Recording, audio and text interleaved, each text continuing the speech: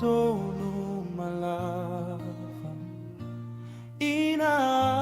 inalalaga atu ia ile atua malele ofiafi awa e matautia io vale sili sili ese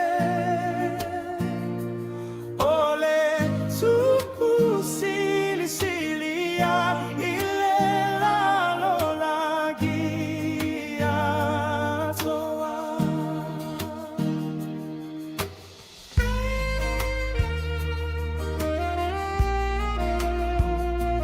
e fato ilaloina e ia onu ya te itato manu e seilalo o tato vai fili filia awa e matautia io vale sili sili ese ole tupu sili sili ya ile lalo lagi atoa awa e matautia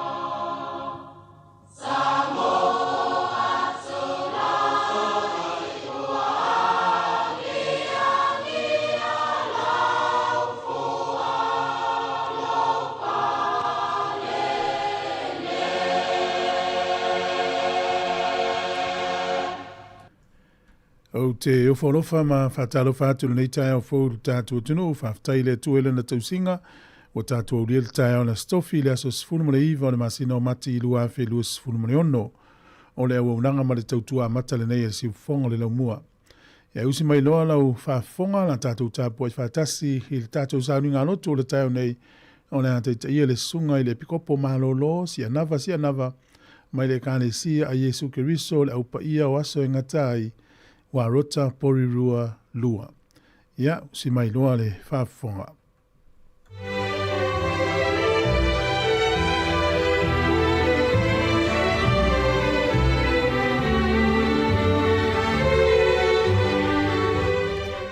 Whataro whātu Sāmoa i lo malefua mai i le nei fo i tai au fōu. Whataro whātu fo i le au whairuanga tutofi le atua.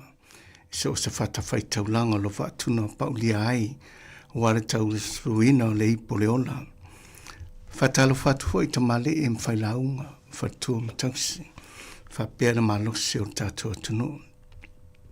Whatalo whatu laus, a whionga le pule o le tātou ala leo, le siufonga lau mua ma lau o whaingaluenga. E le whangaloina foi, le tapua inga nei o tātou tamaa, matina mātutua lo o tāpua ia whea amgaluenga ni fo yaso. Ea au te manatu ala tātou, alo atu tātou sauninga lotu. O la tātou amataina nei sauninga, i le pesa o lo maua, i le tu speciasiona, le kale si eskrisa lo pa yasangatai, e pei o fatu ua tuto ai.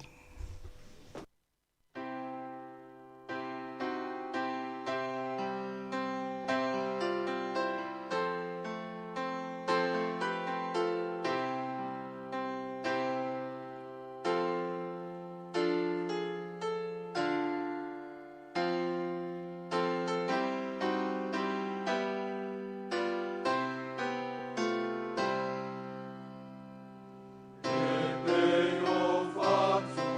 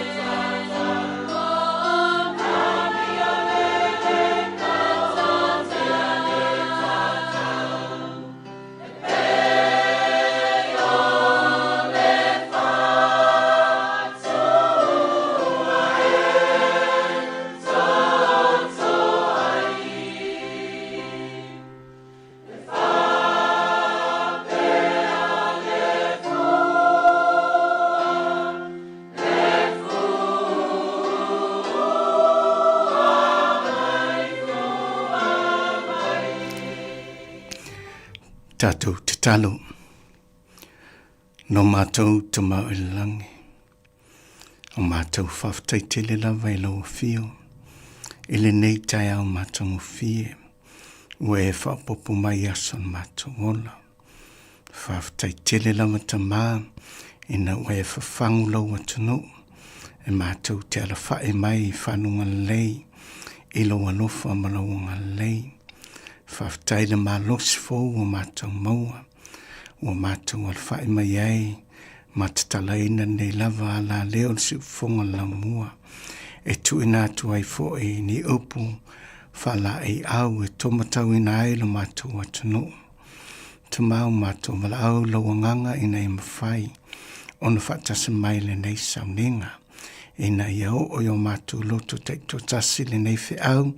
Ina ia mātou tāpe nai.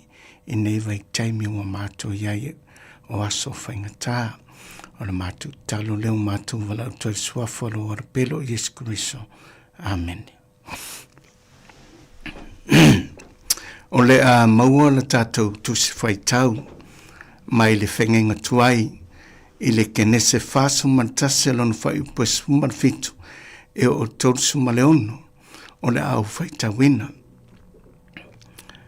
O na tala mai ai lea e wharao ia Iosefa. Whauta o la o miti na au tuwai i le au vai o le vai tafe. Whauta foi. Na o ae i le vai tafe o povi e fitu e tino le lei ma le pepeti. Na lata o ai i le vau fali. Whauta foi. E muni a te la tau o na o ae o isi povi e fitu. E matua tino leanga lava ma le pae e. O te leilo lava ni e whapea o na leanga i le nu umo ai kupito. Na aina foi e povi tino leanga ma le pae o povi peti e fitu na mua. Ua o i o la tau manava. Ai leilo lava po ua o i o la tau manava. Ai petai. Ua tino leanga pea whapea o na mua. O na o wala ai lea whauta foi. Na o i loa i lau miti. Na fua mai o au o saito e fitu i le au e tasi. E se ona puputa maritino le mai. Whaauta na mulimuli o na tutupu mai a te ilatou o isi au saito e fitu e la iti. E tino leanga male mamae i ni matangi mai se sae. O na folo ai lea e au saito tino leanga o au saito le lei e fitu. Na o talatu foi i le au taula eitu. E le eise na te mawhaia o na whamatali na mai i a tea. O na whai atua lea o Iosefa i a Farao. E whai tau whatasi miti a Farao. Ua whaali atu ai e le atua i a Farao o le meo lea na whaia. O povi le lei e fitu, o tau sanga i e fitu. O au saito le lei e fitu, o tau sanga fo ia e fitu. E tasi lava le miti. O povi fo i e fitu e pae e maritino leanga na mulimuli o na wae i a te ilatou. O tau sanga i e fitu. O au saito fo i e fitu e leanga male mamai e le matangi mai sae. O tau sanga onge i e fitu. O le upu lava lea ua o whai atua i a Farao. Ua whaali atu e le atua i a Farao. O le meo le ana whaia. Whaauta o le ao o mai tau sanga e fitu e matua tele ai le mau i le nuu umo ai kupito. O na mulia i o mai ai lea o tau sanga onge e fitu. E ngalo le mau uma lava i le nuu ai kupito. E whao matia ai le nuu i le onge. E le to i loa fo i le mau i le nuu. Ona o le onge. E muli i ai. A wā e vela lava. Na fo i whaalua mai le whaale po i a Farao. A wā o le mea ua matua whaamawina e le atua. E wawe fo i ona whaataunuina mai e le atua. E talu mai le tau o lo whainei. Ua tātou waaia le osa mawalunga o le tau o soifuanga. Ua tātou leilo ina pe o le ale umi o nei mea ua tutupu mai i atunu utu tonu sasae. Ua tātou toi whaitauina nei le tala whaasorpito o le whainga tuai. Le tala whaasorpito pea nei ma le tonu afe fita lau whaasfo tau sanga tanuai. Sa lapata ina ai e le atua i a Farao, i le meo le ao o iai lo nanu. O leo watu ina mai mō tātou, i a tātou waai ma mau i ai, ma e te tau o na te whaata mai nai i tātou, i mea o te tupu, ma mea o le a te tupu mai. I a tātou saunia nei, awa o lea ua tātou iai i vai taimi o whaingatā. O se wautuanga e le tātou sauninga nei taia. E te tau on saunia, tu ese le whaatala le, aua le whaatala noa, ma aua tātou tenu fuai. Ia te wina se welfare, mo lau ainga ua aso leanga. Te uni mea ai tu apa, ma so se tau mafa e mawhaino o atu, lona le lei, ma lona o ngā i le ono masina, ia po le sili atu foi. Ia tātou tuto ina ni la au tuto, e tua iai tātou i aso vale. Ia te wina ni o tātou vai inu, mo le tau mafa, whapea lo tātou whaongaina. Ia te tāpena foi, ni a tātou mō li, mani maa wha leo leo, pea o ina pē le wila. Ua tangu tātsua unei vai taimi. Wa ai ni first aid kit, au wā me tutupu tātou te leilo aina. Na whetalai neli whaola i skriso i whainga fō, na mariko su tolu lima, tolu fitu whapea. O lea ia mata lai o tō. A wā tau te leiloa po a whea, e sau wai lea talii o le ainga. Ne lii o le ainga, po le afiafi, po le tau tūluanga o le pō, po le vivini o moa, po le taiao. Ne i whafua sei o na sau, e maua mai o tau o mumoe. O le mea o te whai atuai a te o tau, o te whai atuai i tangata uma, e nā matala ia. Ina ua umana whaamtalaina e o sefa le miti a wharau. O na ia tuinatu la ia lea o se whautuanga ta mai, mau te manatu foi, o se whautuanga ta mai lea mo tatou uma. Se te whaua ua tuwhai tau ina wanga mulumuli, le whautuanga lea a Iosefa. O lea nei, ia sa ili e wharau se tangata mawhau ma le poto, ma ia tau fia o ia e pule i le nuu o aikupito. Ia whailea mea e wharau, ia tau fia foi matai i le nuu, ma ia avaelo na lima o fua o whanua, o le whanua o aikupito, i tausanga mau e fitu. Ia lātou whaaputu foi i mea e ai uma, i ia tausanga le lei o le a o mai, ma ia tuuai saito i le pule a wharau, ma ia lātou te ua mea e ai i a ai, e whaifo i lea mea e ai, ma mea e teu mā le nuu, i tausanga e fitu o le onge, e iai le nuu o aikupito, ina ea le whano le nuu i le onge. O whautuanga i o sefa e se ni tāua, ma le mamao ma le tutu lo loto, te manatu foi e o ngā mo i tātou i nei vai tau, wha mai le whautuanga mua, tau fia ni matai i le nuu, e pūle ina le au ina mai o le sana, o le saito, ma isi fua umo le whatoanga, a le nuu umo ai kupito. Wha mai le si vaengalo na lua, ia o ina mai le tasi vai lima po le 2% o fua o whatoanga uma mai tangata ai kupito, ma whaaputu i le taimi o le mau, i whale teu o loa o le nuu, o wāso leanga o lumanai.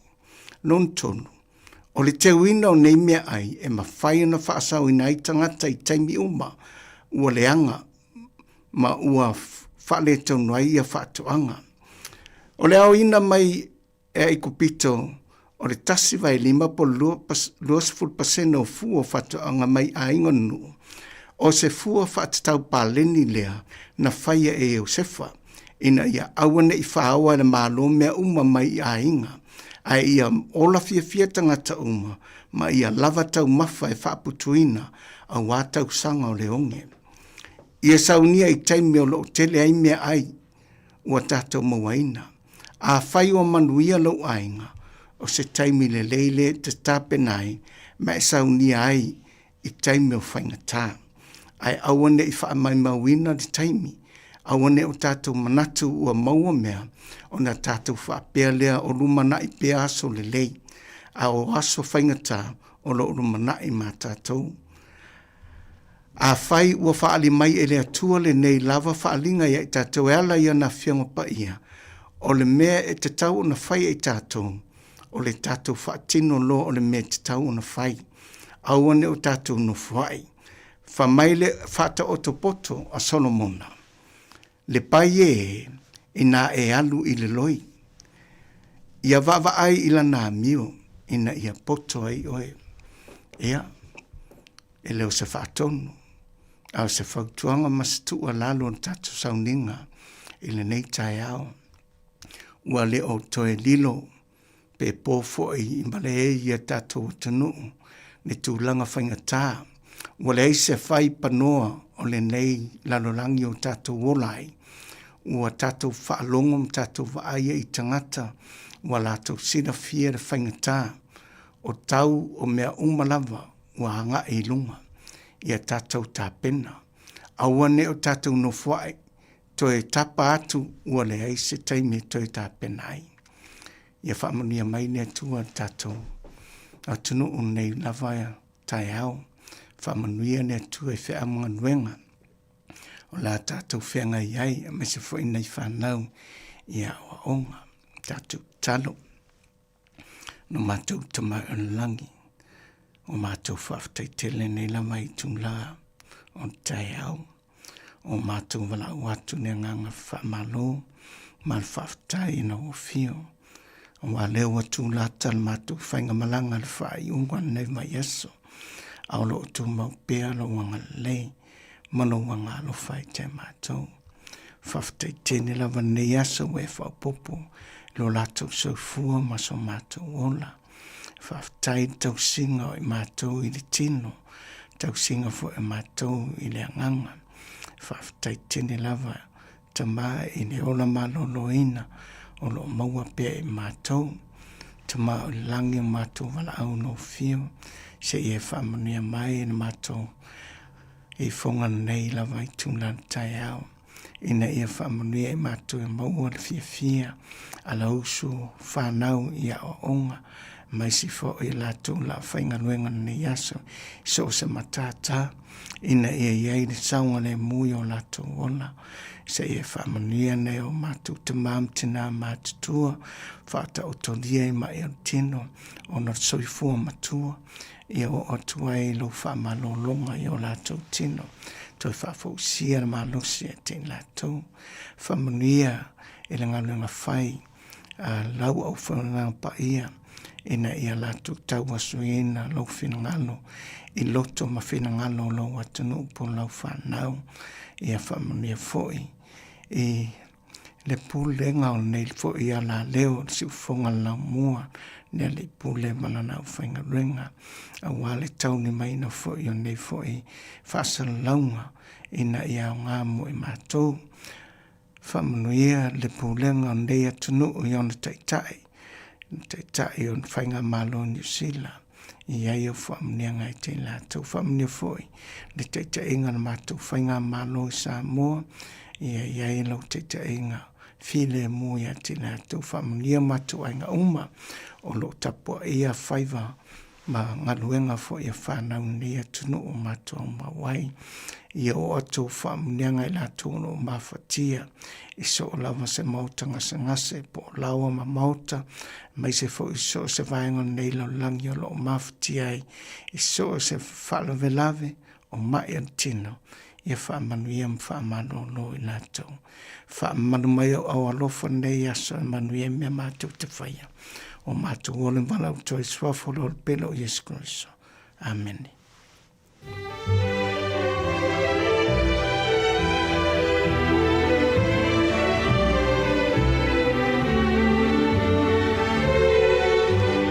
Ua whawhonga le tātou tino o te tātou sauringa loto le reitai au na te taia le sunga le pikopo mālolo si anava o le kalesia Yesu Christo le aupa ia o aso e ngata i warota pori lua. Ia le nganga le whawhtai mori atu i lau sunga, ia whamalota pena, whawhtai mori upolfona le tua le reitai au. Tano fo i le tino o ianga le leima whamanui atu, Manuia tele na yaso mfuafuanga.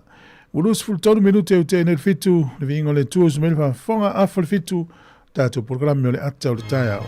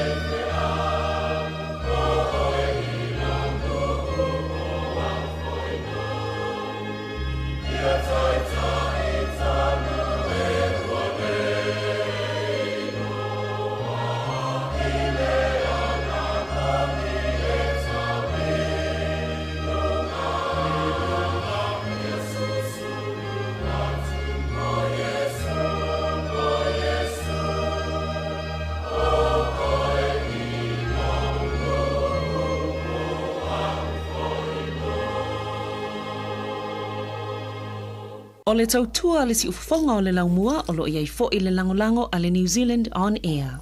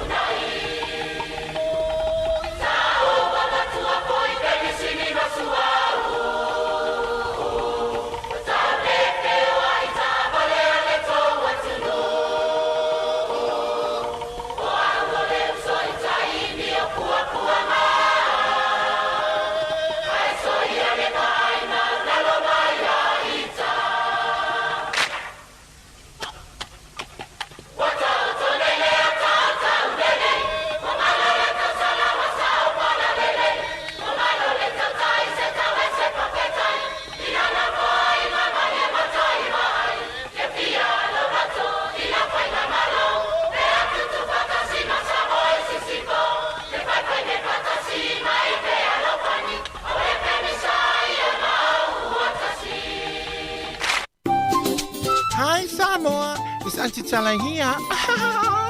Estero fifi fa lo ile atau le taiao. Laugh of the morning. Sufong lo mua atau le taiao.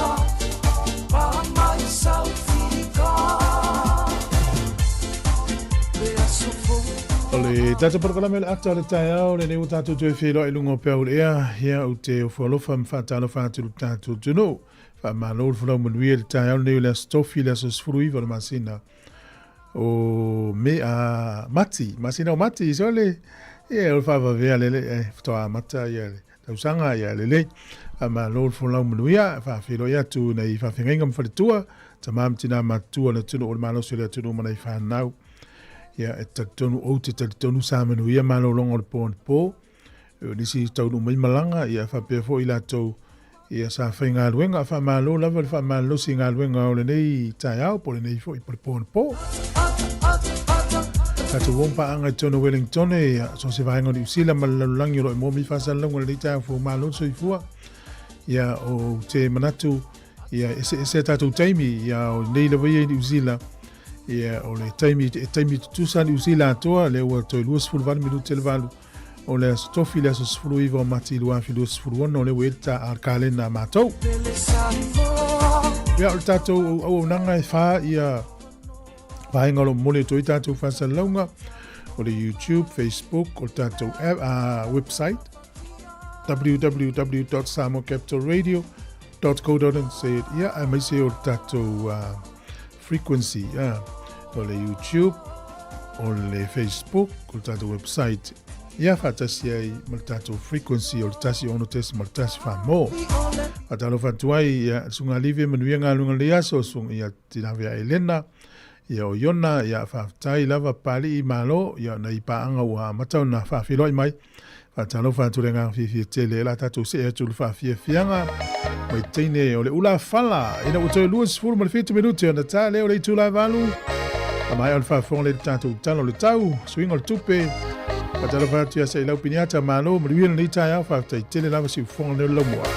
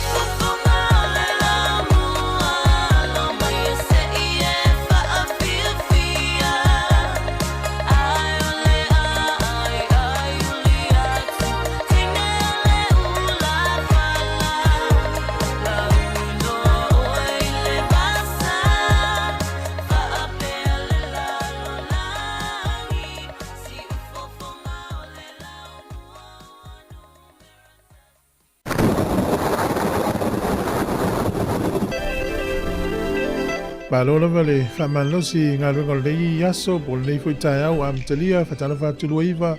Palo lava ia misfo sunga ia whatula wano ia talova rita ia sao lei. Mahaka ni heshu ia malo whaftai pia wheo sao whaleong. O le tatou talo le tau mo le rei tai au whamelo official wa ai tau e isi teimi e wa ie le timu ia e matele na langi le lei le tau le so. E langi le lei le tau e o le asongfu o le vasfo e langi le lei le tau e pion whailo mai. Ka piti manua tu whanganui matau anaki e matua alangi le lei ale tau le so whapena Marlborough taupo Hawke's Bay ma Wairarapa. E le ai o Wairarapa ina i timu le so alangi le lei le tau i taupo ma Marlborough.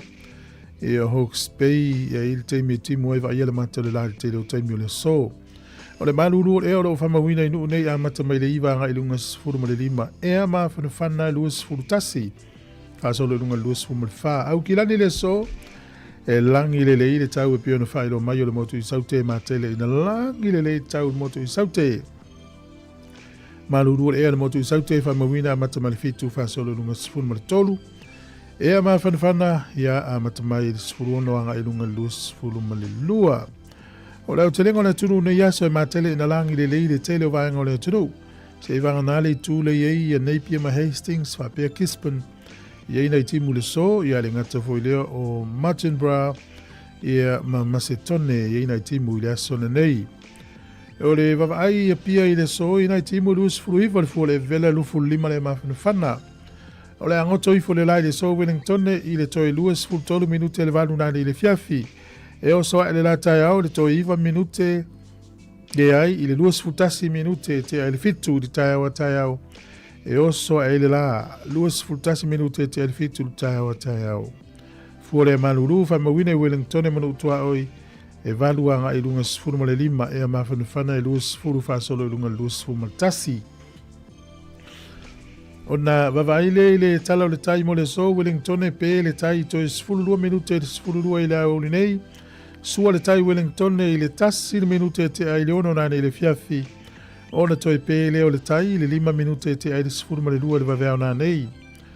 O porirua, sua le tai le toi sifuru ono minute i le sifuru tasi i le tai au nei pe le tai. Toi sifuru tasi minute i le 5 nane i le fiafi. Ona toi sua leo le tai le 20 minute te ai le sifuru tasi nanei i le fiafi. Ia tala nao le tau ma le tala o le tai. Ia mo le silifia e lo tātou tunu. Ia oi lava e lafo na tupe i le so, ma lo lava le anga le lei na ia inga i Sāmoa. Ia iwa maua la tau tupe o le tufanga tupe al malo. Ia e malo lava le alofa. Tasi tarari usila, maua lau tupe usitalia e valuta sene, tupe Amerika 5 fitu sene. O le tala fiti i le o tala luas fulfa sene i le so, tasi tala ni usila maula utupe Sāmoa e tala 5 se furu sene, tala 5 se furu sene. O le paanga tonga le o tala lua a tasi tesi ma le 2 fitu le paanga tonga i le so. Tasi tala ni usila maula utupe Sāmoa e tala 5 se furu sene. Ia, alo la valeanga le lei.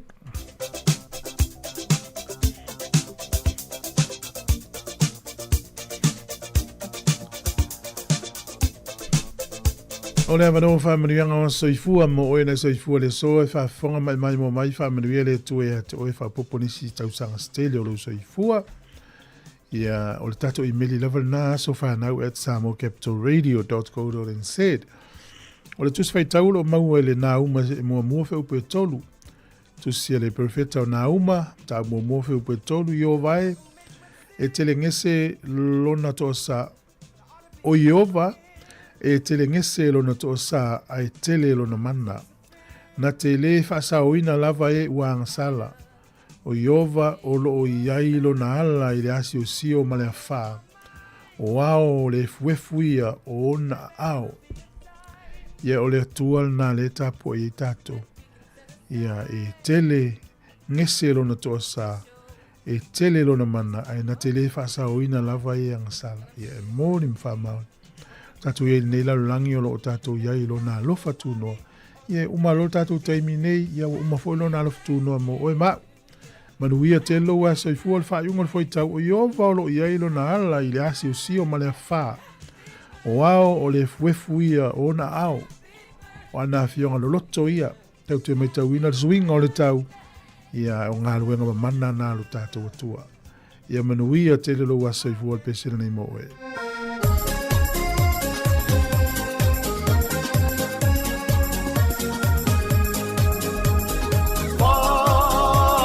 Tai ua uria mai o le nei aso sa tau poina a te tai le toma wa uria loa so soifua o i o le vinga i le na whaia me uma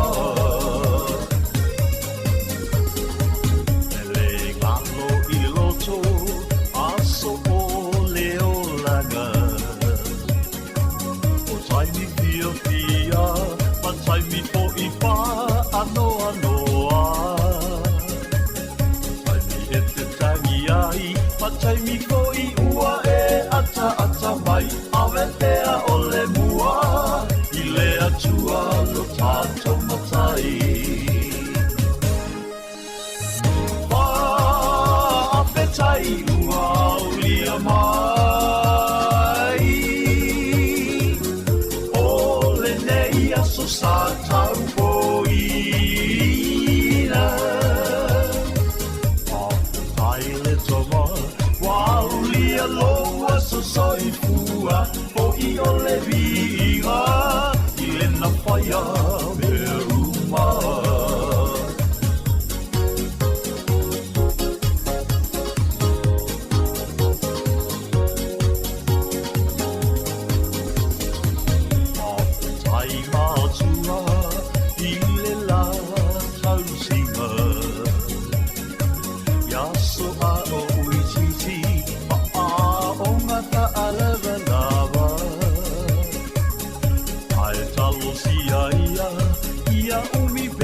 Sia uola o te tau sia ai o lua ia soruna Wha a petai ua ulia mai o le nei aso sa tau poina a petai le toma Waulia loa so soifua O I o le vinga I le na whaia me uma O I o le vinga I le na whaia me uma O I o le vinga I le na whaia me uma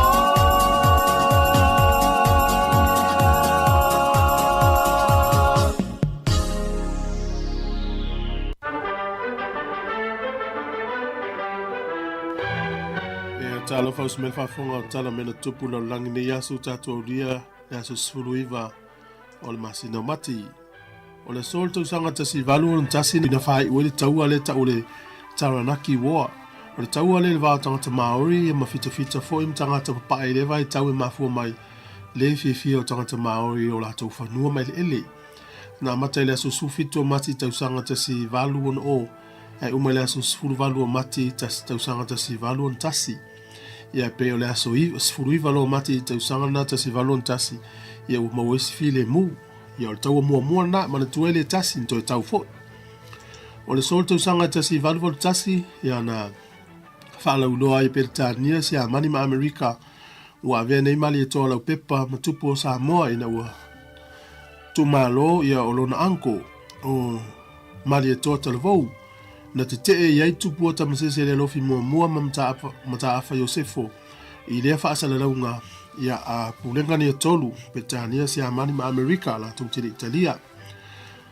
O le sol tau sanga te siiva lua fitu ia na whatuina ai a se komiti Sāmoa ni taua o le Sāmoa League ia le taua le ingoa o le mau ia pe e whamatala ina whapio i la tau e te tee ia po i la tau e le fie i pulenga ni Sāmoa na hoi vai tau. O le sol tau sanga e tasi valu, tasi tolu na whanau tangata leo David Livingstone ia po ta Vita Livingstone o ia o se misionare ia o ia fo stangata sue te le fuilon taimi le whaalu tonu le tunu leo a Afrika I saute. O te usanga te si iwa te si valu, ia na whatuina ai, malo ia kon kelesi Amerika, ia mo time zones, ia pole ese foi leo si tete, ia no fuanga mo la tau taimi, whapea foi le daylight saving Amerika la tau, ia mantua Amerika ese stet taimi alisi stete, ia ese foi taimi alisi stete. Pena whatuina le so te usanga na ia I le tasi iwa tasi valu. O le sol te usanga tasi iwa tolu lua na mai aile fausia o le ala lau papa tele le sini Australia. E valu te usanga ia na fausia aile ala lau papa lea. O le sol te usanga tasi iwa fitus fulu na fono ai mo le taimu mua. Ia le palemia o Willie Stoff, whapea foi Chancellor Willie Brandt. O ila uoio tai o se sifo masasae o siamani, I mantua foi lena vai lua ina siamani le taimi le taulo na lua. Toso ai malpa el varna, ia o le mwhai un toi whia I tangata mai east ma le west po sai masifo. Ai na fono lai le sol tau sangata siwa fitus furuta I tai o I tue lua, ma mata whaatala noa I se le linga, ia leo tatou lo terminei. O solo lalo le pāna na vai lua ia leo toi tasi tangata siamani. O le aso ne tau sangat e tasi iwa fitu ono, na whaasala lau ai e pelenise po Princesse Margaret, ia ma pelenise Lord Snowdon, ia ua valavala nei la ua mo sfuluono tau sanga sa whai poi, ia e na whaare tū la fono la te anga tau sanga te siwa fitu valu, whapea foi tau sanga te siwa I valua, pelenise Andrew po Prince Andrew, malona whare tū o Sarah Ferguson, ono tau sanga taluna nofo na whalau loa I le aso nei te siwa I valua, o valavala I la ua, ia ina divorce I le whātau sanga mulmuriane. O le sol tau sanga e tasi iwa tolu whā, ia le tau nuu mai ai I New Zealand nei le vaale o le maui po mare na malanga mai le tai o le mau. O Ole Frederick Nelson, ia pe o na wha ua mai New Zealand, na tau nuu lai I le nuu leo Littleton. Tono New Zealand, ia whalipuipui ai le whalipuipui lea o Papa Rua, e lata I kalai estete, na na tau nuu mai nei, avele I tonu lan tālu sanga I le whamsinong maulunga New Zealand, e te te ai I le whaunu ua o nei New Zealand. O le aso nei manatua le laulangi Iosefa, lea sa fau tane I Maria, ina ua whaali la ia le atua le miti a Iosefa, aua te popole o le toa Maria mai le anganga pa ia.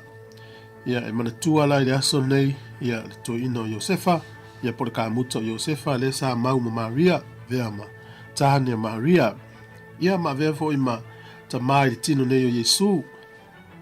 O le sola I tono le tunule o Spain, o Portugal, o Belgium, wha manato I la tauta ma malava I manatua so sta malava o la tau atunu, e ma fua mai ia ono le aso I manatua I Iosefa. O tātou tala na, toi maua whapoponga te masani, whaftai tele lava Iosefa. Alo e whawhomai ma I le tautua le tātou le tio neti whonga le mua le tai au. Le uto iwa minute o na tāle o le walu tāpena tātou telefou o le tai au. Whamalo atu ia whawhawina pedi, whawtai lava ia misfoia le sunga ia pua le lei. Saulo manuia ngā runga le iaso, ia o le tamo Ellen, ia alof tele atu, ia whapea ia le sunga sione tupai mai Australia. Hansi le maiava, ia mano, manuia ia le iaso. Whiravo e mo mei tātou whasalonga I tango si atu, tātou Facebook, whamune mole. Ia renga te lea, ia subscribe tātou YouTube, o tātou litio. Nā le fiafi le e. Whatanu o tātou whamoe moe Wellington, e taimina le afol lima, le afol fitu. Ia matata tātou whaili po le afol wha. Whatal tali e le taunu atu o tātou tino. Ia, le yaso, ia me tātou maftanga. O whalongongo le pese le a stasio vaengo le pese le whale uma nono. I nei tau sanga umawai. O lo ta ua I totono le pese lea ia le... O lo wha manatu ia tutuila manua le tuai o na... O atu e kilia ia waa lalo ia mai Sāmoa po le Salamasina ia malei Sāmoa fia ia. Ia wha manatu lea le pese lea whale uma nono lo ta ua. O ta ua o le uso. Na umai nei pene sini masua umai ia mātou. Ina wautou mana o miele fsosani. Ia ua avelo o manatu mala o mawhau taimine le sua umar pensini le tau whasoasoa I New Zealand mai sia tunu o laulang. Lengo le mele na tupu ia Amrik Sāmoa I taimi o tau sanga umawai. Na le lava le pensini mar sua u le na amai lo le pensini mar sua u. Ia mar tiso mai Sāmoa ia mō la tau. fuala e pe o le tala na matala no tuele ni vasa matasi. E ia isi pamo le kali nei le North Island, le motu nei. Ia ua le eni sua ua tapuni, ua uma pensini. No vai atu fo i le spam pensini na le peken seifa ilo mai ua le isi tiso. Ia o le tūlanga lavana le ngā solo tu iai pefa pe umi le intato pensini masuau. Ia na fua le i o fuanga.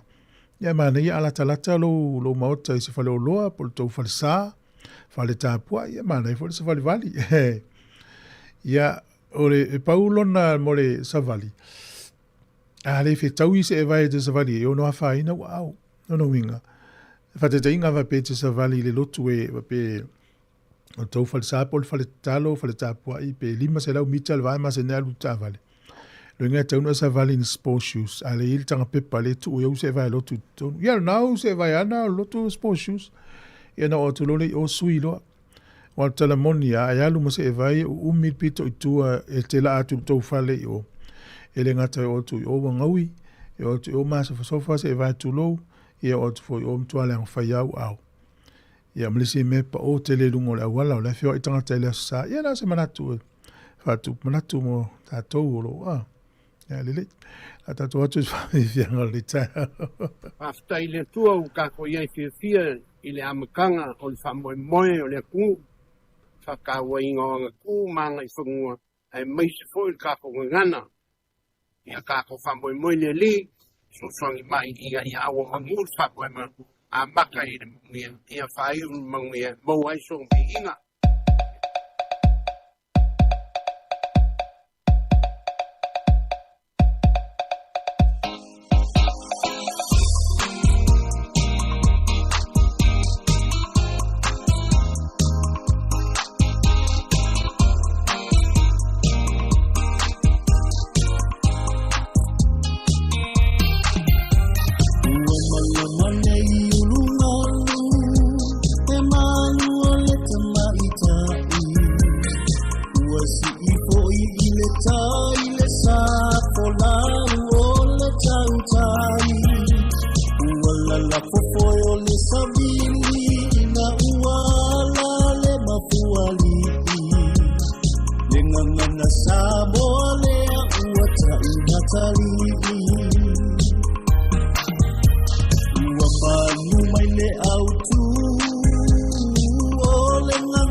Sāmoa ina ia o ina I o tupulanga lalo maoa ina ua motu male taula e tu maulona o ina o tato fi awala vane I vale tulima ufi malosa Ia fola wila wima Le autu le amalesini Ole nei tausana Ua faata ua ina Itotonu o te aroa Ole tana vayonai o tato tanata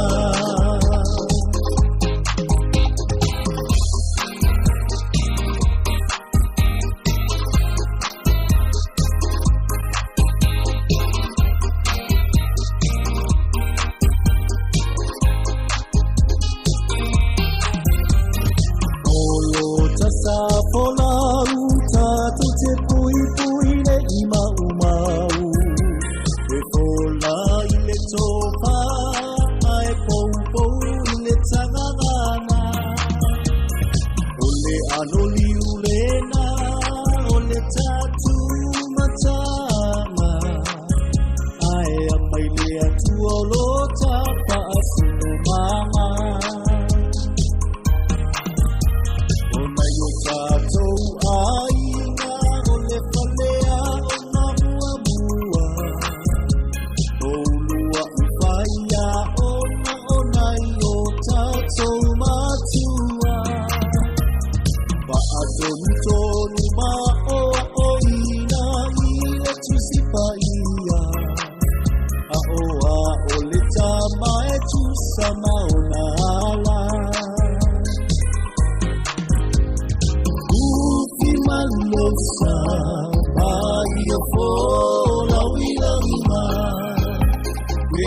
tulea malesini ole nei tausanga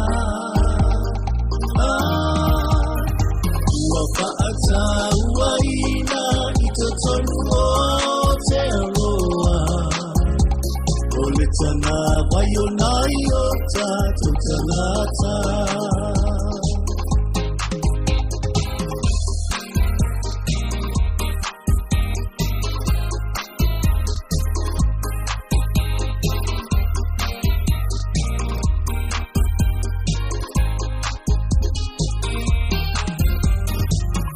Pei ona manu manu o le tawa e i ona pulu e whaate a po i Sāmoa e mama pola wa i lana manu e pei o se umanongi e sili sili le tauata ai te ui le wa olo ufatu malo umama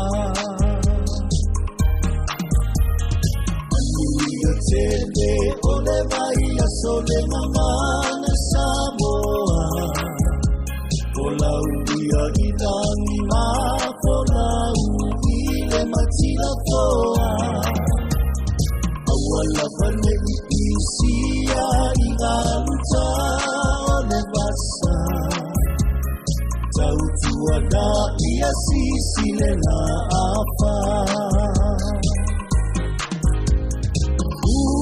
Malosa, Bahia Fola, Wilama, we out to Lea Malesini, Ole Nei Tausama, Wafa'ata Waina, Itotonu o te aroa, Ole tana wayonai o tatu tanata. Malosa, Bahia Fola, Wilama, we out to Lea Malesini, Ole Nei Tausama, Wafa'ata Waina, Itotonu o te aroa, Ole tana wayonai o tatu tanata. Tana wayonai o tatu tanata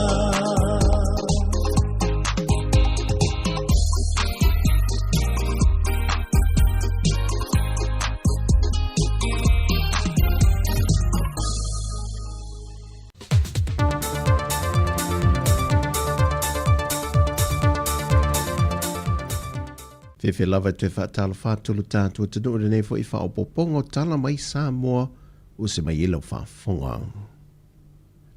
E ui lava le te loava noa mōle au whai pisinesi la iti, e le whili makete fōle ua te tala aloa ia nei, e le whionga le pāne mio ni usela tui masinawe e urumu toa, ai o le lisio I latou na talo sanga ina fia mōni awa noa poloka I tutonu le whare fōu, na whae loa le whionga le pāne mio le whailo inga mlau tu stala, e le o teitai o na lava awa noa. Ma le sona pasia aloa ia el kapeneta ia na lisio I latou e tauna au wai whaatasi I te tono le tātou maketi mo te mire nei. I le vaai ala malo o se tasi le nei o ati na e wa tauna whaatupu te leina. O na e le tai lava ia mea ia na whaagil tātou maketi. Ma tālu sanga wa mai. Salo e whaaluaina whaatoluina le lisi le na au mai. Na I leo latou na tālu sanga ina. Ia, ma le whanau nau ta inga inisio fufuanga o man tātou tala noai.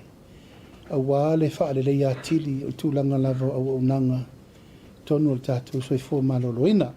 E le ngata lo sile le malo ma le kāpeneta I le tūlanga o le tausisi o le soi fō maloloina ma le tū mamā e tausi ai lea no whanga fō wa te tala aloa ia.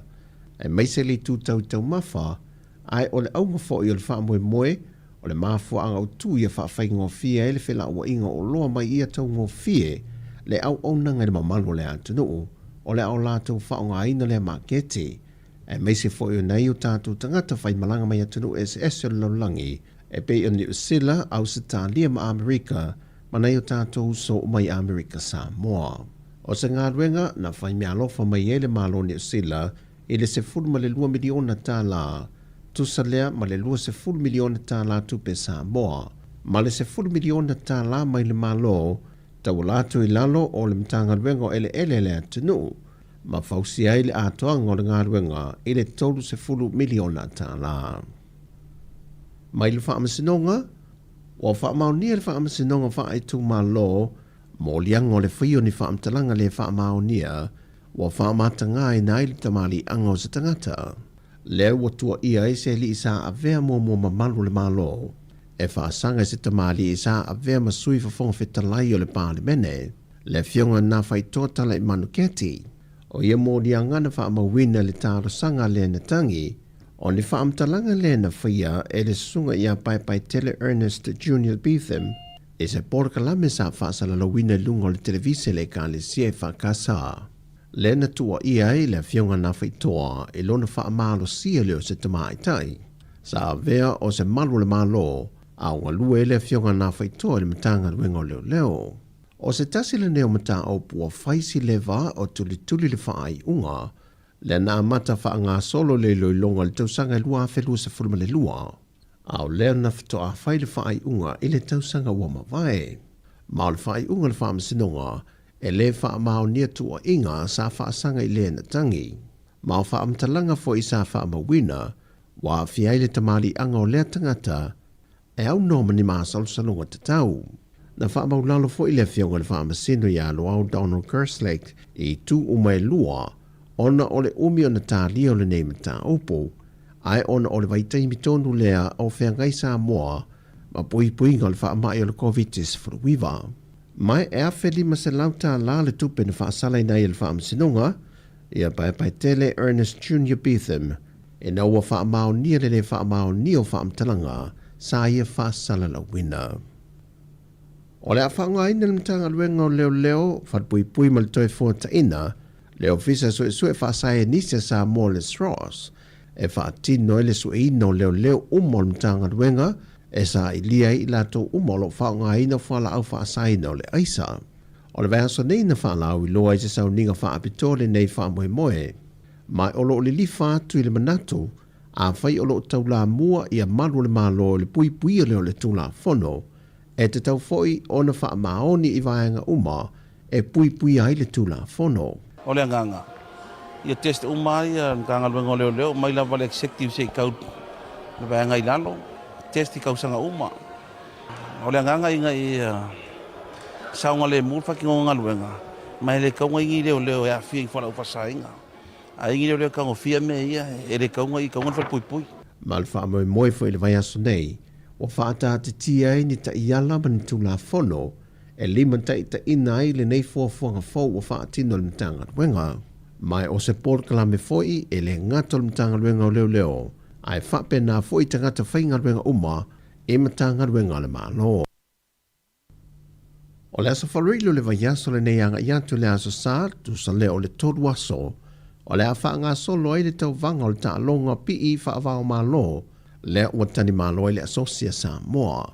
O le tau vanga whaavao malo le neo le ta longa pi, na whaalia le whaia onga ia tua upepe asianta Jerry Warwick, e si lia ma le toa se lau le auta a alo maisi atunu u le ua whaatasi mai Sāmoa le teimile nei, mai o se whaamoe foi e le tau matea, e visoa swani le si tia o le tamao a ingo lo tātu atunu. E se whaatarananga tua upepe ma le TV tasi, na i whailo ai vaenga ese, o le a whaatino ai le atami le sanga. O le Greco-Roman le aso falele, o le freestyle le aso kovai. O le beach wrestling le whaia le aso sa. Le whaia whakingo lai Maninoa Beach Resort o le Maninoa Beach Valley. Mai o se tami le sanga foi, e sao whangātua i au ma le Pasifika, e ta alonga le Olimpeka. O tala fawia, manu ia tele le yaso si o tātou tano, whasoi fuia.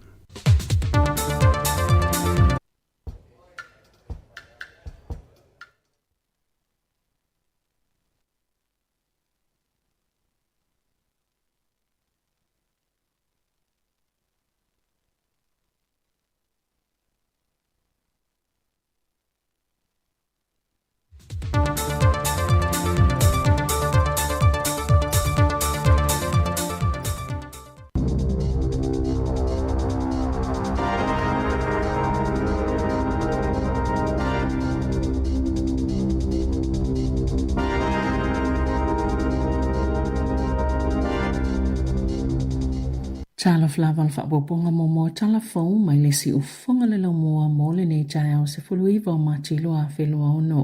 O le atatala ina I porirua I le tausanga nei se haonga fō e whaatupe le malo ai ta ita ima wa ai se iwi po se whaala putuputonga o tangata Māori na whaailoa le minista langolangoa onga David Sāmoa o le onga fō lea e mōta maiti o le vasenga fitu e o ile vasenga sfultolu ai o le awa ai le ngāti toa ma le atatala ina ile kuatalona tolu o le angalu e whaatasi le puna mā tauranga le whaala putuputonga tau ia onga le ngāti toa whaapea ma le a onga whaatasia ma le te pi kau o te rangi o se au aunanga Māori e lango mafsosoani e tamaiti o le a atua I eile luas fultasi o charter schools po a onga umia whaatu ma oti e whaatu pele malo ua tatala ina le tausanga nei na sauno Sāmoa e lua walu tasima le 5% o tamaiti Māori porirua e umale a onga ele pasile NCEA level tasi whaatu stusa ile se fulufito tasima le 5% o tamaiti umala wai Wellingtone ma le tolu lua tesima le 1% na ausia pe pasi le NCEA level tolu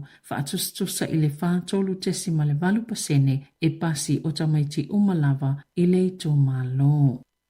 E fōlinga mai o le ato e whaafo I whaamalo si mai I New Zealand, se tau le lea uasilia ma le afolo na soifuanga o tau tua malala I le United States. Sa ngalue fita o le sami le United States. Ai wata ue lea tama e le masona sootanga ya New Zealand o Paul Canton na ngalue le US Marine Corps mo tau sangai fitu maulo o au Maui, Florida. Lea na soifua e ai malana whanau beitai watua na ile tolu ono tau sanga o nofo I Amerika. Ai wate ene se whaamasino lana talo sanga e nofo mawai o na ele I mawasona citizeni Amerika na whanau Canton I New Zealand. Ai na malanga malona aingai au se talia whato a 5 o na tau sanga na malanga I Amerika o se tamaa onga. Mangalue ai ile malini ile amatanga le awhiu se lau iwa se fulu o le taimina ulu whale atua ile malini le United States na whaale au ngai nailo na citizeni au se talia o le taimi lea tu salava pele se no fumau e mawhai lava o na talia ile militeli Amerika na fola atu ia te ia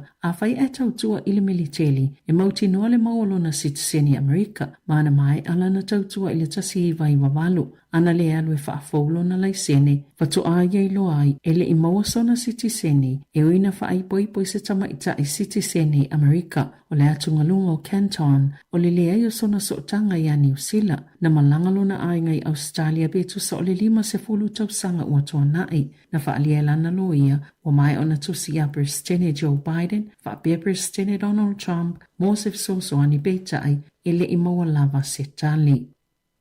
Na saunole ta ila New Zealand First whawasa mana ia Winston Peters ele ise meo la whaali ai fuaso na manato I mata uptau I maafutanga I fito I tono ele ta ila Labour Chris Hipkins. Peita ai na whaalau ilosa na whaamatalanga I whaamanino ai ele ngaluele to olua mo Hipkins mo lana vaenga whaupwhai. Pei ai fo ise so otanga o lana pāti I ai ele fia whaiasono finangalo I winga il mata upo e ese mai ai tala sisei ua whaasalalau solo e au whieli tala I whaapea ngalue mo le New Zealand First. Wata ue whaapea sa ngalue Jade Paul le to alua mo Hipkins o se whautua mo le Minister le Kabineta Casey Costello. Na sauno Hipkins le aso ana nafi sa mana tunatu I lona lumanai upo whai o le malo ina ua whai alon to alua mua ni tua inga whaasanga ia te ia I lunga upenga fsota inga beitai wa yelo na manatu tu maupeo na whaawau I Paul Kiki na te ena malo se Hipkins tua inga Paul aina ia whaailoa ole alifa masino whaalawa I tele nei tua inga ona ole manatu isiana whanau.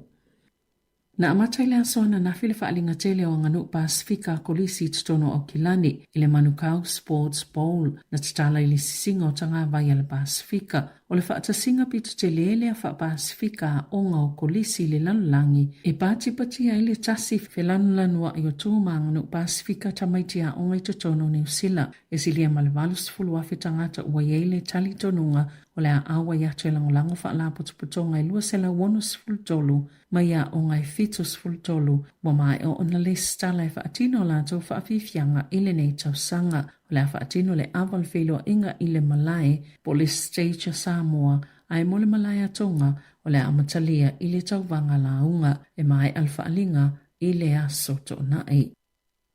O lo ieni tua ingai whaasanga I company te tele whaalauloina kone seti, ona olo lātou na ina o le mālo e ave atu ni tupe lātou te tali mālo ni kone seti te tele, ai olo umisi ele avanua I langolango ai tangato le atunu o lo o iai le tāleni, na whaasilsila le mālo o la whaongale tupe mai le Major Events and Tourism e whaatupe le malangata milo le li ipese Robbie Williams. I te tono New Zealand, e leo ngā tasi mamanato nisi fo I company e whaalauloa ina ni whaatasinga te tele, e whitu se 10 miliona tāla le whaaputu ngā tupe, ma o le whaamoemoe ngā autua le tupe, e whaatao lao lai polkala me whaatino mole ta mao ainga, e ta walatu I whaafiefianga, ma le wha se 10 miliona tāla o le lava vai ngā tupe, e whaanganga mo whaatasinga te tele, whaavao malo, peitai, ele I whaalauloina pe fia se tupe whaalue au mai ai Robbie Williams, moana kone seti e lua e tasi au kilani ma le isi I kalais tete.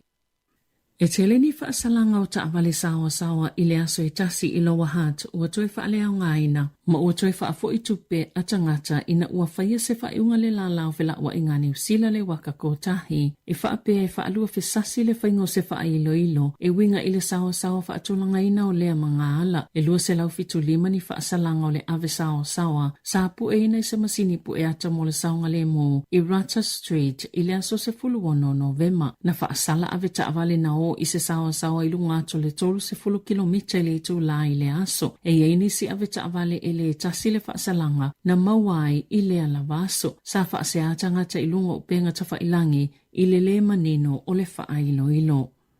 O toi tolo poi le vaenga tine mo ma au nanga mo whaalawe whaafosei, la lātou whaiunga whaai ue winga I le toi whaatulanga ngā ngā luenga, na ulua I whaasilsila le fence, e ono whaia la lātou whaiunga o le io o le kirisimasi, e whaatatau I se fōwhanga whaataatia na whaia ia Novema, I le tausanga taluai, ina ia vaea le se lau whaase fulo ngā luenga, ma toi whaia ni suinga ia vanua e fitu se lau, na toi tolo mai ia Januari peitai, na toi tolo mai fo I lea so, ai o lea ufa ilo le a toi tua se ia tu ina tu le ilo ilongalo na lua alpule ngā mom tau I ngā luenga o le tali lea le ira I se talo sanga te te ni uni se lua e whaasanga le wha solonga o whaatala nuanga a le fence matangata whai ngā luenga e lua so I le whai unga mati o le a toi whilo I ai tu uma mo whaatala nuanga o lea mata upo.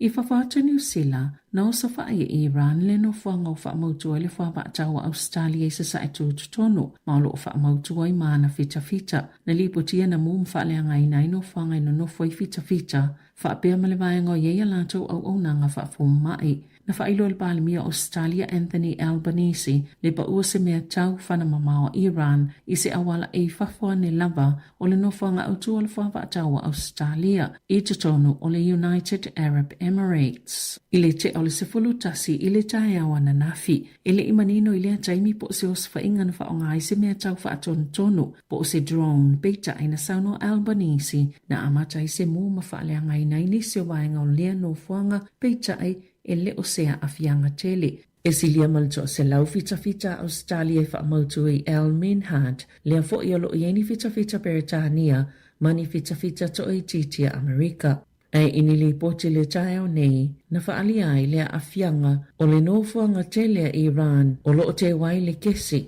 I o sofa inga a Israelo. E alonga, wa ave e sea e kalapula kapile atuno ne tau e tutongi e tamaiti laiti. I se tau mawhainga e whaititi e le whainga tau whia ngai ma ainga. I tūlanga tau tupe, ma toi whaaula o lai le numero tamaiti e awai I la kapi. Na amata lea whainga I le lua whelua wha peitai. Wa mole mawina u whaupopo I na pea. Wa o tele fo I kalapu o whailoa le aleini tau e tutongi Morris Tala. I le lua whelua ono, o lo o taimu ai Countess Manukau, ma o le tolo I leo tau sanga o foina bea le restala, e au noma se tau e tutongi, mo le vaenga la iti. Na whaali e whape o mole mawina le CET o le numera, o tamaiti ta alo ma ua whaupopo ina fo I le numera o au, o lo o whaatope ina I se me alo whaetasi le miliona ta la, ma I le malilienga ale uni la kapia New Zealand o le Silver Lake, pe ona teu se whaala potopotonga, o na whaasafua le I kalaputa itasi e fia awai I Apollo Kalame. Tala whauia ma le si ufonga le lau moa, mo le ni vaenga o le tae ao.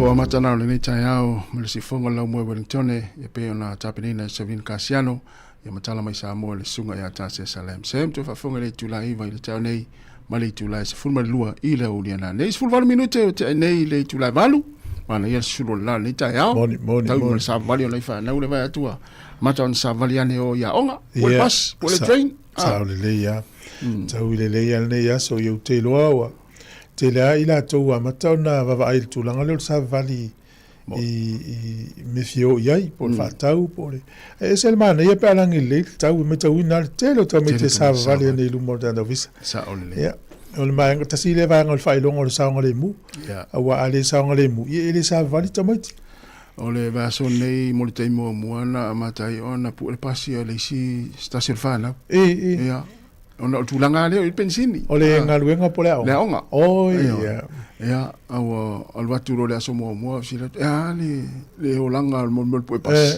no vele fia foi fia la o e o manaista mo tira onga ia fa masani foi le pasi la tu ia tu foi ia to sa le pasi pu mo le pasi e te lo le si le ta o fa masani o to meti alo le pasi mo le train mo e te ai le fefe sa o le ia o le si me a o lola na fa solo ina matua ia e le toil me vole le o fa fe to se me fa to fa ya lua fa ile to pole tangata na to wale amata tua ile o langa le o la titi sa halu ya wa ile si le titi na sa mo Sāmoa ia to titi ali mata usanga ile fa ina utul ta vale asa fefe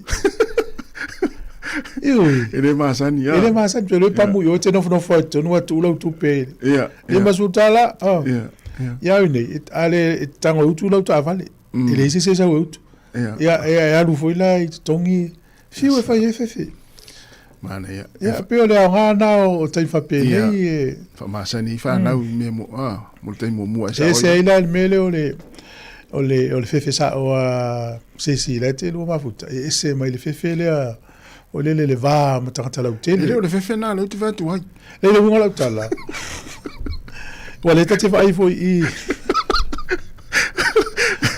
alu velos fa inga le nei lu alu velos fa inga le nei lu mal tai o pori to amatal ta o fa lungo mai o sa wa ta le tala no fo i le mon mele o le sava vali taimi o sauninga lotu mo le fai ka le sia pe va pe le mamao ma le falsa va pe so le vai o so fa i ana itina o sa o ata ma on meno ata o te fol pa o ni se vai se ele os faingal mela fai o sa tu ton al mele ta o le tau longo fa natu wale ele se mele o le fai no au pe ala pe malo se vai a sa vale ele le ya le ta vale a sa vale ta wana la ani se vai le sa vale se vai ona o te le swinga pero le winga la ele os fainga to fa ui tu ya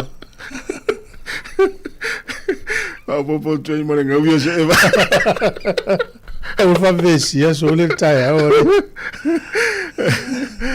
ya malo mara ya fo ile fa no mai le tala o mena tupu tal fa so lo langi ni so tu no lo langi fa ta hua fa ya tu sa pe fa ta hua na Spain ma sia tu no ya tama no tama ya Josefa ya mo le ya fa ta hua tu mata tu le ya so ya sa o le ya ele fai ti al telo le sona nga o langa mai so fu Josefa moi ya mai se apa pio o siana mana mem siana wole la sa uni fai poipo ya le ota o mal tala ya o mamafa ya po laua tawina ya e mana ya lava ya tala Josefa ya le famla tu fole mo le uso oi ya on sa I metinga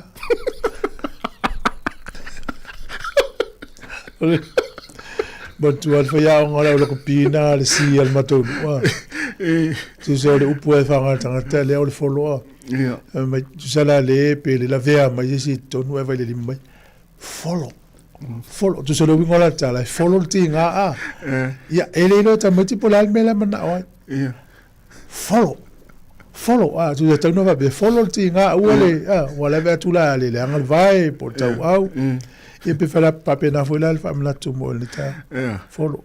E il fa si langa nai na ta sia. Yeah. Ia fa so fu malolo ina. Ia ma na fa na tu ni tai mi wa ma foi na tau saud furu. Ma tale ah. Ia. Ya, va tu la pese le ya na va tele ni. Ya, ma le tele ne ta to pa nga ma wo na e fa ta lo fa mai. Ya, fatalo fatu le sa Samsoni fai launga, manuia lava le tao, Tony, ngā luenga, ya sunga tai melanga tapsori ma yava, ya manuia lava le tao, tai lava le mafta mai, Erika ma oe, manuia le tao, sunga fai launga, ngā se mai I Aukirani, ya fa tai tere lava mafta mai, ya Luisa Ioane, tau mai le lei, Alisana po le sunga ya fanene, manuia lava le tao, ya mo voice malo longa ya Aukirani, ya sunga Sale Tyrell, ya sunga Ricky Masoe ya pole kuka siri Wellington ya le sunga ya fatalofa le sunga ya oilisi elia la luta manuia lava le tau elia sunga fish malo fish ya fatalofa tu le sunga okalangolango ya manuia tele lava le tau ya fa tele lava le mafta mai to luas walu sul 5 minutes te nei le tula evalu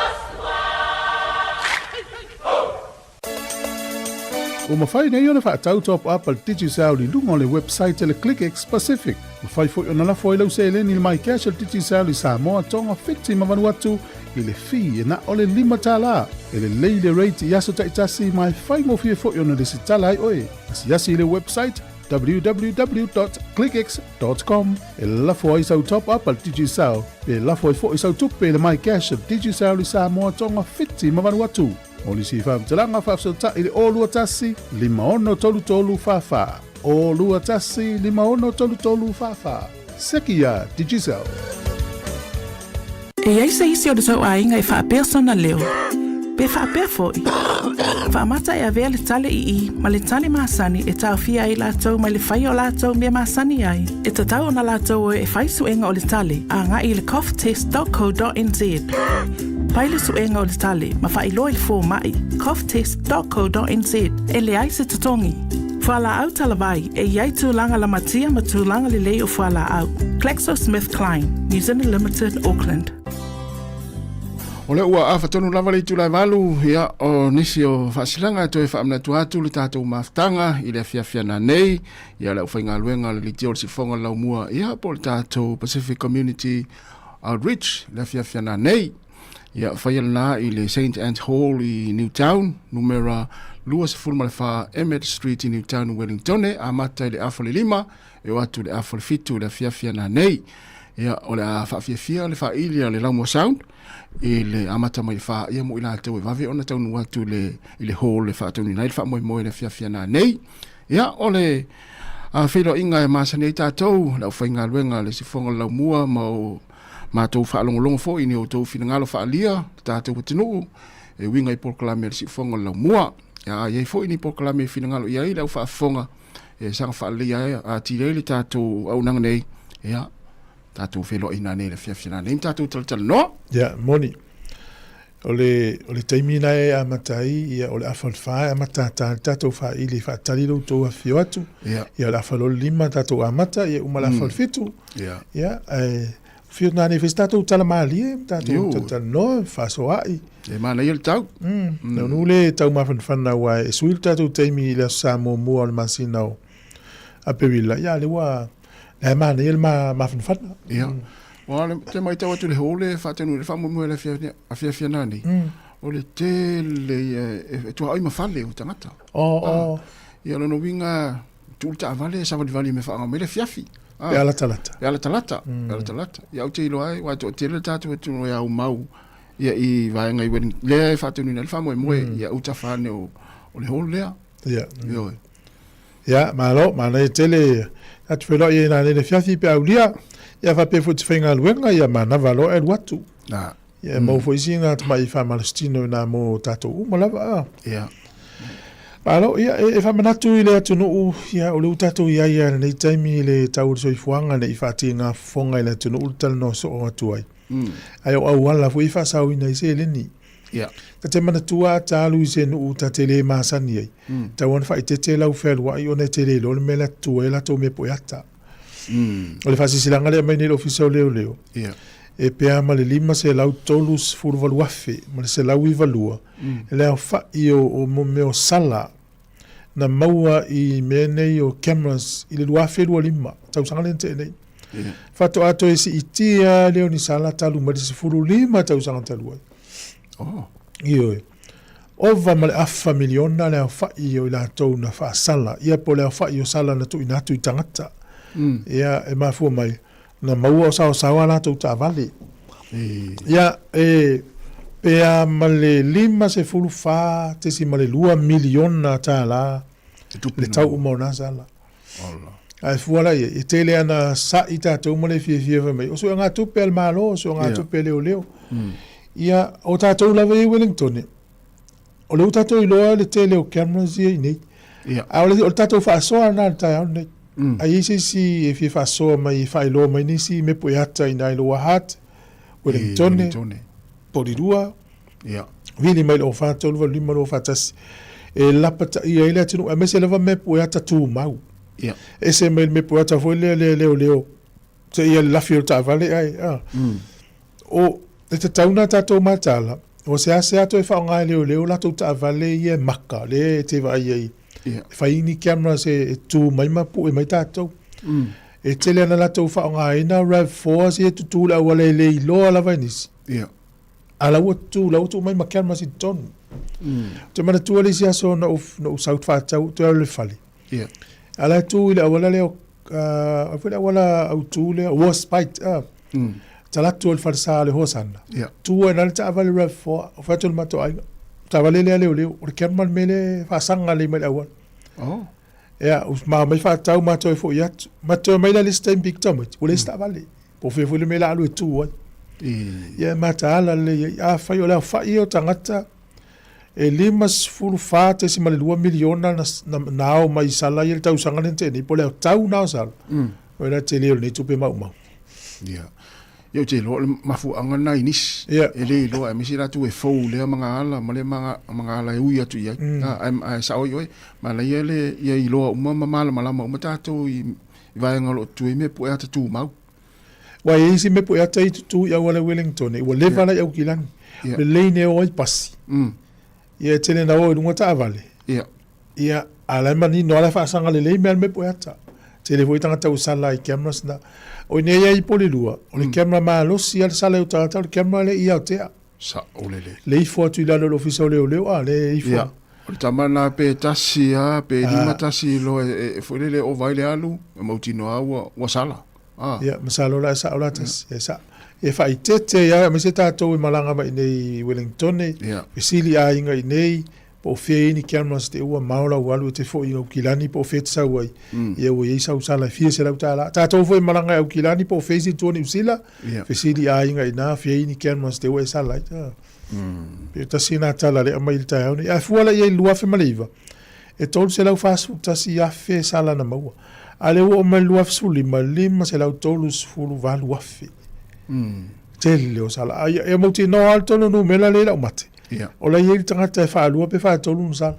Ia pe whaasfuru fo. Io, e pe se ape ale i loa le me puerta. Wa le siwa ngata te whiwhisiri.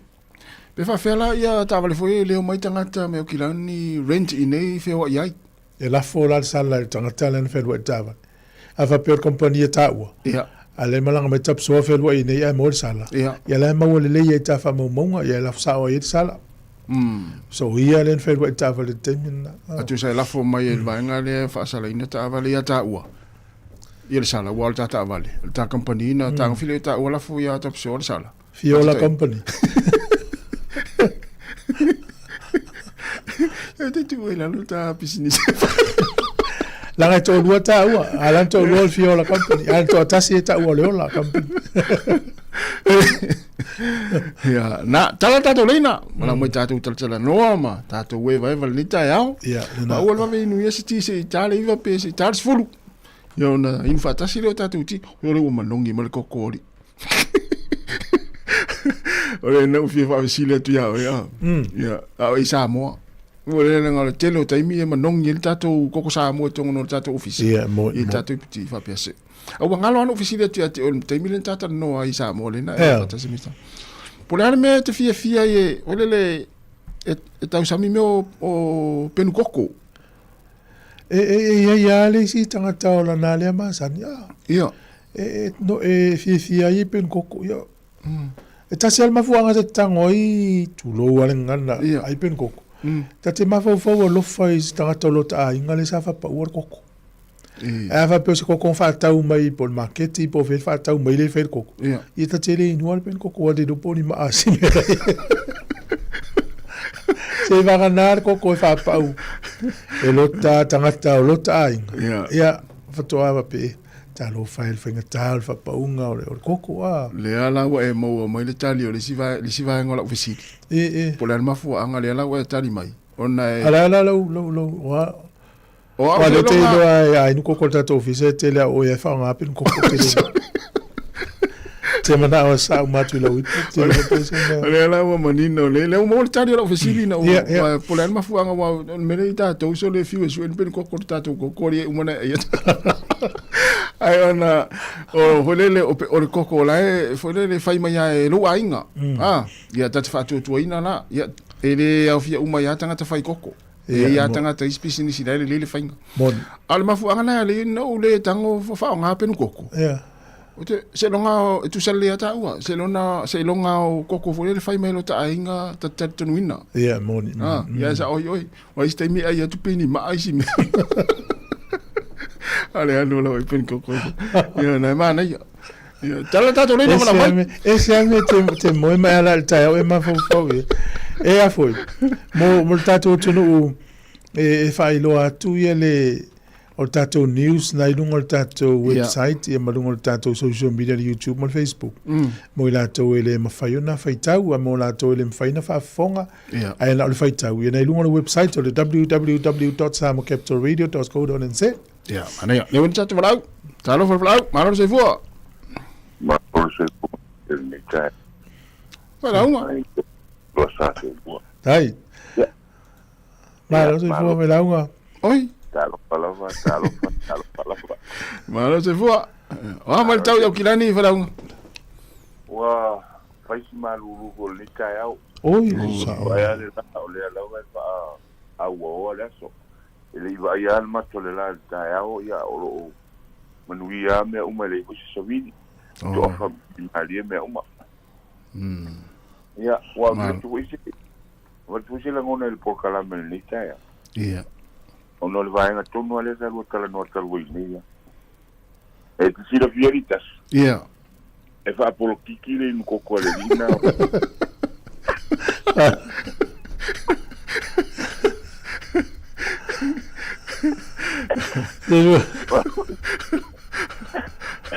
Olha no cocô favor.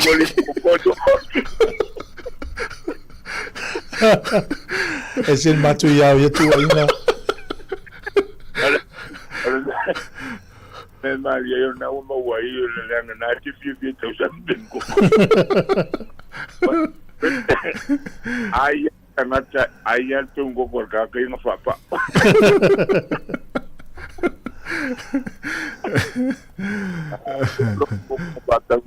Ese lau pasene la tu buena. Nada. Pa aí mo cara pa.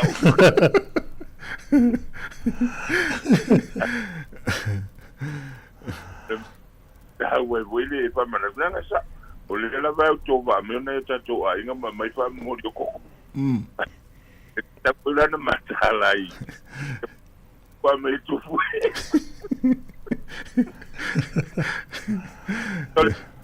Sabia que na ele tinha uma matala sabe o rei. Olha só, é o último. É mo.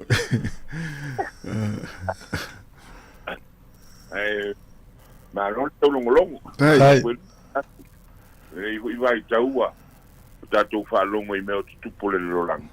Eu tá pena foi tá tu ya mas ya pens e wali uma por calama na uma na ya o voltaia. A feito tá vale tu le lua a ferotas. Yeah, mo. Ya ma telefone aí na tua foi aí o não eu vem. Yeah. La vem mais. Olha se foi vai na tu foi matas. Bota tu tiro nei fu ngar para uma mau ringa e meio tava le wila Yeah. Ya, olha foi sa vai na tanta tu telia ia me. Ya, le fu tatu vai tu nei tu langa le la ele lang ona o tau o foi ia tu ngolo ia tamau ai ngos wau. Ya, o foi ma fo pongo tanga. A tau tava le wila le ku. Ya, ai sa. Ya, o a uma le ranga pau le me tatu e vai.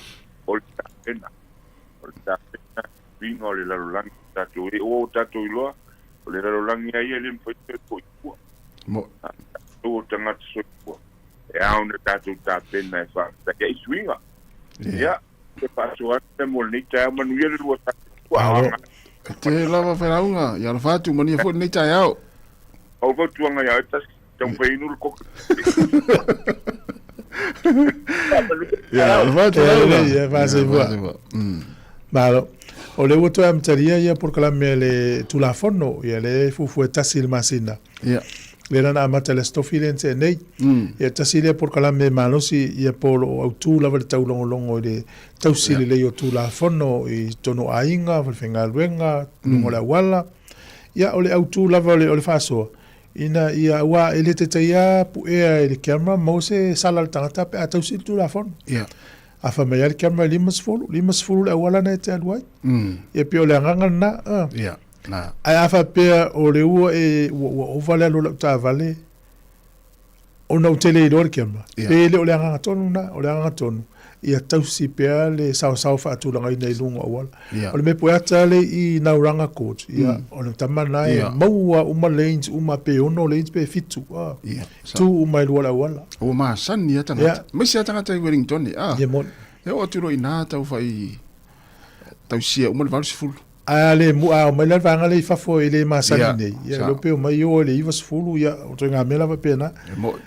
O le si vaenga le awala i le uise pele o manino pele i maua le vai le ta vale le fasino wala a va pe valu 0 km ya la na misi la va ya la walu le fasfu ai le lo le me puata la wala na ya tenga me la va pe na ya le o le tausi al tu la fono ele sala le fa mana tu al ta ya o le si va nga ta ua ya to fa mana tu atu o le o lo tala pele ava noa ya tina mata mai tai pokala me ina le tina.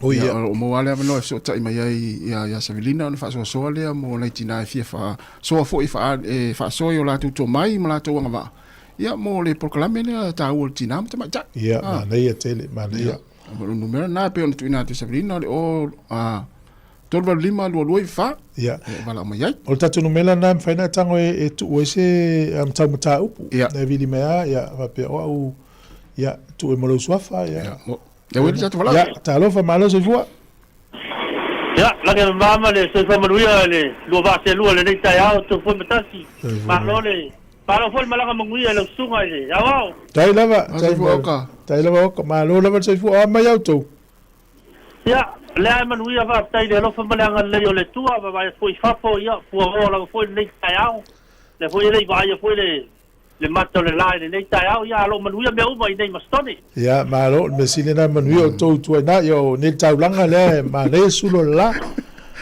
ya te falo lo ko tu la pe ya o le alu tan no nga pe ya misi nei le lua pe ya ya te me misi ai nei pe ya se no foi na le tu fu le du e te ya misi ya o lua le te falo lo ko tu ale ai te lua ta mi lo i kwa ta u lo ha te ngata o to lo ai le o me le mo patalo ia le la mo patalo patio e lo sunga le nei tai au ma lo se fo via se pe ya le si fonga o ka na te fa sala mai lungo le la sa ni stu nga va ia sa ma lo i fa filati wai tapa ia la sunga o ka male tato tu no na ia ma lo le se fo via ma lo le fo la pa tai ya le manatu mai a mastoni le o mastoni fo yo le tinu o le ia nai tangata soikua fa mo mo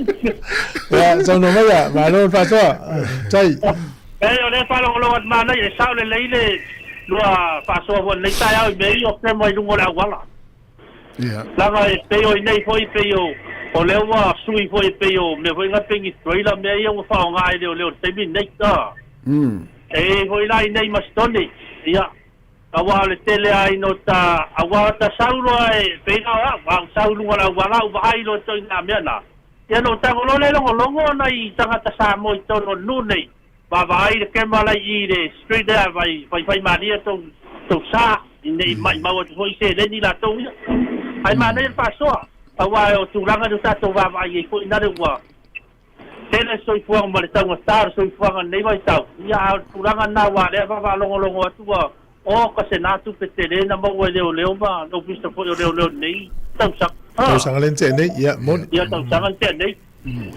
ya o ye ni se le pe ya la to sala wa na fa ina o tau a to sala ya o tulin sala o te le si o le ko lu na mo wa is o e talo no el tulang o tau se fuang o ani o lo wa mawa ele si ina ya o to oka pa ta ya tu fu ia pe yo le tu la mawa ya le o si ti na yo pensin e fiese tau na we pensin ni iva lima ma iva tas o le tau ai o le iva tas de o tolu ta la se fursendi oh ya na ya iva lima po le tolu ta la 2 pulu Wa fai asin ta ole pamule ia matou le pekensi. Pa lua sol vai aso nei na sioki ele batas. Ia o la tu la so fuwa le sei batasi o to la tu la so lulu. La foi sioki. Ya le wa to po I pola so na fi le wa to mo ri batas. O da la te vai ele to atele ole o tangata. Ole sina le wa vai I nei amato. Se wa mai ma me fa pa u ma me ta longa fo ngana kau. O tu langa na le wa vai tonu ai mai se lava ia nai tangata foi na lai fai la to pam. Ia matulang mo nga no pisingi tipila au matulang fa pena tonu le foi tu malo. Ia sa. Ole ia mon ia ele fatanga po lai fatanga. Ia o lai fatanga vai o te loa na whasa I o wa I se no tui ngare la wae nga pi pamu pea. Ia sa ola, ia malo. Ia ole tau lava I o pensini ia wa e sa o fo inisio sau no. A va pe lua pe tolu tava, wa tau na wa vai le wida vidi vai nei taimi ma. Sa ma nei. Ia ma le tulanga lava le o melo le tasi ar fai ngal fatau. A wa pe ole si tulanga na e ma wa fo ia o le tele o taimi. Ava pelan tuli mata I tinara inga e vatu se fai atu fata wa uma fai tinara inga le lisi. Ia e peta telefona ngalo se si me to e pa pe tinara inga ia e le mele o miki vai. Ia ta pita le pensil. E pe o ina ta te va fo na le nei tai. Ai ma le fa so nei tai au. Tai. Ia mai se au to ie folele fituli na I fai ia fata we. E tau whana wha manatu foltina mai umala ulisi lau fionga e te alu mo e Te fionga tu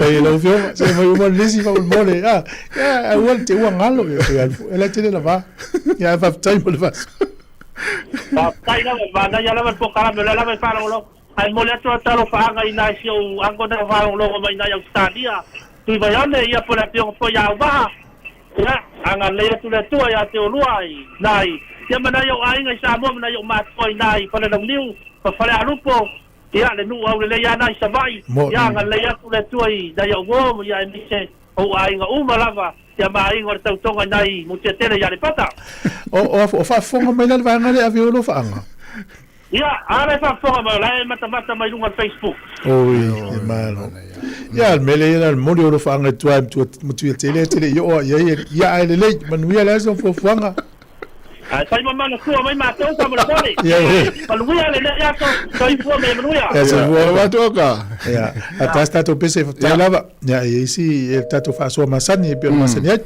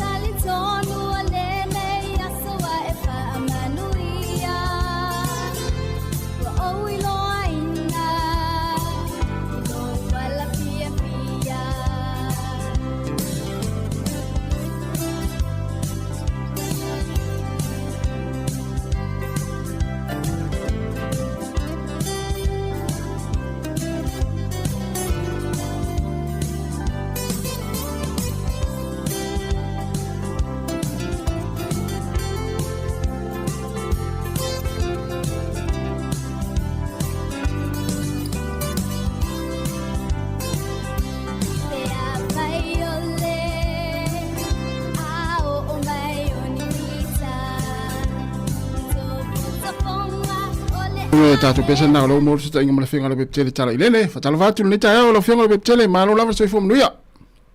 Ia, mālo le. Usum ni tai au.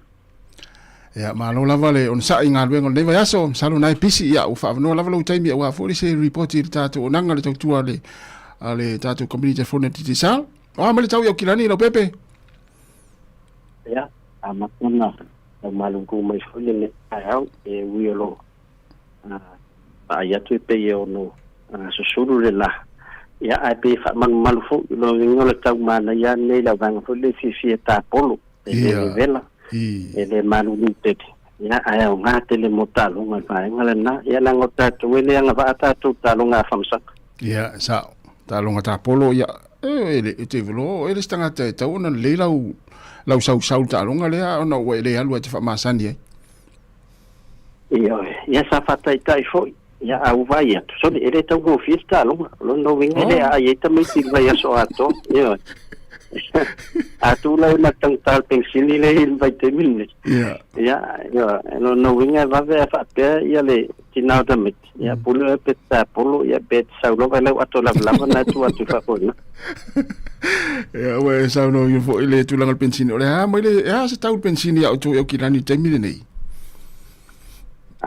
ole ate tenga faye ese la ulima sfurule sa tu molta vale ia ani sa ta vale te o te mine ese la ulima sfurule ate va ia tu la fatwa o le palo na tolu voi le lo no winga spose me se la u vale se furu la tu molta vale ia matulunga nei sai lo ia utulanga i stingi peta fa a vuelta tu malo fengol pensin e pe fata un fia Wellington le ono nai na tato palmen e lo tato tu sal te mine nei wasi fo pensin ya ma tau ya ai o le tulanga le o ma tau moli pe ma moli pe le tau tu le tele o taimi ya fa nga tau o le taimi nei o fa tau na faile feeling poto yo e fa tengo foi le a tolu ta vale le ainga tau na fa nga ta vale tasi ya moli le fa nga luenga ya moli nei ta mati ya se fe sta vale lua wal pensin ia ole va ai fol tatu malo se tu langa vulele ia tau fiu manga luenga fenga venga matul fali mana ya awone to fewa ia ai pe tatu el malo vai tatu kan wala mas company fi yan man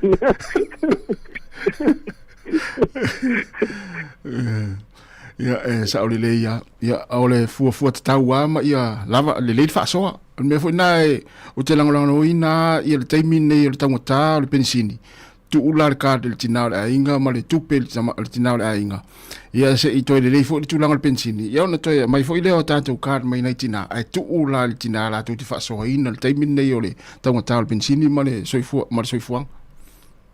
na ia te le fautuanga o te lola matu talia ina tu langa le wolwa mai wa to te le matu wa matu ka o no matu foi ia na wo le valu no ia le tu langa na le u e fine o ka ia fa sai talia malanga ngole loto mawala lo le fautuanga wa mai ia te uma foi ta wa Trump la fai ia ona to fai le 99 to mai ata to ka ia ai ia o nei vai nga tau e fa mana tule le nei tai o no le vai atu te le vai tatu lo malanga i Sāmoa le we tatu absence en fa na fa lau eSIM ia te alu ai lunga website Devotional Pacific o Devotional Sāmoa ia fa lau eSIM le na ia ale fo ia fa ona mo lau sim card te ai fa me tatu office o kilani ia por tatu fa lo fo malava le Sāmoa mana tau watu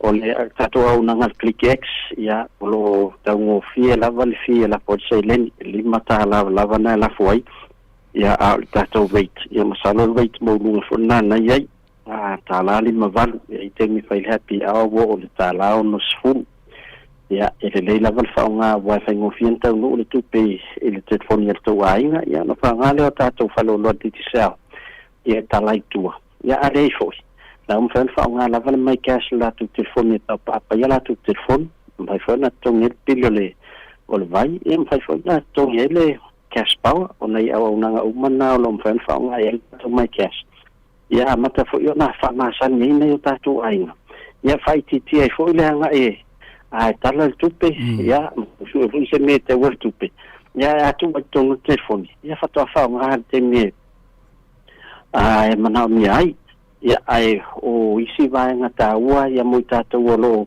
a fi lo me fata we tatu ta papa titi sa ia me mo ia tatu fa lo tatu keris supermarket ia mata tu pampensin ia mo se fulu todos fulu ia maleling mas futa la nan fata ia na follow la vale instructions na ilungon pepa top up ia la foi se top up mo lo ai Sāmoa ia mo ni si vai nga fo tau tu lo na mirso swani ia pa so ta mele tato numero o lo tasi limono to fafa o lo tasi limono to fafa ia manu ia li lo fai vol ni vai aso ia mi se tapo ingale ale tau au ia au te lo ma tu ta lo nga ia e pi e o politele se ma tu au ia ai o pe to au la so se ma lo Highlanders ni te wa ma ia to ka lo o ile to ta lo vaso nei lo figo lo pete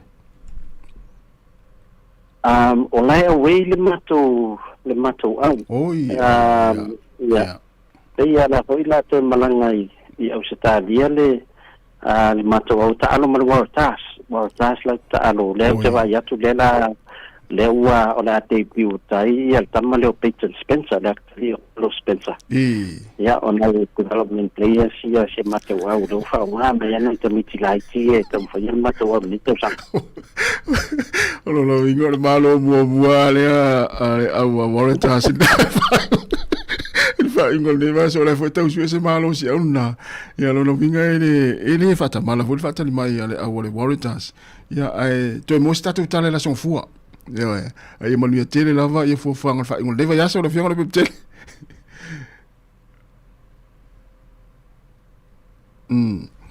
ia se me fa fonga e tatu tala mai Sāmoa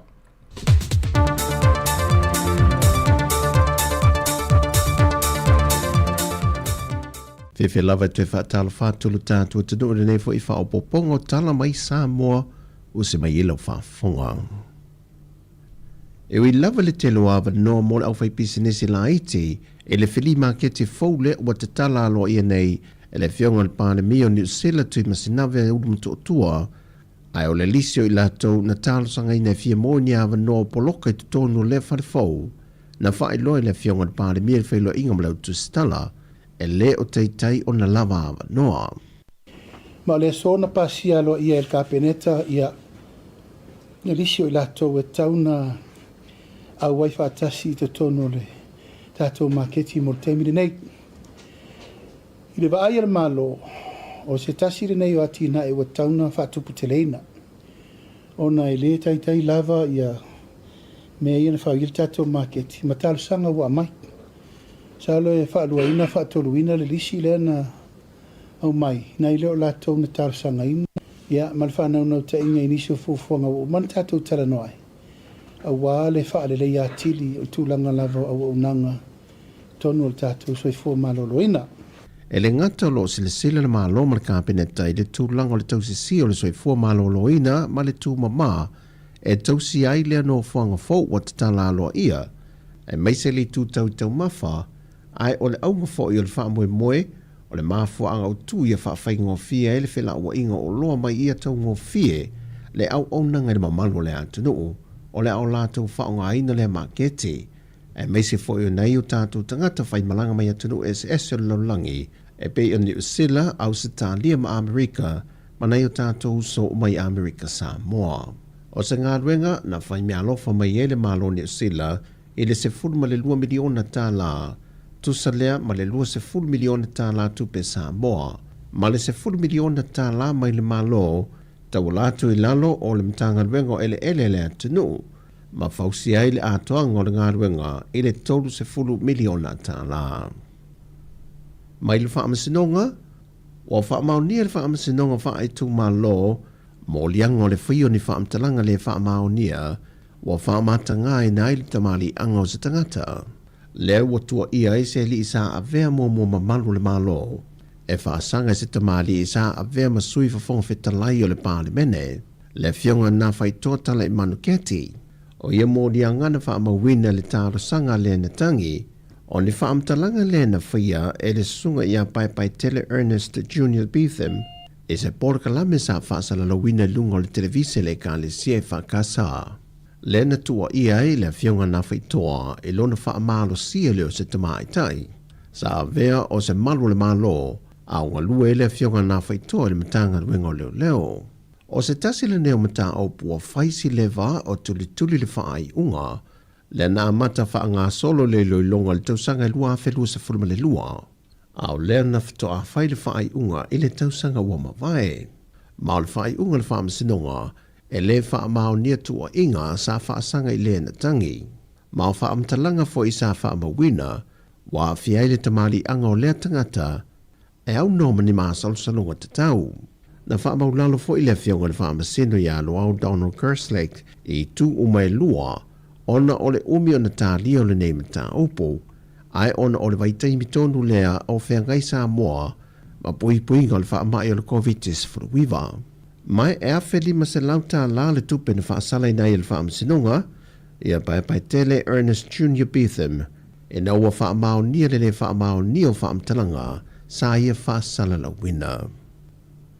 O le a whaanga ina le mtanga luenga o leo, what pui ma le toi fua ta ina, le ofisa so e sue whaasai nisia Sāmoa le Ross, e whaatino e le sue ina o leo umo le mtanga luenga, e sa i lia i lato umo lo whaanga ina whala au whaasai na o le aisa. O le vāso nei na whaala au i loa i se sau ninga whaapitole nei whaamoe. Mai o lo le li whaatu i le manatu, a whai o lo taula mua i a malu le malo le pui o leo le tula fono, e te tau foi o na wha maoni i vaenga uma, e pui ai le tula fono. O le anganga. Ia test umai, nganga luengo leo, mai la vale executive se kaut le vaenga i lalo, test i kausanga uma.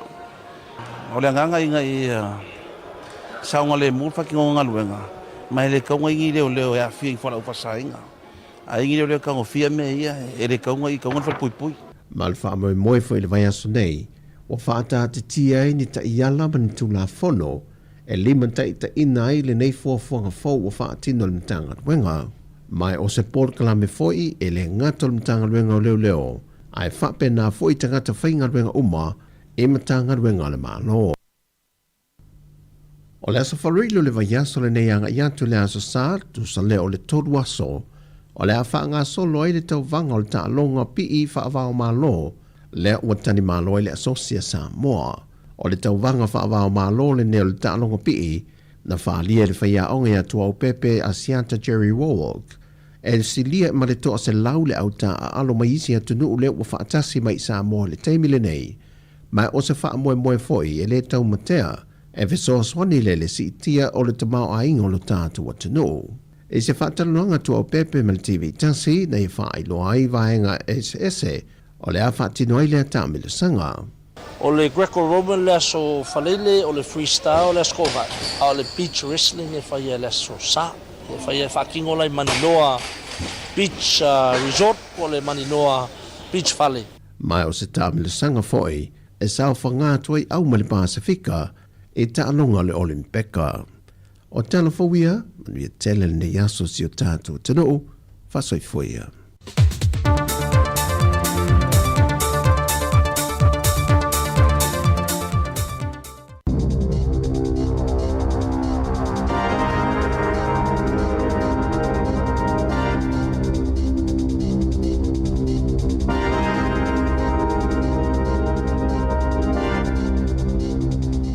Chai whaatala whātua le whaapoponga o tala whau mai le si ufonga le lau mua. Na whaalia se tama ita ia sifi po i le whaamamanga o le malai waalele au ke lane, wa ia langona a fianga o le si iti o le tau le penisini. Na sauna o le minista o tupe, o lo wa ai mai ilo i se fisosoani le tu mau, mo nisi o ainga pe awa i whaatiteleina le taua i se sa e tō tutonu. Na sauna o Nicola Willis, e ono avanoa le fisosoani mo se whaatita inga i se tangata inga lue whaamamani fale, mai mo mia le wawetu uolo na ainga o na wawe a mata i le tae au. I le taimi ele aini pasipu o nino fuafi e feo iai. Na saunua Aisha Pakile le teo New Zealand, petu samal tolus fulminu te Malanga Island ta vale. Ono aso le vai aso, I lana ngā luenga ile malai wa lele au ke lane. Ua taunga tā mea uma ma ua awhia uma i lātou i e whaatinoina i a ngā luenga i le taunga tā o le penisini.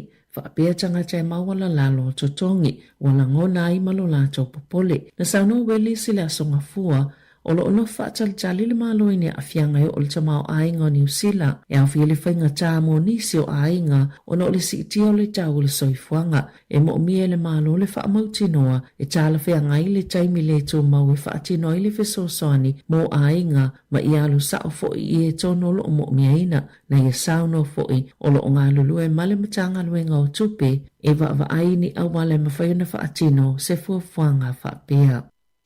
Wa toi tali umai New Zealand le waale le tele lo na lua le militeli le ana ave sea tangata New Zealand ia o loko polo kai se sae tūtutonu o nei whaapele mo miaina pe o na li po tia ai o le amatanga le masina nei na ave waale Hercules o na popolenga i ono tāpunia feo inga waale le malai waale le titele be o Dubai o na o le tawa Amerika ma Israelu whaasanga ia Iran na waale le malusi anga whaafita e tele lawa whainga malanga na vanua mo tangata na mana na oe fiao ese o le isi Hercules na toi fo i mai i le aso sa ai o le ua amatal whainga malanga le waalona lua mai tau nuu i le aso to o nai e tu sama le tolu wafe leo whainga o tangata New Zealand na whaamawina sa no fo ia vaenga o sa sa e tu tutonu na whaalia le mtanga luenga o le vai fafo na whaatonu fo i le maaloni pasi mo tangata na mana nao e malanga mai kata Kuwait, ma Bahrain na nga iatu i Saudi Arabia, beita ai eleto o tele nisi na talieina i a Vanoa, ai olo whaawopea na mata i tūtotoa lea tō langa. Na whaaleo se lapata inga ale Wellington Water i tangata ino nofo le talawhata i sautu Wellingtone, i le monongi le ason nafi whaapea ma le asonga fua, au whaatino ngā luenga toi whaalelea i le more point le no whangai whaamamai swawa i le anga na whaongaina i whale taitasi. Na tāponia le more point i le masina o Februari ina ua whaale tonu ma whaatafe atua i le whaitau miliona o litau swawai e le i whaamamaina anga i le sami ma tāponia i fo inisi o matawhanga mo sina taimi. Na whaamalulu le Wellington Water i se manongi le ai whautoina tangata i whiawhaini whaasea ina ia whaafisa o ta i le whaamalumalunga o pule ngā nuu i le tūmalo o Wellingtone. E o atu i le lua se lau whale le tu mātu o Wellingtone whaapeen bitone e onoa awhie le awala le ua fōwhaina bitone anga i atu i Grenada e tu sai ma se whainga i whaafanua fōu ia ua whaalauiloa ale la lau whila awa inga o whaamamonga fōu le awala e whao na mga ala ai 5 kilomita le mamao sa whaasala lawina le NCTA mo whaatala noanga matangata lau tele e lua ni Ramsey lo waha te wsota iei le awala i bitone anga i Grenada Mali State Highway lua o se awala i wsota iei le Hart Road whaatase ma se whetaula inga ala i tawhatafa o Hector Street ai ole ale lo tele whetaula inga o awala o iei nei bitone. Na whaalia so upo le lalau whala o inga New Zealand o lo ta wailungo le whaafanua o tangata umaya na whanua i o le aonoa whaina i ono mo umio na whaonga mo awala pe a whai e whaamaonia lava le whainga o lea awala.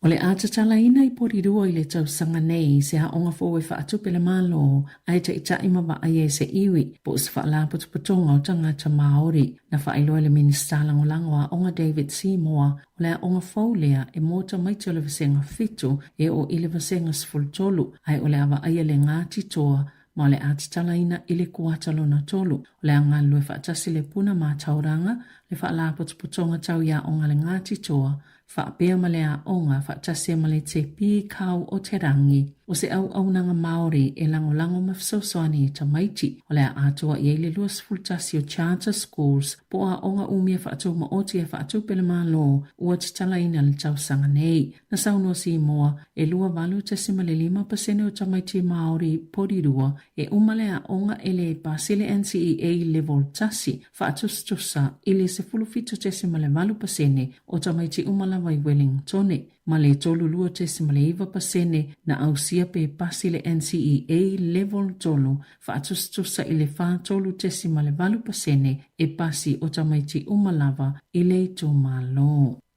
Na saunole cha ile New Zealand First whawasa mana ia Winston Peters e le ise meo la whaali e fuaso na manatu i mata uptau i mafutanga i fito i tono i le cha ile Labour Chris Hipkins. Peita ai na whaalau losa na whaamatalanga i whaamanino ai e le ngaluele to olua mo Hipkins mo lana vaenga whaupwhai. Pei ei fo isi so o tanga o lana pāti i ai e le fia whaiaso no finangalo e winga il mata upu e ese mai ei tala sise e ua whaasalalau solo e au fieli tala i whaapea ngalue mo le New Zealand First. Wata ue whaapea sa ngalue Jade Paul le to alua mo Hipkins o se whautua mo le Minister le Kabineta Casey Costello. Na sauno Hipkins i le aso ana nafi sa mana tunatu i lona lumana i upu whai o le malo ina ua whai alon to alua mua ni tua inga i whaasanga ia te ia i lunga upenga fsota inga peitai wa yelo na manatu tu maupeo na whaawau. I Paul Kiki na te ena malo se Hipkins tua inga Paul aina ia whailo ole alifa masino whaalawa i te lei tua inga ona ole manatu isiana whanau.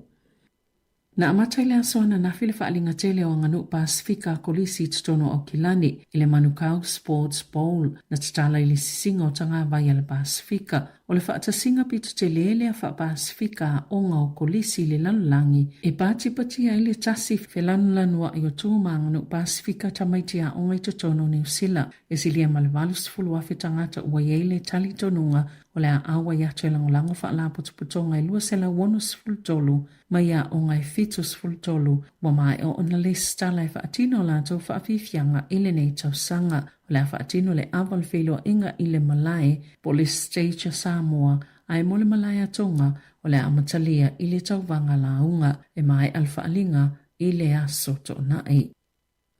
Olo o ieni tua inga i whaasanga i company te tele whaalaulo ina kone seti. Ono olo lātou na ina o le mālo e ave atu ni tupe lātou te tali mālo i ni kone seti te tele. Ai olo o misi ele avanua i langolango i tangata o le atunu o olo o iai le tāleni. Na whaasilsila le mālo o le whaongale tupe mai le Major Events and Tourism e whaatupe le malanga ta milo lele i pese Robbie Williams. I te tono New Zealand, e leo ngā tasi mamanato nisi fo i company e whaalauloa ina ni whaatasinga te tele. E fitu se 10 miliona tāla le whaaputu ngā tupe, ma le whaamoe ngā autua le tupe, e whaatao lau lai polkala me whaatino mole ta mau ainga, e ta walatu i whaafiafianga, ma le whaase 10 miliona tāla o le lava vai ngā tupe, e whaanganga mo whaatasinga te tele, whaavao malo, peitai, ele i whaalaulo ina pe fia se tupe whaalue au mai ai Robbie Williams, moana kone seti e lua e tasi au kilani Malaysi i kalais tete. I whawhata New Zealand, na osa whae Iran le no whanga o whaamautua le whaabatawa Australia i sa sa etu tutono, maolo o whaamautua i maana fita, na lipotia na mum whaaleanga i naino whanga i no nofo i fita, whaapea malewaenga o yeia lātou au nanga whaafum mai. Na whailo le pālimia Australia Anthony Albanese le paua se mea tau whana mamao Iran i se awala e whawha ne lava o le nofanga autua le whaavatawa Australia i te tonu o le United Arab Emirates. I le te o le se fulutasi i le tae awa na nafi, e le imanino i le taimi po se os whainga na whaonga i se mea tau whaatonu po se drone beita i na sauno Albanese na amata i se mō mawhaaleanga i naini se waenga o lea no whanga beita e le o sea afianga tele. E silia malto se lau fita Australia e whaamautu i Al Minhad, lea fo i olo ieni fita Beretania, mani fita to i titia Amerika. Ai inili poti le tae o nei, na whaali ai lea afianga o le nofuanga tele a Iran o lo o te wai le kesi i o sofa inga a Israelo. E ta alonga, wa ave sea e kalapula kapile atu ne tau e tutongi e tamaiti laiti. I se tau mawhainga e whaititi e le whainga tau whia ngai ma ainga. I tūlanga tau tupe, ma toi whaaula o lai le numero tamaiti e awa i la kapi. Na amata lea whainga i le lua whelua whaa peitai. Wa mole mawina u whaupopo ina pia. Wa watele fo i kalapu o whailoa le aleini tau e tutongi Morris Tala. I le lua whelua ono, o lo o taimu ai Countess Manukau, ma le tolo i leo tau sanga o foina pia le restala, e au noa ma se tau e titongi, mo le vaenga laiti. Na whaalia e whaape o mole mawina le CET o le numera o tamaiti ta alo ma ua whaapopo ina fo i le numera o au o lo o whaatope ina i se me alo whaetasi le miliona ta la ma i le malilienga a le uni la kapia New Zealand o le Silver Lake pe ona teu se whaala potopotonga o na whaasafua le i kalaputa i tasi e fia awai i Apollo Kalame. Tala fawia ma le si ufonga le lau moa mo le nei vaenga o le tae ao.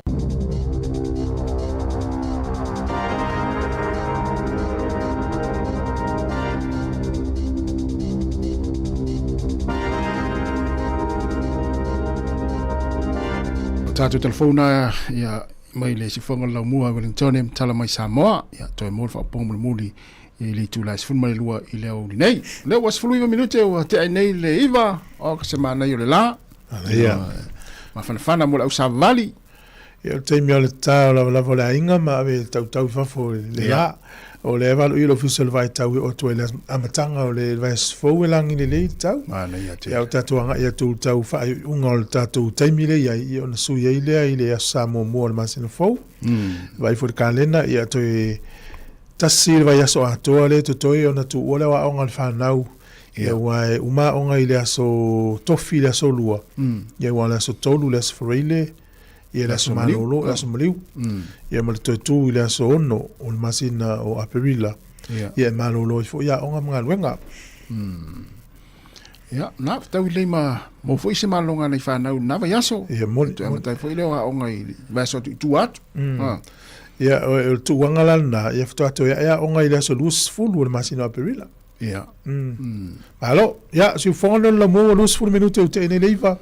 Pe ona failo atu le wato am tariel por kala tu la fono le tatu te sunga sua le fetelinga fa maulalo pe telo sangato e la por kala me vason te nei sa fa no ai se tasi o to mai tai Pasifika leo malo e le la to fa fonga e se furu tasi le tai o nei e o le por kala me nei e fa tasi le masina ona fa tuteia ai o le manaonga ai ni fesili e te manatu e fia fasoa al por kalamele. Ia manelo email mai le info@samoacapitalradio.co.nz. Ia ona mai le fa putu umal tele ofisili. Ia ona fa o le sunga su apol fetelenga fa maulalo. Ia ona fa ilo sa ilinga o taimina ia o mautu umatali ofisili. So se toinga ofisili ai ia e beta tu la fono. Ia lo na ia au mai lungo le tato telefoni na o le ofa. Tolu walu lima lua i fa. Ia na o wala o mea tu ele fa pe fa mamla matu le vaenga tu la fono. Mo ese so soni au te mel por kala mia la we nei fsili so soni fa mal mala matu. Na ia. Ia le wa lus fultasi minute te leiva tatu was fa fianga vai fo le taimi ia ona fa ma tatu telchano fo ile le tu las fulu. Ia fa tatu pespenga ma fa fianga fultasi ia fa fo le poklame na tu la fon e la le swingol poklame le so o le umaloni se fulu ma le lua e ona matamelo le tautua mai Sāmoa se pa ia tolu le fiaf ana ia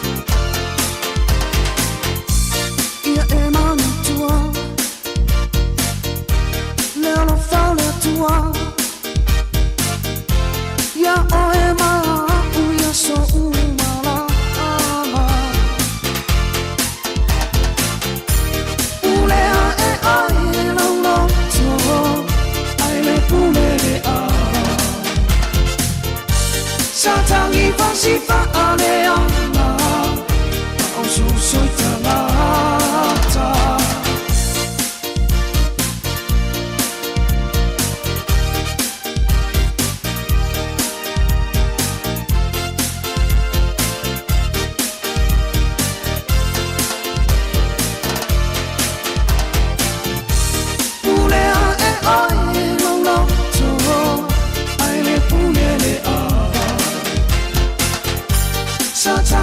si fa'aleana au susoi tangata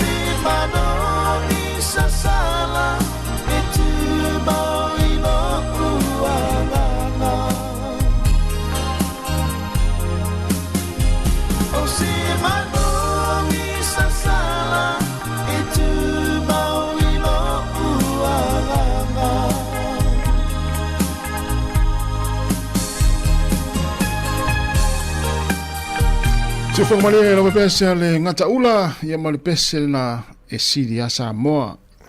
Ia male pese pe ona mai atu te momua mai li rangoto ia pulea lo loto lo nominga o le feau lo moli mai necha ia ia pulea tatu loto fenga ia inga luenga. Te lu fali se si lu fali. Sa lu fali le yo te Yo ngalenga wa di mate ta ina uma tu la fonua. Ia pe wa so ia me o la kapi vo ia tu malo ia to wa fali ia lo fali. Pe fali i ta tele to fiel au te val fali. Ia sa o le anga le na ela ta mai ne. Ili ki ai sis. Ia wa vo ile fai sto ta sin fai au. To fast furu sta mai to. Ia ngalenga vo. Ia le ia longa sis se fa pe na ole fali na te vale fale wala I lo alu fale le to emosi ngalwe ia alena se longa e mo wala ki te vale ngalwe pa vea ngalwe ngalwe ske ya sola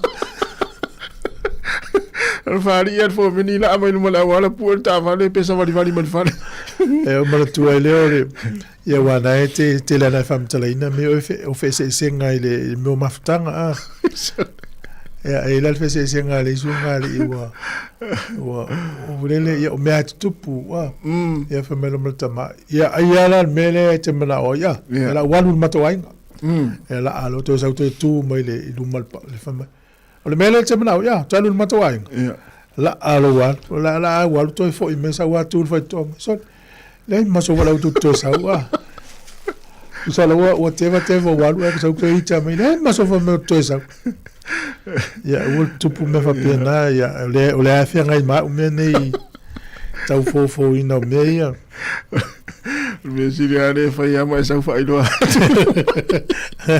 ore ngalo le tunu o fa mo ya nei le fiafi na nei tato fe lo o le afolfa nei tau te fataltali mai va fa longo le fa ili ya matal por kala me afol lima fu atu ai oe ya te me te su atu ai ma fi atu ai e ya nei ma tu o fe le fia o ai fa sa vidi ma ta fa fa ya le mania ta lo fa ya pe fa si lo fa na mo le tu o le ho te o fa ya la matal la te minna ya moni ya to ta la ya fa ili ma to pe se tu ai no fo ya fataltali te me matal por kala ya le na ya e manava loa ya fa sa o tu na tato weva mfi ai pe ole nga au tu o fa mo e o filo inga tato au finga luenga ya mal tato o tuno ya mo la no tato fi fa so ai ya tu fa i ya o mai lo finangalo ya vai nga fa le ya tili tu tu si fonga lo mo por kala mi lo po o ele stanga tai tianga va ma yelu to mai fata utengo mio po kala me sport kala me fo sa fa ya to mana ya tan no le fione di pule e o tato telefone me o ma fa pena et fi fa so ai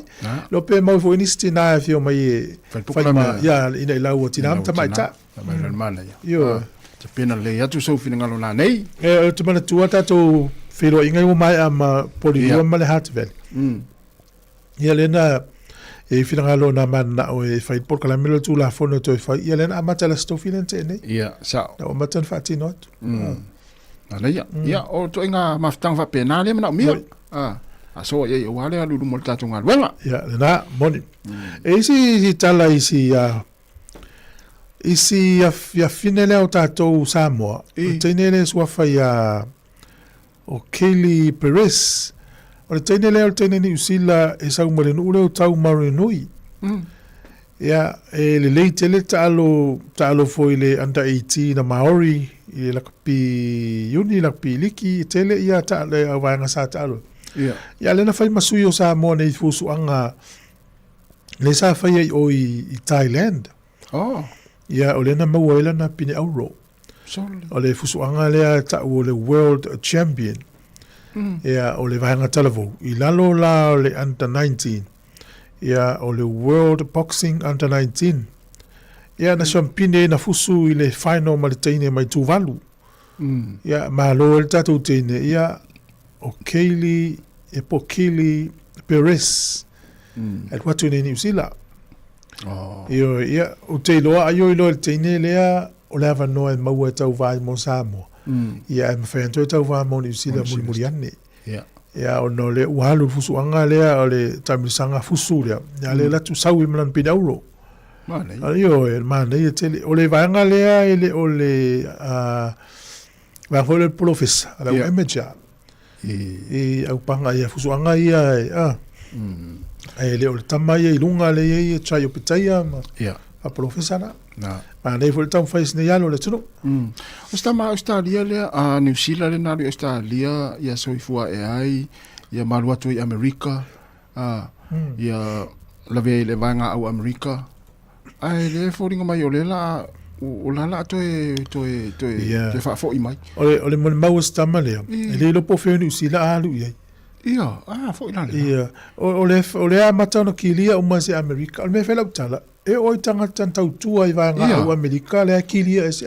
o tanga tana sa tonu tu 11 no ia mo ia wasta male pe foringa nala na faingo fie na li tonu vanga au na ele tapani sitseni na tai tonu atuai ia a fuala le taimi na ile fatu a umala tau tua le vavalu wa umi tele taimi na tau tua ia lo na tau lu fo le Amerika o ita o mai le faingo pe portanta ia o Amerika sole ia ole isi tu ole tele o na ola le na lu au na le malo Amerika na lu na pe a fiero na ola pe la ve ai le ato to le malo ia le ola to fa fo i meni usi o te talu sia ia to le liu se to fa ma ia talo fa so ia ona o ata usia tunu esele alo lo fai tanga te o mai ni le tunu ni New Zealand sa le ia so o to ngam ta fa pe le mo fai New Zealand to ave se tanga ta fa pe ia ole mena le te e meta wina fo i Australia te le tanga te o mai nei o mai a watu le Australia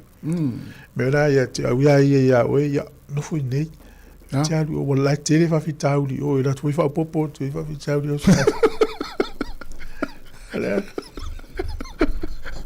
e vo tanga la fia sa New Zealand le Sāmoa o le o lava fa fitauli nei New Zealand ia sa vo mau fita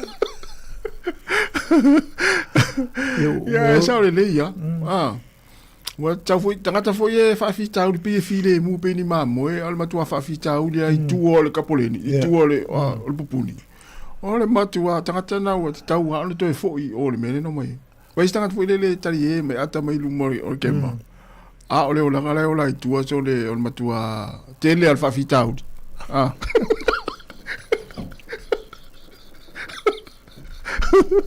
tato felo ina nei fa so ai tato fa fita a mai to fa vita uli a watu mato fa vita uli ia ele ole aga na mo nani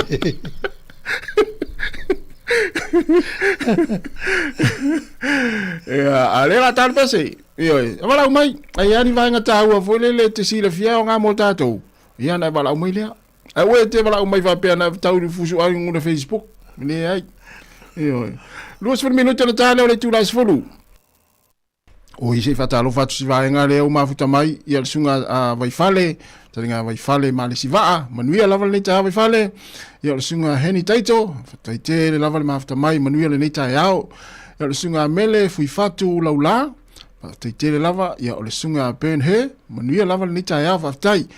Roberti mai lata, mai nai kunselani.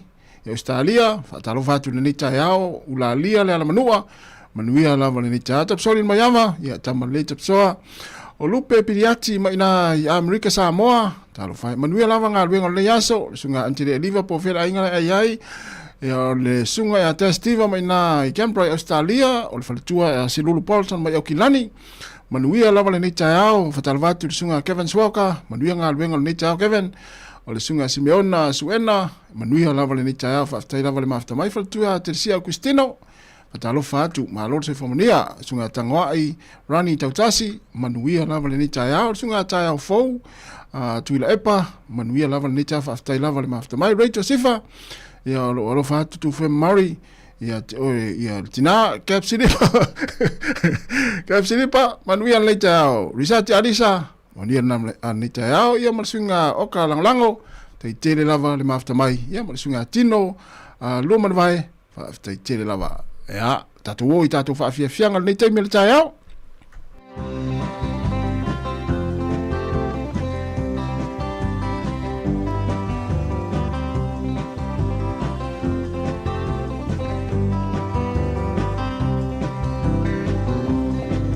Ai se I moe ane loa, la ia ma se tine Sāmoa. E ngawia I mai au I tūtino uma e wawai Sila noa o le au mai moa Fesili tamapo ai le igoa Le pese I se seva e nganei le atoa Se o fulaula au a ila I se una te uina Se taupo tapa o na vai malima Se ai uli o se ulama se sei Tafiti solo pe il tau felei Pia ngai a wha Sāmoa wala widoa Pātima pole au mai moa Me mo ole pese tu sa pele ino Le au ngatonu lea O fia ma wha Sāmoa E pule lava o e ini au tā E whaato sina ai o tangata Ai a mana tua Olo o iai e matutua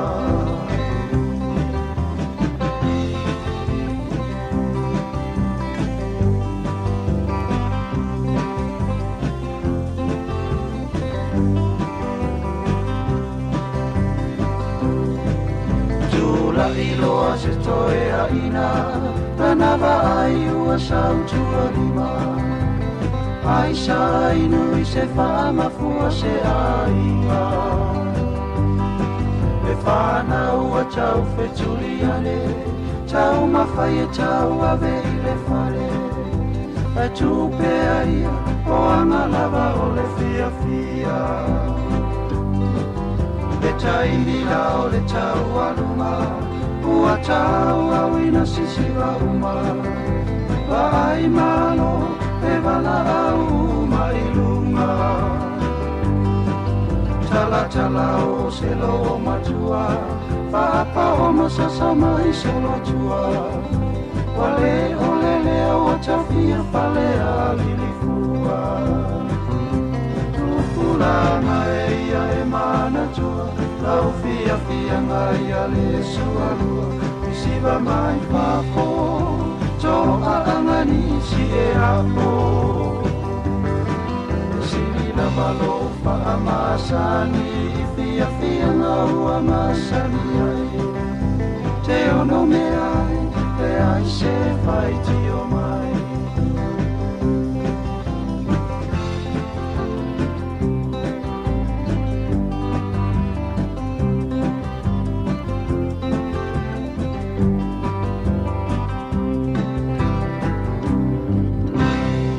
Tō marie ma whawhiawhianga ma le whapese le matangi mai sa sae ina ua to e se 15 minute o na tāle o le tūla se fulu whatara whatu sunga Eddie Ropek ia ma le au whainga luenga leo lo mafuta ma le teimi o le tae au I tonu whainga luenga ia tonu o ngā tātou whawhiawhianga ia mpolklame ia te tolu ina I whainga o tolu ngā luenga whainga tāle ni tae au ia lo foi le sunga Pastor Patrick ma lau ka muta le whalongolong me le ven ia mesa sunga Pastor Jacopo ia ma no lava le mafuta mai ia manuia ia tute ma whaiwala nei aso o le sos tangata ngai oi ele maalili ia Tōri o lea tonu e te ngā ioi loa, ia. Si teimi a winter, vea tamaiti e whio i miti afu. Ia. Leo na lai ngā ioi tamaiti. Au tātou lau mātua, i pēlai maalili o na lai nofo i le ngā ioi. O lai lai ma whana tamai e wale wala te mine. Ia lena. Ia o lai lai whepe mo tino, lai whepe e ia whape o kā muta, lai whepe e si lunga ma a. Asa vide ia I lunga, le pito I lunga le whale. Ia, moi. Ia tātou I loa ia mene o ngā luenga e tauana I se tamaftanga I whamalustino a. Ia. Ole, e ile mata upule na tātala noa tua I tausanga lente e nei o tupe foi IRT, unclaimed money le e le tupe le IRT, o tupe tangata la ili IRT. E la fine na maliusi ona tua a po le tausanga lente nei. Ia. E se fulurua fela na tupe na whaeloa mai le IRT lai o. To le velenta ta ua I tangata I ngoa o tangata. Yeah. Ma nei foi e se si sa tango e claim pe tau whae motu pe le pe ua maua pe le ai. E o fiu si ma fine tau mwhai le tupe. E ma le tua. Whasala lau mai le IRT. Yeah. O le I nei tau tupe o mai avatu. A le fiu le fine e talo sanga mai le tupe si ona tua. Ia wal tau sanga lente nei pea ma le ono se lau miliona tupe lana fai mai ele mai i tangata au tupe ale atunu lau tele. Ai mo mele claim mai tatou. Pe ila ni se ole atunu u sa talo sanga i tupe ia pe ua maua lala na tupe. Ua pea ma le 5 miliona vai asona fa mai fa atali e. Ia le la fiu si ma fine lea e tau mawhai le tupe si ona tua. Ia e le mawhai. Ia la tu foi le ANZ. Ia wale ele o mawhai le ANZ na fso soani. Ia ele uloa la po le si awala e ui esta mai tai. Ia ma ne pe iei se o tātou. Sa iei sa na tu ema te man tu fo na te mi ta fasa la ue le pisi fo la usunga su enga ti na fa tu e le se tupe. Ole mal vai ngale na ta mai. O tanga tu ta tu le ai mo wai ia tanga tu fai fatas. Ia ia ia fai una te masani le ia. Vi. O vili tu sei. Mai vene mo mai na me fa tu sei vili. Paul me al fa longo vili. A mo stupe mo sa tupe. Mo tupe en to so no. Ja, we tu ta temi. Ja, o le la fa wau tato por kalame. Ja, o le tau suma tasi to fa sala wel por kalame na ia por affords full fo. Ja, por kalame le o le tu la fono por kalame mo na le tau sanga. Ja. Ja, ma lo lava le on sai mai to fa manatu atu le address mo na le fiafi mo ni si o Silvia. O le numela Luafa Emmet Street in Newtown. O le hall le St. Anne's Hall, le kalesia le sangata ana Newtown. Ja. I ni tau ni tai bani tone. E malaya. Fatalo vatu sunga fa ia mose manuia lava ni tai ao mafuta mai sini Australia. Tai tele lava ia se ulu tongia manuia lava ni tai ao. Fatalo vatu le sunga ia tone tau maoe. Tai tele lava le mafuta mai au kilani. Ia sunga ali o ainga faltangwai. Manuia lava ni tai ao. Ia sunga tino lua manuvae. Ia fa tai tele lava ia le mafuta mai la tatu o fa fianga ia se pa ia la vale tu la se fulmartasi ia na o fa do atu proclame ile tu la se fulmartasi ia terminei ia manuia fo fanga ni ta ia tatu tel no pea ia ma tu la tu nei fa fianga ia wa fa fo mai mai ia fianga i au manga luenga.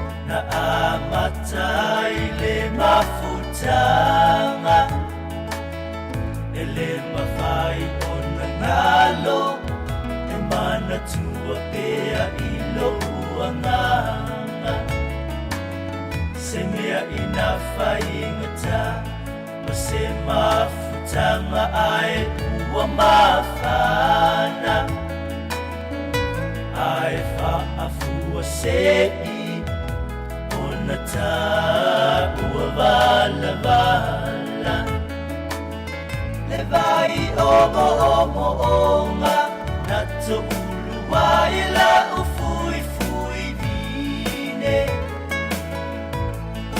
Tulua ea Saue su e mai se fua olive Se io uinuia Fa angalo ngalo ai le mafatia Talu le mafutanga Ne ite ipua fatia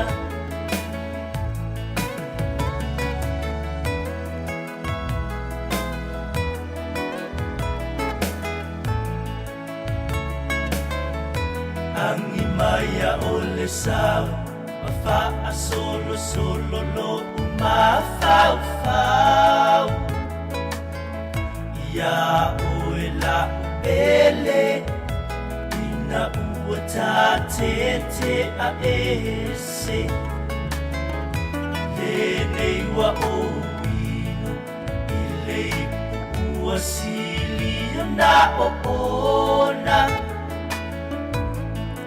Tulua ea Taluai oe la ua fionga Le vai omo omo onga Nato uluai la ufui fui vine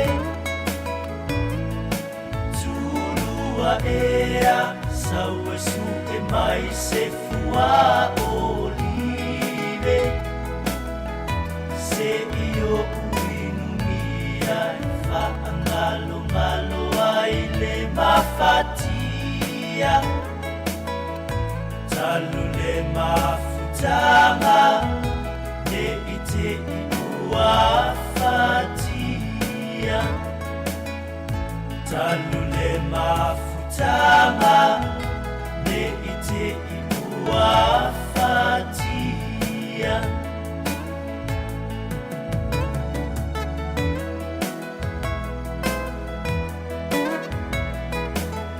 Your next Coca-Cola could be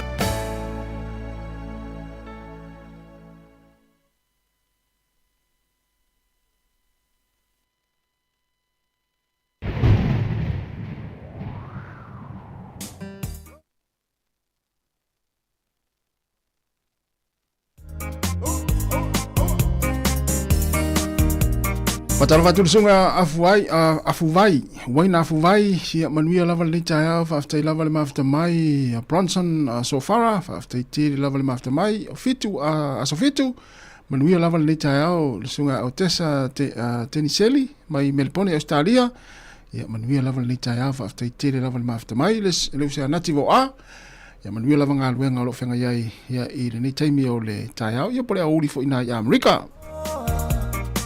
Lay to my fangaloa, I feel my nailoa. Say my moi lo my fangalo, e I feel my lualo fainga. Alala tai ai ma le to apa, atole fau wono ai ngai lua male ba apono ti, pana poe mua, awane ingalo I apa.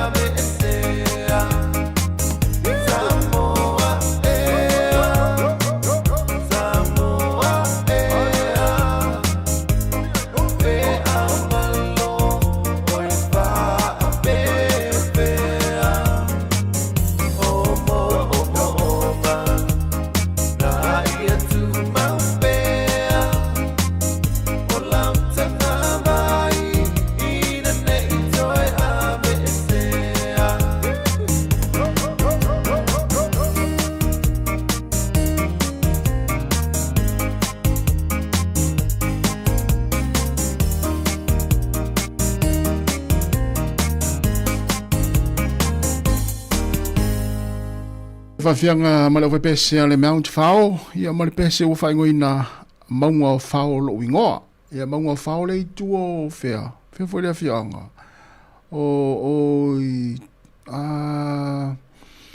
Fea.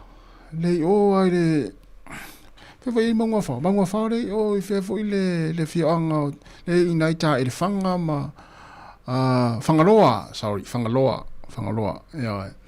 Ia le na fianga le taimi o le tae ina uto e tasiri minute ia ona tale o le tūlai se fulu ia whamalo atu le kuka talo fai ia le manatu ona fo iwa tapena ia le putia le ainga ia maise o la tūna malanga mai Sāmoa ia po o fea lava se atu no lalulangi ia le uto e tau no ia na la ua pisi ai ma le kuka o i fo iwa tau no mai le taimi le lau muone i Wellington ia lau muone New Zealand ia mo te mua le ua e asiasi mai ai ia fatalo fatu le tautua ma le unanga si fonga lau mua ia te uto umalava nisi o lo malanga mai ia i fa'alave lave fale ainga ia e le neva yaso ia fatalo fatu le mana ia le tau le tau anga i mai matau no mai Wellington ma le mana ia o le tulanga o lo ia le tau ia i le nei taimi ia o lo mafana le tai ao ia tau le mata faonga ia me se foi ia se singa mai ainga au fa wat fa fianga ve pese fa talo va tu sunga ia ve a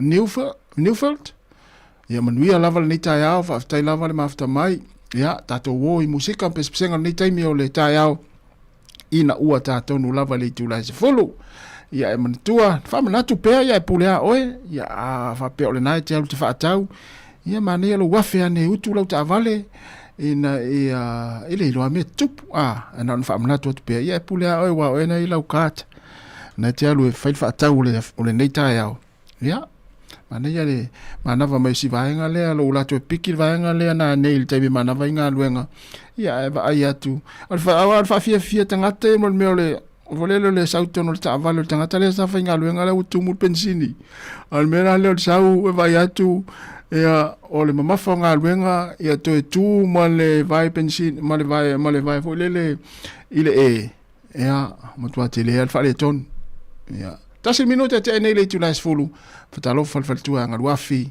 la pepe manuia la vale ni tai au o le sifonga la mo i Wellington pespenga fa fianga in le time le tai tals futas ia o proclame o le tu la fono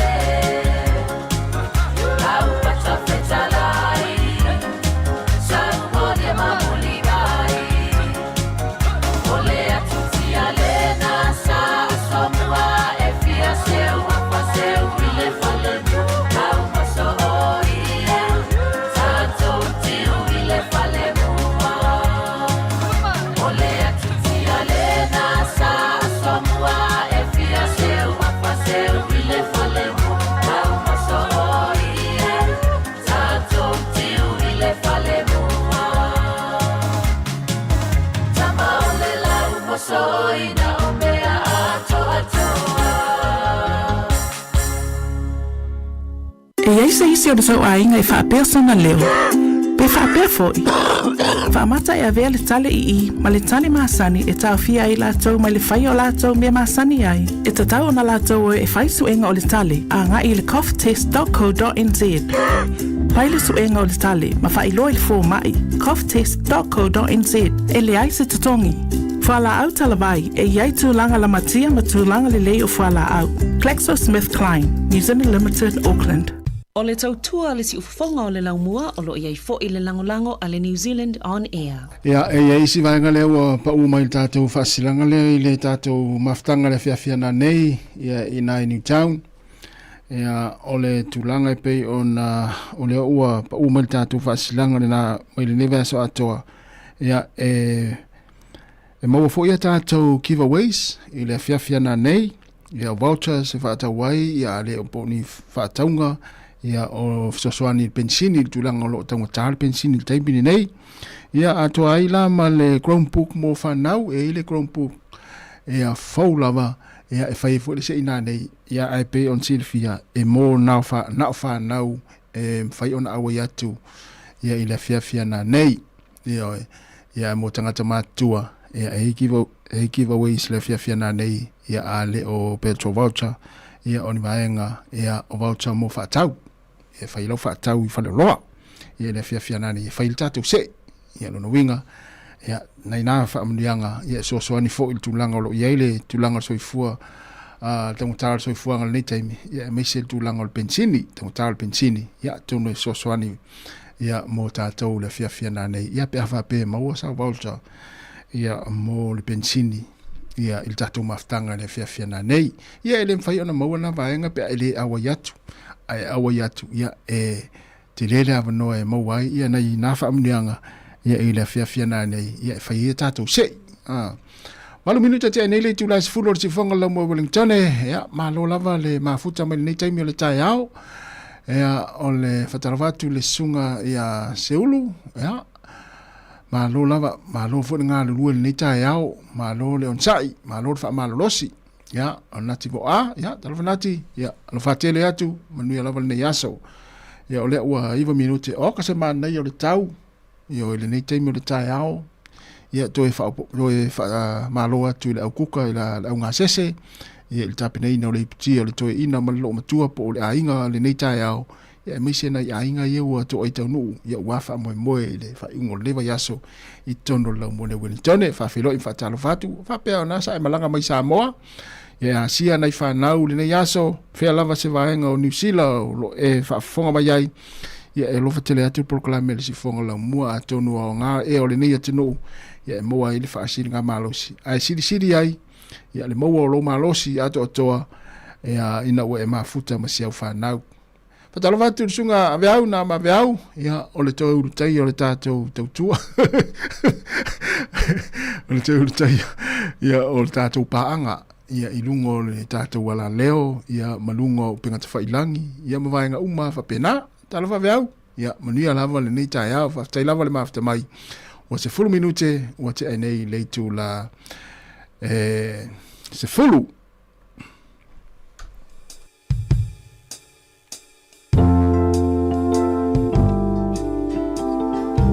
ole whawhianga nei marasunga ai ono New Zealand le a whiau nati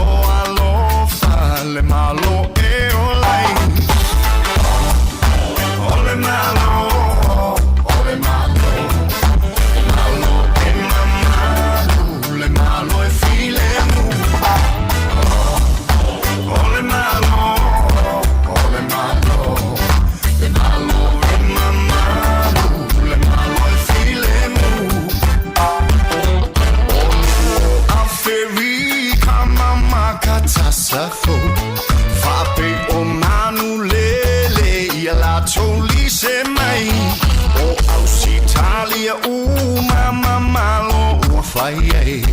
Atua mani usilani ia au fatasi mai. Ole malo, ole malo, le malo e mamalu, le malo e filemu.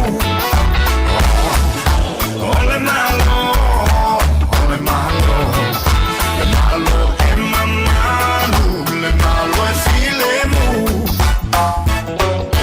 Tupu umalava fai pule mamalo, ia lato o mai uma e foi a te oe. Ia lato fai taulanga ma fai au fe au. O oele tupu sili le pule favavau. Ole malo, ole malo, le malo e mamalu, le malo e filemu. Ole malo, ole malo, le malo e mamalu, le malo e filemu.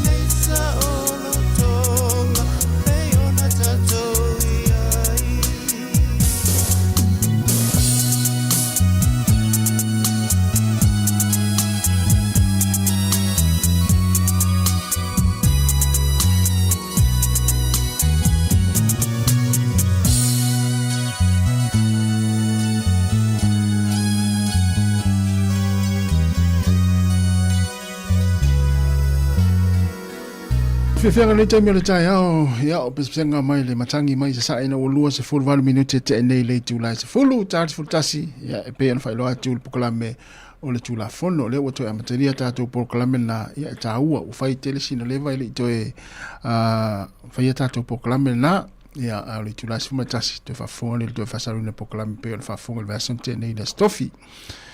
Ia ai o le whamanatua ia o le tai au, ia mo appointment o le ale appointment o nai e taatia mai mo le nei aso mo le nei tai au e misi lava appointment le fo mai ia tau tuana awana imisi appointment na ia maso se appointment lava e o ai mo me o ofisa o le malo ia wa mo ngata fo appointment la tau e vile aso e vile atu se appointment e fai e fia mo le aso nei ia e pe fatu amo le vai aso le fa mai fatu amo le appointment le vai aso le o le taua la ia ele tau ona fa tala le tātou le taimi e o le taimi o le afa ua taunu uai o le afa taunu ina le appointment ia i te ua o tu ia fa pia o ia toi tolo atu i lewa yaso ia o le toi tolo ina la na ia atu e maua la le masina faupo le masina atu i tua sisi appointment ia o le tāu le na o le fa tāu o le o tātou e fai appointment e le ngata i fo mai ia mona ia tātou mātua ma inga ma whanau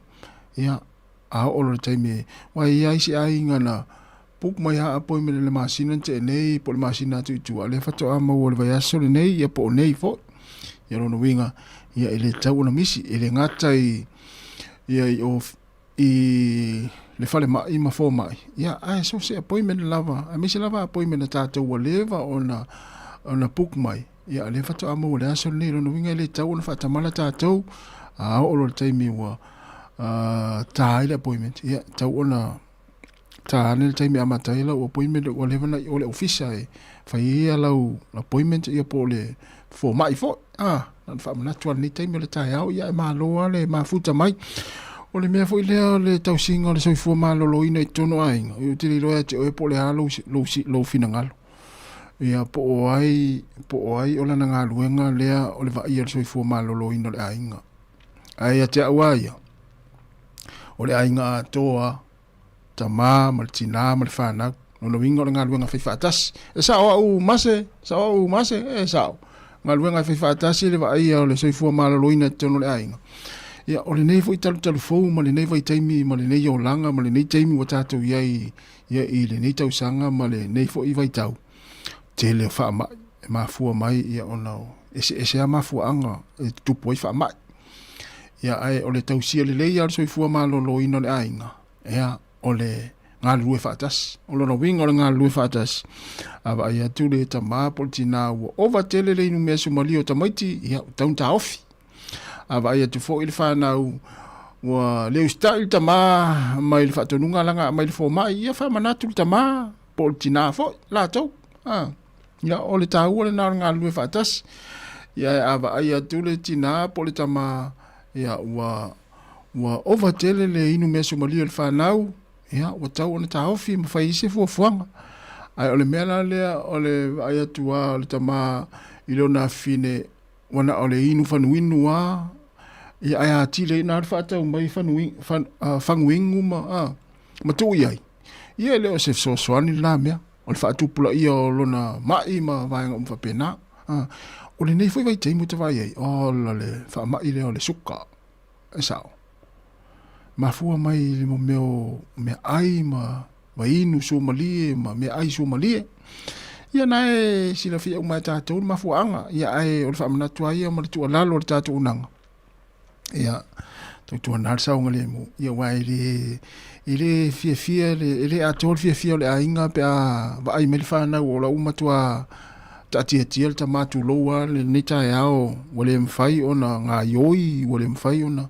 ia ona o ngase mafua mai ona ole leu style fo mai ona ole tingan fai mai fo mai me ai le tauni to ai ia ai fa ia ona winga o tala ona tau singo so fo malo lo ino le ainga ona nga winga fai fa tasia ma tuam fa na ama ia tu fo ia ta mai ti ia wale style tele tamal fa tunu ngal fo mai lan fai mai ia fai ana o il tala fa na il tama maltina ia o na nei fa manatu ia ai ti luana o sila fia umai tātou ai Vai nga whapena, ia vai le mata le whasao mai se mais. Malo mase, ia alo whatele atu, manuia fo ngā luenga alo whenga ili nei taimi o le tai au, ma loro fo ngā lulue. Ia oi, whatua emilia whamoana, ia manuia lava nei tai au, whaftai lava le mafta mai, ia ma le sunga ia ni uia poasa, ia malo whaftai, ia nā mawe au, malo lava. Watera awharsfulu, ole si whonga neo la mue Wellingtone, ia tato woi whaafianga pespesenga ni teimo le tai au si pa ia le tūla si monitasi o le pōkalame o le tūla whono.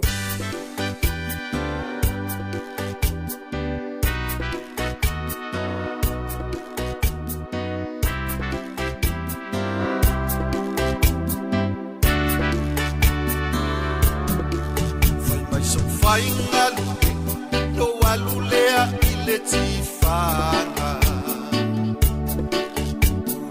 Memo lima ua amataloa o leata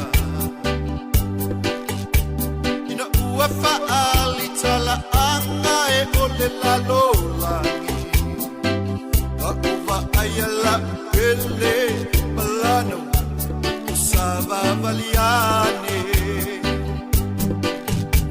Ai la tele o a usando fo Ona yo uluma na no fo ailo ila Ina ua songi ona fo linga se manu o te oti Ai ile o ngā totonu o le atamali A matai loa no tangi Oh, hata whanoa noa Lingi ai o kuloi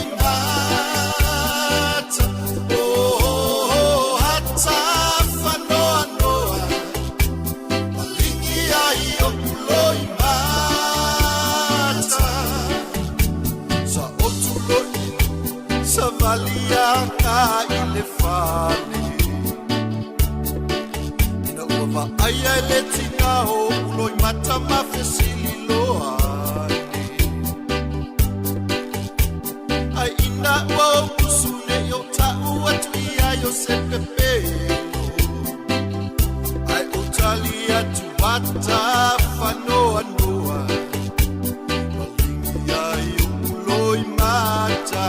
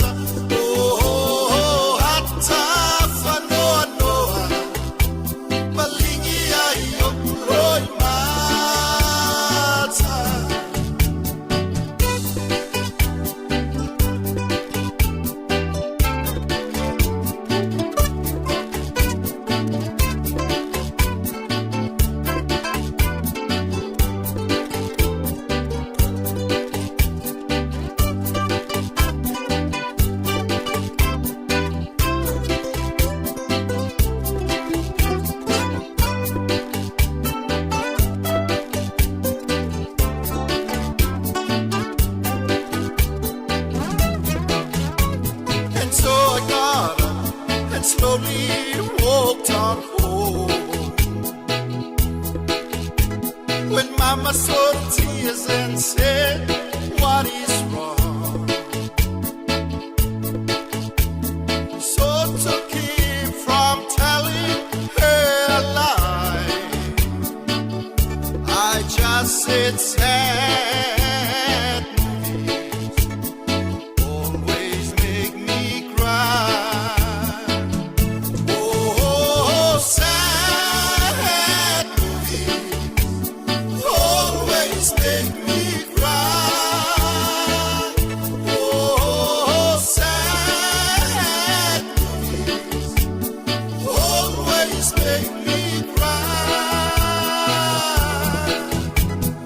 Ooh,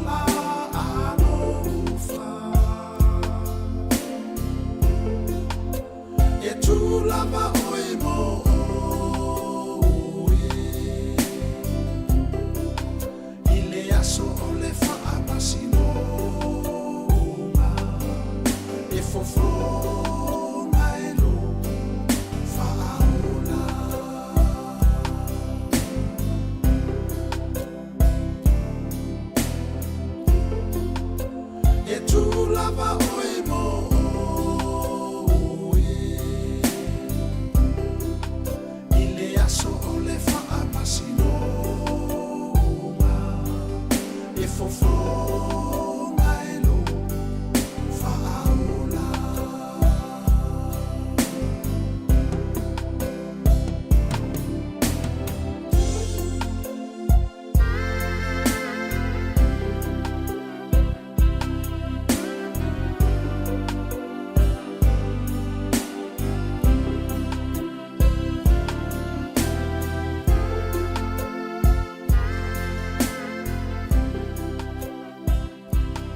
Whafianga malisunga mi suru kisua ya malipese ya ole whaamasinonga le atua na ole atua lava ya iai le whaamasinonga tonu ya mali whaamasinonga sao ya le telo isi au fia whaamasinonga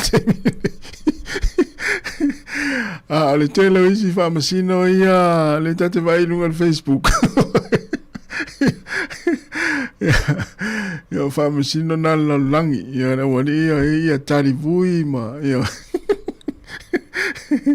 tasi na whamasino leo matua mevesi la langi whamasino wani ya o tali ma ya tamo meis ya mase manu ya leita ngā luenga le tātou watinu ya tue whamana tuatu tātou i tai Wellington i Newtown ya le tātou whamoe le fia na nei i na le St. Anne Hall ya na usilifia uma le tuatusi numero 204 Emmett Street in Newtown mata i le afole lima i le fiafi e watu le afole fitu ya ai tala pea le tātou hall na po le wha ya tātou wha ili ale Laumo Sound mata i le tula ya po le afole wha i le fiafi na nei ya mo mātua fule le fia vave na watu ya mana yo watu oe mafuta yele yo ultimi amata il proklame afa fika tu ya ile afole fa afole lima anga ile afole fitu no winga iloi tula ya ai ole ai fa moe ya amata tata tu fa ili ya mo la tu vave watu ile afole fa ile fia na nei ya wa silfia wa mai fo yo no fa ilo atu le aunga mo fa moe le tatu maftanga ya ila fiafia na nei e pe ona mai atua ile maftanga matu nei polidua ya mo ini i lower heart ma upper heart ya ole fiafila na nei tai Newtown ya ole afole lima ile afole fitu ya ole fa ili ya tatai ile afole fa ya tapena mai so fina ngalo le fiafia na nei ya awale tatu maftanga ya wala vale fa le ole nei tautua male unanga ale si fonga la mua ile ngata i lunga le ala leo ila tolo fa longo mai le tasi ono tesi ma le tasi fa mo ia ai fa pea lungo tato penga fa ilangi ia le Facebook ia o le YouTube ma le tato website to se fulu minuto na tale o le tula se fulu tasi fa tarvatu ia ile usia le foni talo fa le foni ia manuia lava le neta yao fa tai lava le mafuta mai ia mase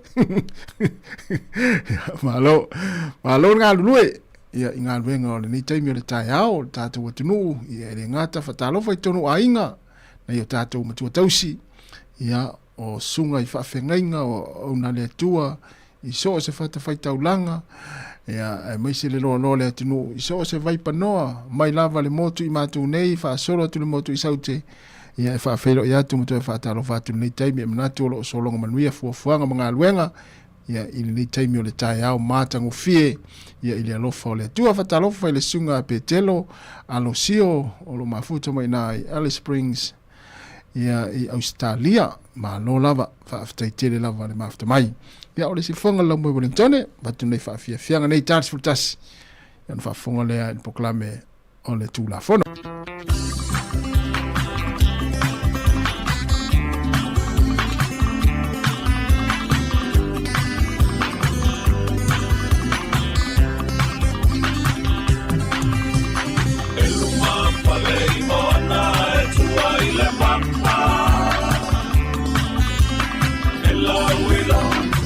Atau tenai le masa si ona tamau ai na olo na mai ilau panua na mati male alititai nei e silingia ita Sāmoa ko ai o talanga o le lalulangi e te silapia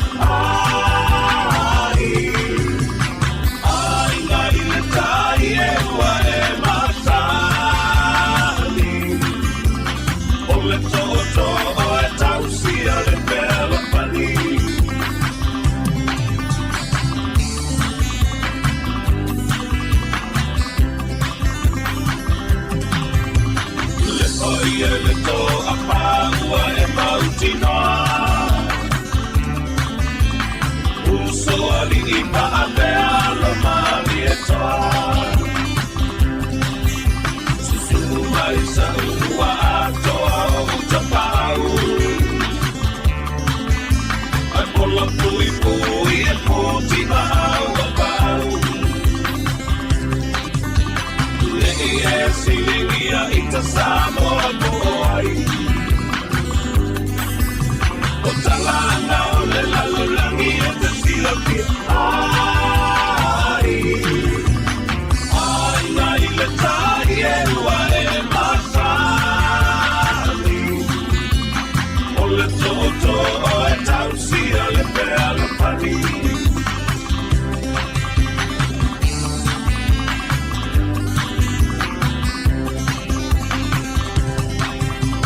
Nei tau ma te sio Pala pala Ao tolo pale le alo tuiana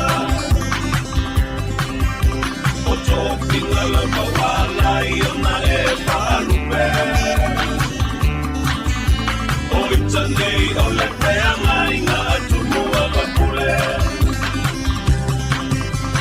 Nei e silingia ita Sāmoa koai O talanga o le lalolangi e te sinoki Ai nai le tai e ua e masani O le toto o e tausia le pea la pani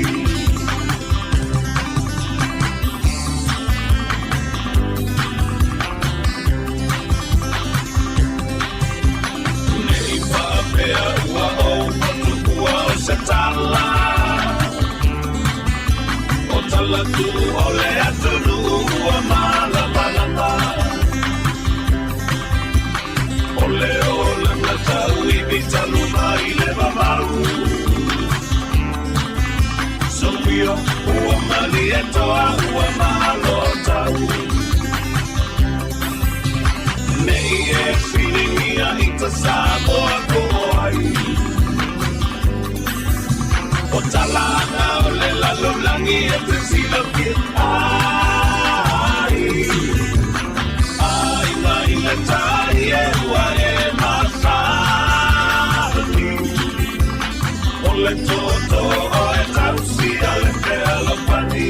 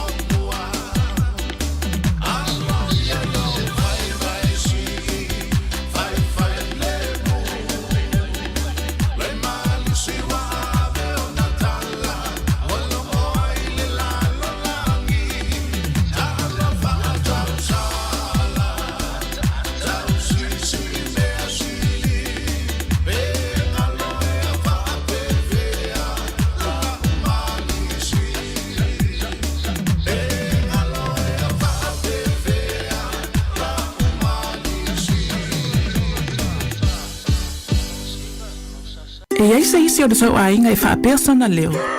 Pe whaapea foi.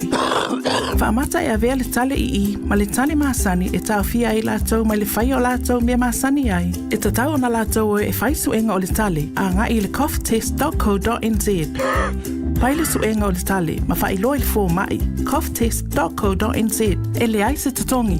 Whala au talawai e iai tūlanga la matia ma tūlanga le lei o whala au. GlaxoSmithKline, New Zealand Limited, Auckland.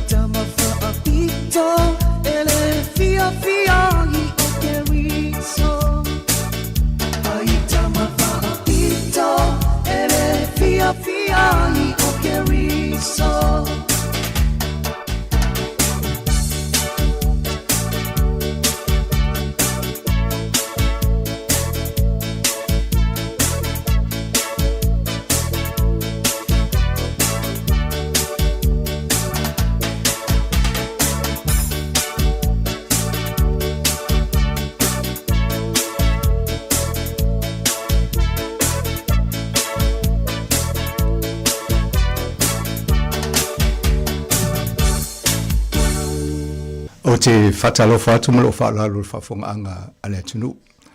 O le tato polkalame ale o leo nei, o le lato e amata i le so. Pe o na iei nisi o finangalo whaalia manea pa ato e whaawa watu tato polkalame ne o tūla fono. O le sa ngafa ma le sunga le fiunga ia soa a whamaulalo petero sangato. I nei tausanga umvae pe a ma le lusfu tausanga o ngalue ai. I o taimi nei o lea ua whasetua ngalu i le soa, o lea ua whamalolo mai malana ngaluenga. A o lea ua ofo mai sau e whafoi atu tato pol kalame. Ia e pitai o pol kalame mo nei i o lea lau ua matano whatasi atua i e mal tato malo whalalongi el tai au nei. Le sunga ia o le satini ngā metua miti. Ia tata noa fo i ngā ruenga a leo leo i nei vai tau o le soifuanga. Ia e whai ngane lua whapiltania ia ma le wha Sāmoa. Ia e si whawhiloa ia tu kia rana ngā metua. Nice to have you with us again. Oh, thank you for having me. Thank you. Yeah, and so mano si mo le tai au so ai so ni po kala me leo leo. Na lo fionga afsanga talo fa fo le malo le tunu o mo mo tato fa salonga ile nei tula malo tsoi fo mo mo langi mama. Malo ya mane fo po kala me sama to no le wale to amata 20 po kala me ma to tepa to fa nga so longo mo tato po kala me te mo mo fa fo e so. I na foi vai te me de i se vala la ta vo le lo tato la fa longo mo leo. E pe te o amatana ma sani i ngā ruenga leo e whai, ma le soani leo fa la vlave o tupu mai le taimi. I o nana ma whanda iala, i o sota i ngā tātou lungo le tātou ala leo. E o taimi nei, o lena o le vai aso lona tolu o mwai, sa mato whono ai ma ngā metua i a whaatasi manisi o ofisa o leo. I le lato ofisa i nei po rua, e mtaltal nola i e tūlanga to e whaawol pokalam o leala i el tai au nei mai o leala ua mua mai a sātini a ngā metua e taltal noa i e malwha moe stemi mua ona o wai mai leo nisi fo i o lato i eimana i o tato alo Sāmoa o lo ngā rulua i mtanga ruenga ngā metua just explain that we had the meeting with yourself and your colleagues, a couple of weeks ago or 3 weeks ago, and then you offered to be the first to come on board and talk to our community and share with them, and then hopefully some of your colleagues will come, in due course and in future, and take turns in the program, and also thanks for offering to come and co-host the program. I think sometimes in the future he will be looking after this program and I'll just dip out. So, but it's good for you to come and talk to our community. So perhaps let's go back and, when I look at you and I think about some of the recruitment programs we've done on this program, you might want to talk about how you become a police officer, whether that's something you dreamed of when you were a little girl, and what your current responsibilities are. Firstly, thank you very much for having me on the program. I am privileged and honoured to be here in this space. I'm very privileged to sit in between the likes of you both here. Policing wasn't always a dream of mine. It was quite the opposite. It was quite the opposite. I didn't really believe in policing, and most of my interactions with police growing up weren't very positive. They weren't very positive. It was through family that made this choice for me, and I feel like it was a God-given choice. It wasn't a choice I made. I think it was a God-given choice. I was meant to be put in this space, and I think my grandparents, I just want to acknowledge my grandparents, may have led this pathway for me. So it was through family that I became a police officer. But at the core of it, I think it's because I didn't see anyone that looked like me in the police, And I thought, hey, how about I give that a go and see what it looks like for me?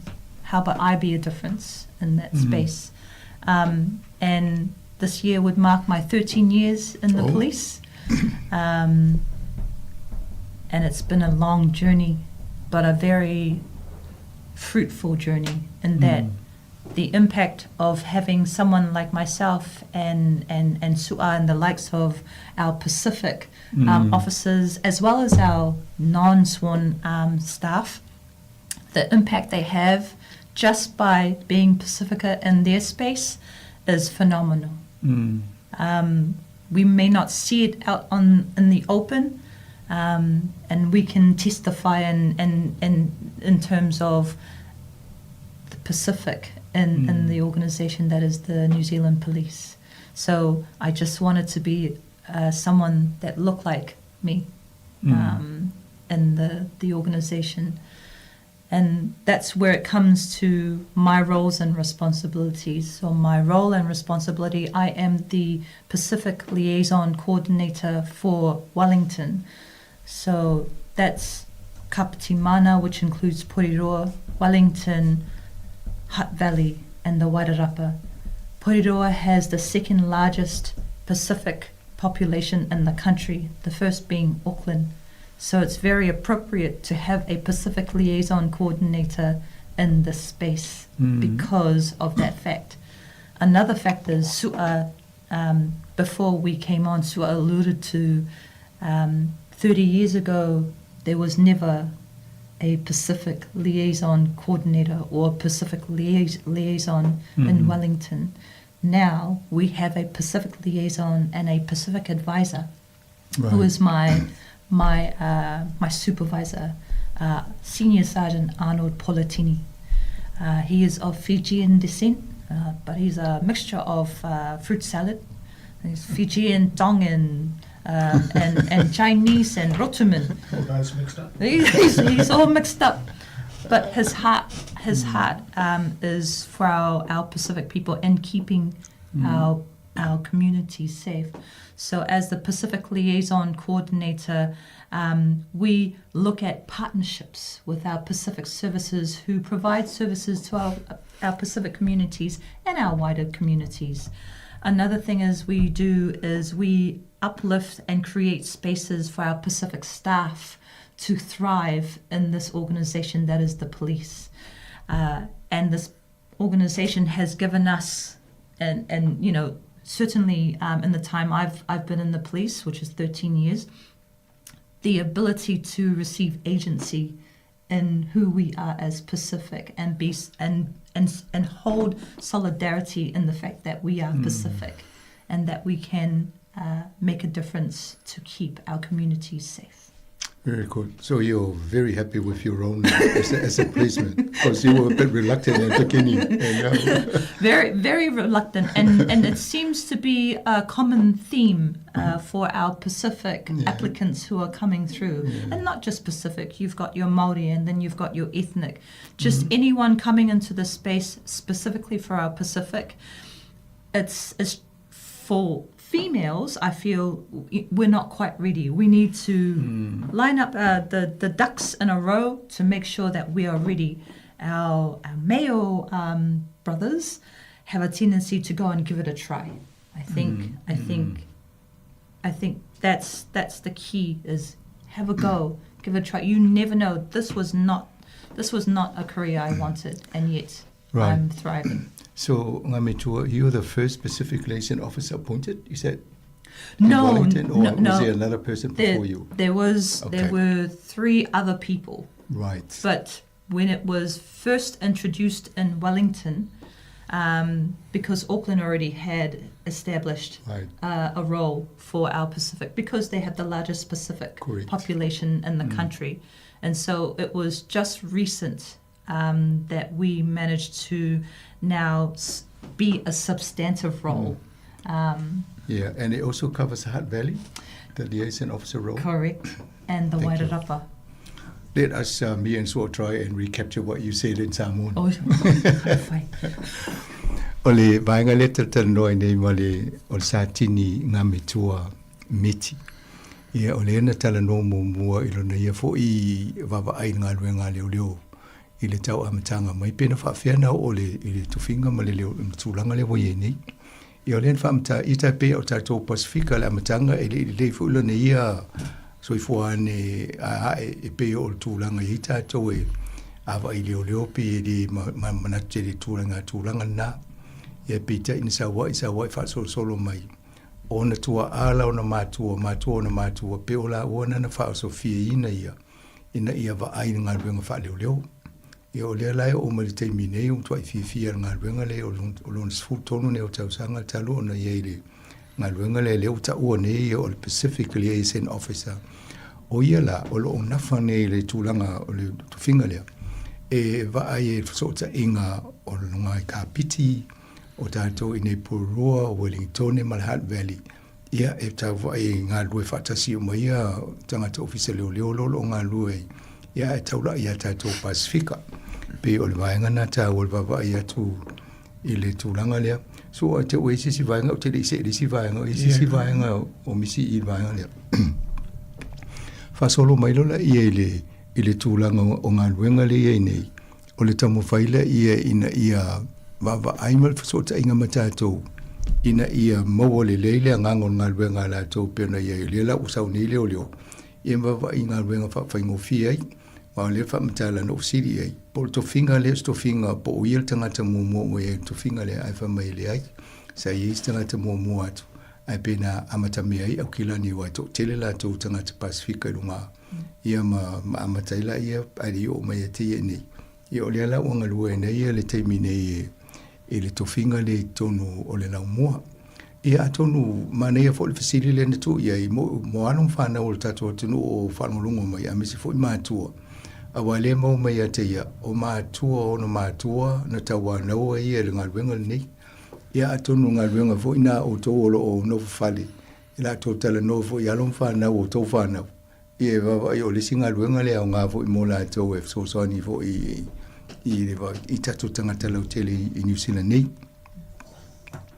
Thank you. So let's talk about some of the work that you do in this partnership. Who do you work with in the Hutt City and Wellington and Kapiti, and do you have colleagues that you work with in coordinating the work? We do. I'm under the Māori Pacific and Ethnic Services workspace, and we have members of our group in those different areas, and so we liaise through them so that we can champion our Pacific space in those areas.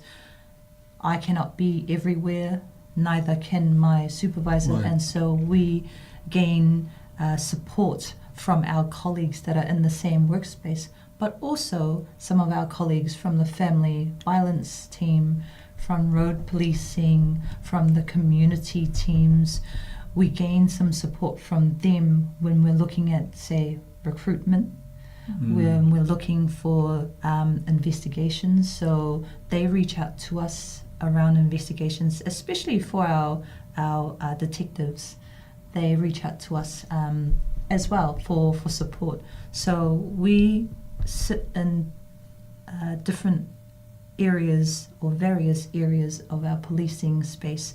For example, I can relieve in the custody suite where we receive those that we arrest. And I've dealt with some of our Pacific people who come through there. Believe it or not, the majority of our staff that are taking care of those that we arrest are of Pacific descent in that space. And they bring that element of connectivity. And I have to say we're very good as Pacifica, as Māori, as ethnic, that we connect to those that we deal with instantly. And usually it's because we maintain our calm, and always, sometimes it works when we're a certain look.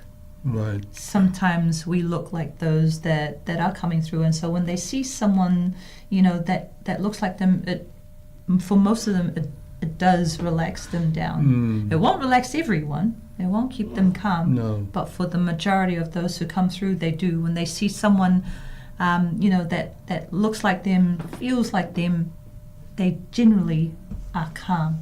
Have you come across anybody that sits there and then cried and apologized for what they've done? Yes. Okay. Absolutely. Well, initially when they come in, they're very, very headstrong. Yes. And very macho. I think the word is macho. But as soon as you sit down and have a talanoa with them, they calm down. And then when you hit a particular aspect like family or church or being connected to the community, that's when it hits them. And they do shed some tears, and I won't name names. No. But they do. Oh, please do.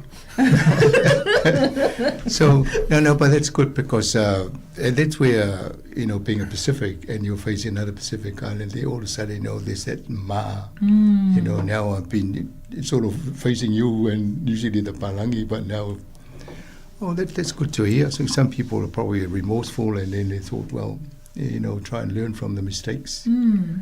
And most of them, when they do see me, even out on the street, sometimes not in my uniform, they actually say hello. They actually come up and say, you dealt with me in this way. I remember you, giving me a meal, or even if it may have been their first meal of the day for them. Something as simple as that. Ole wanga le taltano e ngā ruenga le ole liaison officer. E iei tangata o isi fo la o le mtanga ruenga I vaenga ienta ua pe o le Hard Valley o Wellington o Kapiti. E ngā lurue whaatasi wai le tō tele la tō. A pe o la tōna iei fo isi vaenga Pasifika ma isi tō inga tangata tangata anu tono New Zealand. O lea la ngā lue whaatasi mtau mwhai ina ia whaatino le ngā ruenga la tō I le whainga vaenga o ngā ruenga wha leo leo. Alenta o ele tai mina no foi ele vaenga o leo leo o le tau nu o tu ie la tō ie whaasala ina e tū la whonu. Ia mawhianga I mai la tō. Lea lana visi le beini se o atu Sāmoa me whtangisi pe a o le taimi ewa mai e iai. Ia tonu o tūlanga na ie o le mo atu e ilana ia fo I mai tau. Ile whea ngai leo tangata Pasifika le le tūlanga leo leo. Ia mo tātou tangata. Pe whaingo whiena ia le vāna o le si tangata e luatu pe sawa mai lunga ia e umai ua o tutusa o Sāmoa ma tala no whaanle. Ia tonu o le leifo ina o tātou ngā ruenga ia tātou tangata Pasifika o lo whaatino le ne vaenga la. Thank you for that. So I se vaenga te whia pa ia le vaenga le tala no ai. Msano le tūlanga le Sāmoa le tamaita sātini o le vaenga lava le I o tātou lava tangata. E whaingo whie o na tala noa mai, pe awai mai o le leo le watu o le tangata po o tangata Sāmoa po o tangata Pasifika. Whaingo whie ai ngā luenga leo fo. Whaalongo ina fo e la tau le mawhana fo le leo po le ale le malia ai mai o le tangata o le leo Pasifika le e watu. E tele lava suinga o fo le whaingo whie ngā luenga leo. Ia wa o le tele lava e whamoe la tu leo palangi. Ia e tasira I le malamal palangi le mele o te mana oai. E pe e watu o te leo Pasifika. Tele lava suinga e whaalongo na fo I o tangata wapea oi. Ia whaingo whio na utalunua. E malamalama leo le mele o le taupu leo tupu. E asa palangi le malamalama. Pense o le si vaenga na whaingo whio le to telefo la tau a vea maari. Mtamaita I tutonu o le mtanga alwenga leo.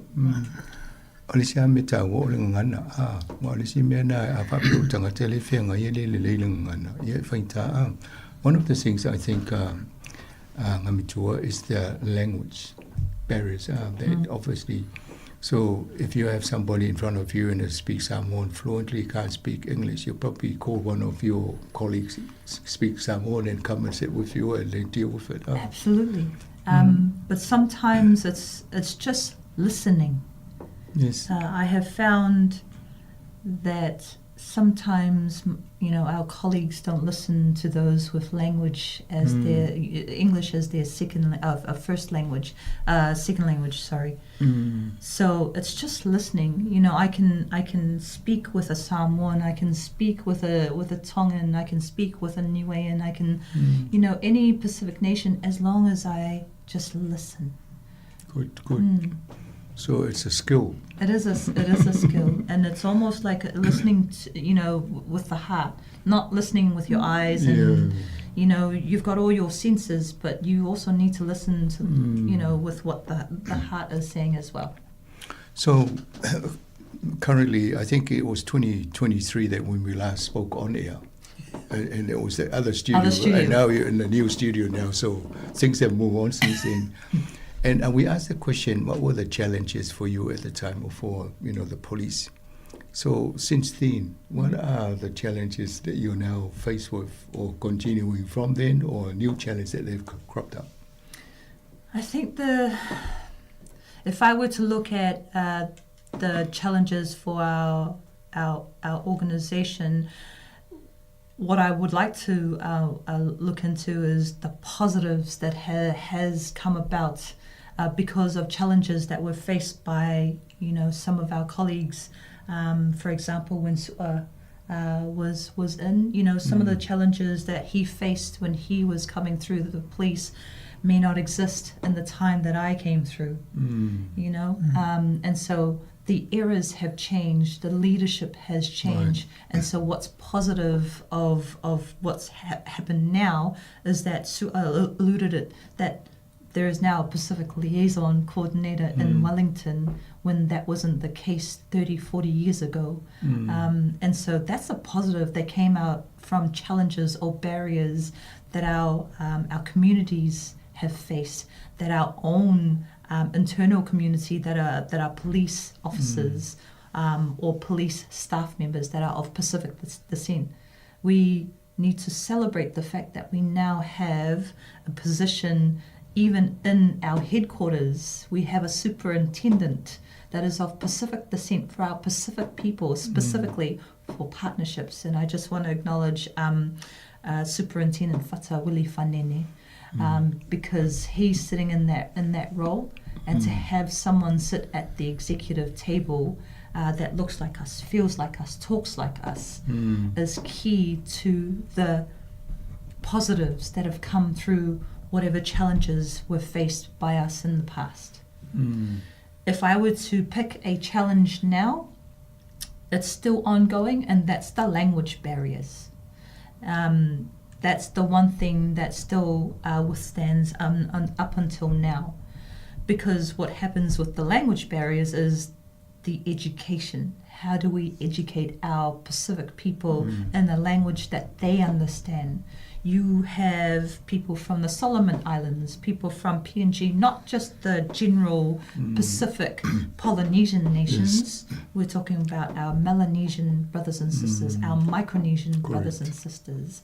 So how do we make ourselves more effective around those language barriers?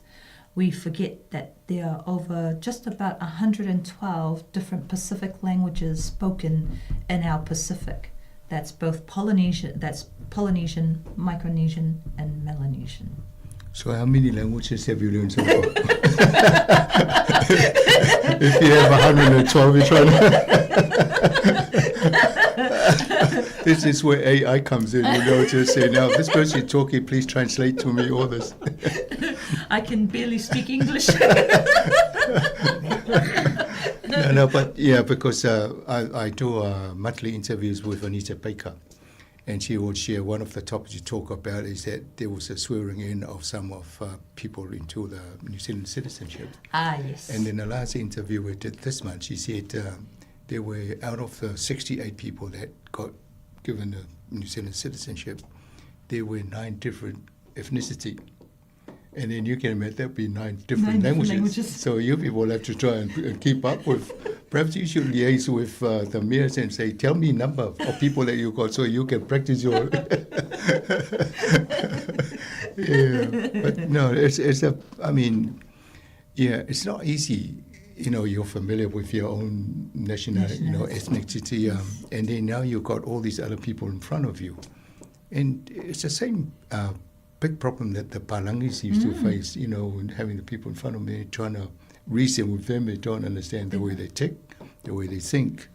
But it's good that you now sort of see that and then try and deal with it to help reduce that pressure. Yes. Not just the pressure on me, but also the pressure on them, those that we're dealing with and their families. They are linked to their families and their support system as well. We forget sometimes that, those that we deal with also have families that they need to cater to. The difference is we need to also make them aware of being safer so that they can continue to exist for their families. Okay, let's see if I can remember all this. Let me introduce. Ole fasili le tua tunei satini. Ole fasili fatatau ini du tau o fea ngai malato le taimini. Mana ia whaingola na tali. Ola e tali mai whapea. Ola e wailat ia le swinga le lei mo ngā ruenga le leo. E peo ia le tofinga le utofia ia. Ele ia mo mua. Mana nei a la tova ai o le tūlanga lea o le ngangana lea whai ma whawhita uli whea ngainga o fo ele vāo leo ma tangata. O le whainga tai nisi o tangata. Ele malama ele whapirtānia. Ele na o tātou Pasifika. O le tā o nei i tonu lavo lea tunu o New Zealand. E se lau se fulu lua ngangana e se Pasifika. Ele na o le atu Polynesia, ele vea ma le Micronesia, Melanesia. Ia le Solomona, Papua New Guinea, manufa pena. Ia a tatou ai fo lai no Asia mai tangata lai mai isi fo vaenga na lolong. O loinga o tel mau ngana ia le tawa o ia nana usiri. Pe fiela ngana ia o mona o ai a o la tol temini. Ia em toi fainta wa tele ngana la to ia le fenga ma to. Ai al tulanga al Pasifika. O pe le mal mai la to wa o ia o le tamaitai la rotonga. Atu Cookie Island. Yo le lai malama ia mai manam fo I tu manga tatou Sāmoa. E lotu le BIC Newtown. Ia e fo ia la tonga la to ngā lue whatasi. E pela nai fo tau whafongu fie ngā lue ngā ala tau. Ai peola ni ana wa ai le vaenga nai mo o le challenge sele ana o le language barrier po le ngana le whaonga e whiutanga i la tong tatou tangata ia watu mori atu I vaenga leo. Ia tonu a whaile pokala mani e fo I pe a mana tunatu nisi o tatou whaafonga mi whaine whaaso mai nisi o pokala me lumunai. I nisi o vaenga e whisoswani e fo I ngā luenga la tau nei I leo wai re mo mai le tele o ngana e se sele tau whaamasani e fo I la tau. Whaatea fo I ngā luenga le whai e superintendent ia fo I whata. Lena ta wola na ngai wenga na la no fo I no fo le I tanoanga ma I la to fa ulu wenga leo. Ia o leo e ta to leo to nuna wa pe o le sia baenga na ta to tala no le amtanga fo ni li tio.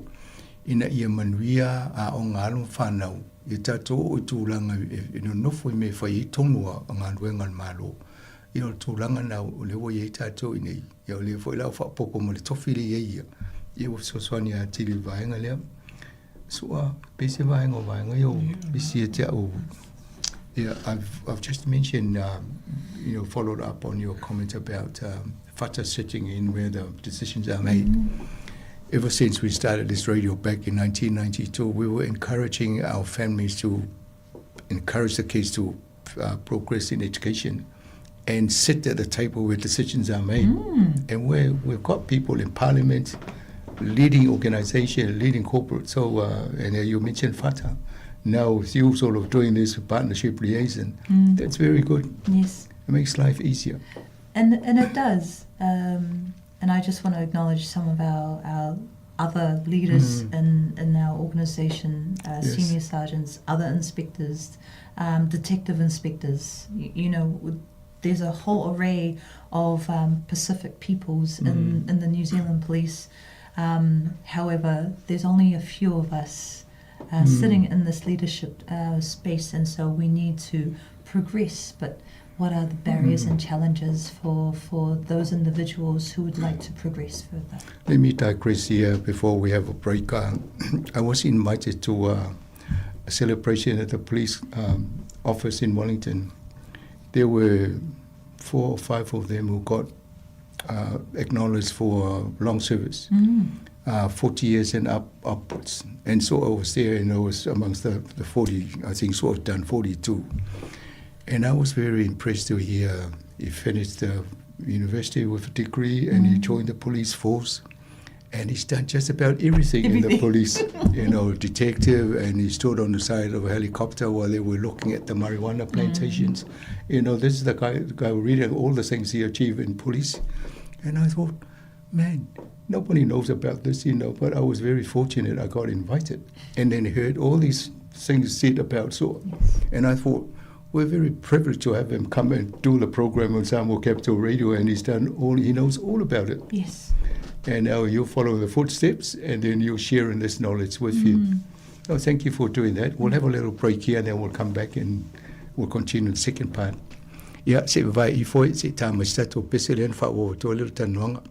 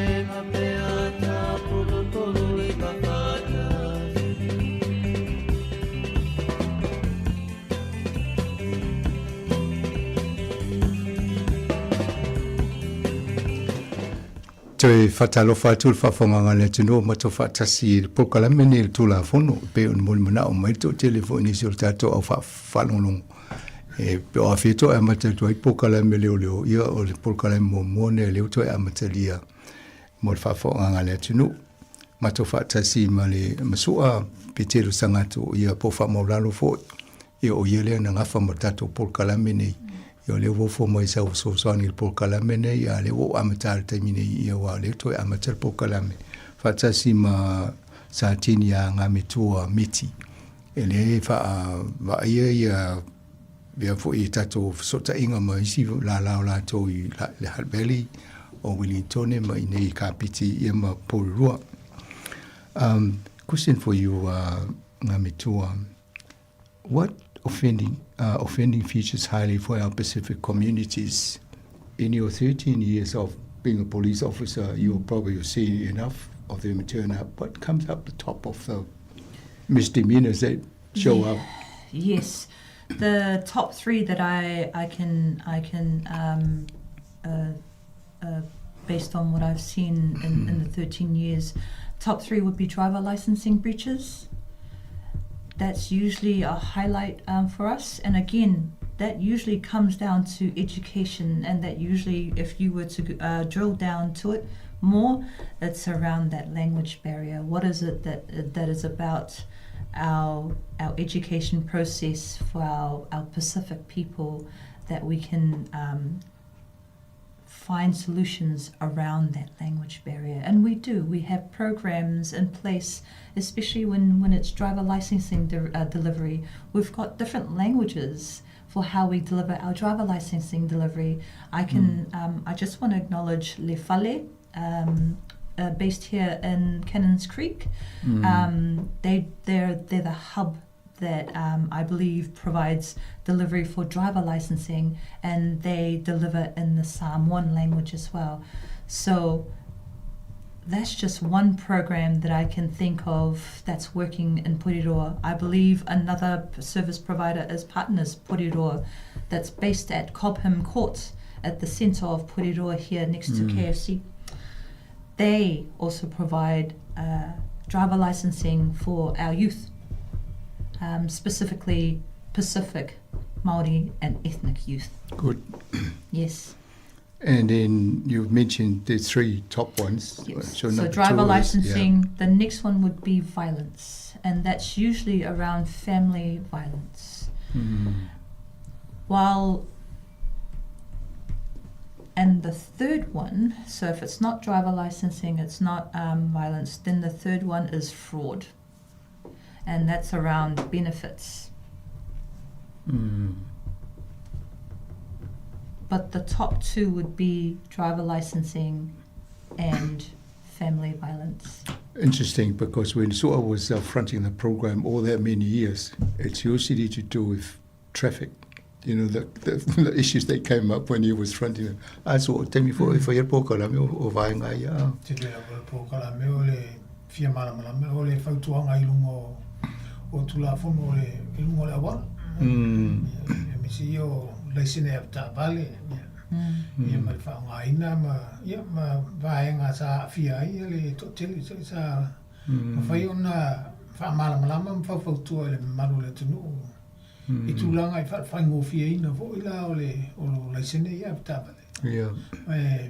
Whaatau lava sango le mu. O le morwhawhanga le tunu o le sa whasiri nei a ngā mitua. E le tūlanga o whawhita o lipo o solinga tūla whono ia le wawa ia telena. Tūla I mai pe I tele o taimi. E le sifu tau sanga le talu o na ngalua o le ili leo ngatanga luenga leo leo. Le launa mai le tolu e pito I longa lana ia vai. O le vaenga mō o le tūlanga o le avta avale. I mōlianga o avta avale I longa le tele. Ia pe o le tele ina a fie tātou, manana ia mai tau. O le tele fo I whaatatau I le ngangana ma le malama I tanoanga ia e meise mo whainga o a onga. Ia le lana matano atua I le tan sauno atua nei soa. O le sile vaenga le tele fo ina tūra I mai te mina whai e iel pokalame. O lunga o la tele ma me tupu ai. O le vaenga lona lua lena mai e ngā mitua. O le family violence. Ia, o le tātou sawaina I tono ainga, sawanga I tono ainga le tele fo ina whaatalano I tātou pokalame.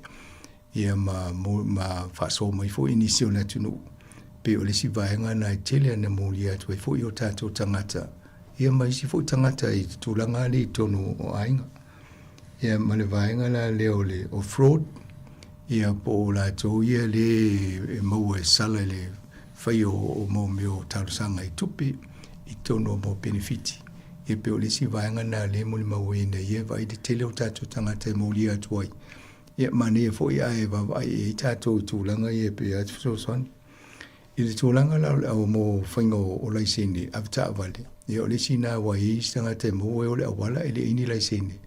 E ale wuta o ye le fale o le si pol kalame na e whai ni po rua e whai le fale ma le partners e whai mo lai sene avita vale ia o nai manu ia ini si o la tau a le whai ngana ia atonu mo o tau fo I tau pitonu o le Heart Valley manisi ia atonu ye fo ini si o la tau o tau e o lo whai e tangata e tau tala ngana Pasifika ia mwhai fo I tau wha soa mai lunga o tato pol kalame a status ina ia mau I nisi so swani fa pena o ia o ia lato fa ia lato lai sene avita vale ai pe o vaenga nai o le tele ina fa le tonu o tato tangata so ese si vaenga fi o ia vaenga ia tolunta o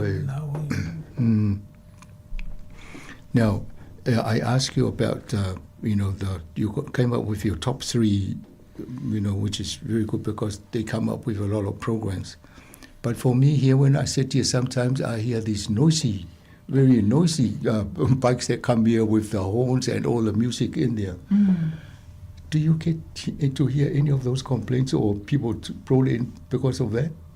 We, here in Puriro, I believe that our area commander, Inspector Renee Perkins, receives some of actually most of the complaints, and it usually goes to our community team policing, which is led by Sam Coleman. So Sergeant Sam Coleman leads the community policing team here in Puriro, and he reports to Senior Sergeant Yvette McKelvey, who covers off the youth and communities teams, and then she reports to our area commander and her team, her area leadership team. No doubt we do receive a lot of complaints. The reason being is, as the Pacific Liaison Coordinator, we do receive some of the feedback that we get from our policing team here in Puriro, including our area commander, Inspector Renee Perkins. So we do hear those. We were talking about this earlier, and one of the things that Sua and I agree on earlier is that we need to look at what offence is being committed, if there was one that's existing, and like the driver licensing, where do we feature as specific, or even in the community that is Puriroa, where do we feature in terms of the breaches for that specific offence? That's one thing I don't know, and I'm going to say out loud and honest that I don't know that information, but I can gain that information so that the next time I'm here I'll be back. Next time I'm here on the radio, then we can share that information, or I can send you that information around that, including driver licensing. That's highlighted high for our Pacific people within our justice system.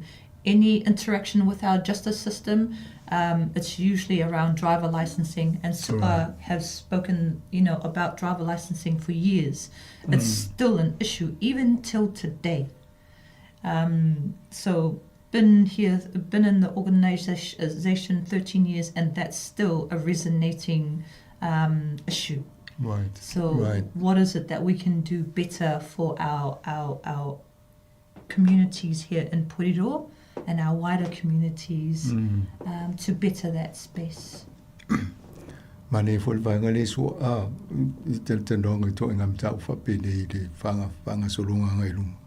Ole vanga le tel no tato ile so swani fo ole tunu ya la to I meye tau wa ela to ale sa fesili I to inga fa le tonu le e mo li empe mon mawina tato I nei te maiti le feo I la to wila ma pe o speaker vo I e tele ne fatinga talinga I ia le vo e ta ua pe amatala no ma le pule no polua e tele tanga te muli atu ia fa se a fo ono me fa pe nei e le ngate ta vale ia ole au feo I lunga wila vili vai ole ala e vo faile tala ai vo ia ngamitua ole vai nga tonua le deta vo ai pola le vai ngole tula fono le suria I wa tono ta vale faingo fie pe on tanoanga mane la ma te mo tonui a lungo wila yesi ta vai po la vai ngale ta ona mo tono ama mo ri la to ya yo fa so sa a ton so a yo vai ngana a o fa so sa ma le no fo file mo le mamanu le ya wa si te mi o la te tu le vai ngai tu o ofisa ni at fa longo mo le e to o mo sini lu mo ya no fsile le il pole no po la me le va ya va ma ya e mo le la to ngai le ya le mo le to ya alai le la no fsile tata no la pe fa fe la tu la ngo parti vo e pa to i le hotel le la opis ya na video la o le cancel o le la to va nga na e video ai le o le sa on ai o le so so ni tanga tana o e pe a mana mi le so so ni le va la o tu le va nga le o city council e va e no so so ya o le to ama na mi ai le so right no you can have your phone on because if it's an emergency you need to rush out. No, we just talked about how, with this noise control and issues, when people have loud music in their parties, they ring the council. And then the council might ring the police if they need some support. But they don't ring the police, they ring the council. They got their noise control unit, and that's where. So I think the challenge for you is see if you can try and make it either it's your responsibility or their responsibility for these bikes that ride around with loud noises. And then we can deal with that. Otherwise, nobody will deal with them. Yeah. The issue with ours is if we can encourage our community to provide some information, because most people don't want to tell us, they don't want to get their neighbors in trouble if it's their neighbors. Sometimes some of these people you can't really see their faces because either if they're in cars, the windows are tinted, or if they're on bikes, then they've got helmets on. So and sometimes, the registration on the bikes may not be on there. So we find it difficult to try and find these people in order for us to make them responsible, take them, they need to take accountability for their actions. And yeah, I'm quite sure along this Montgavin Avenue up to the shops, they probably have families with cameras.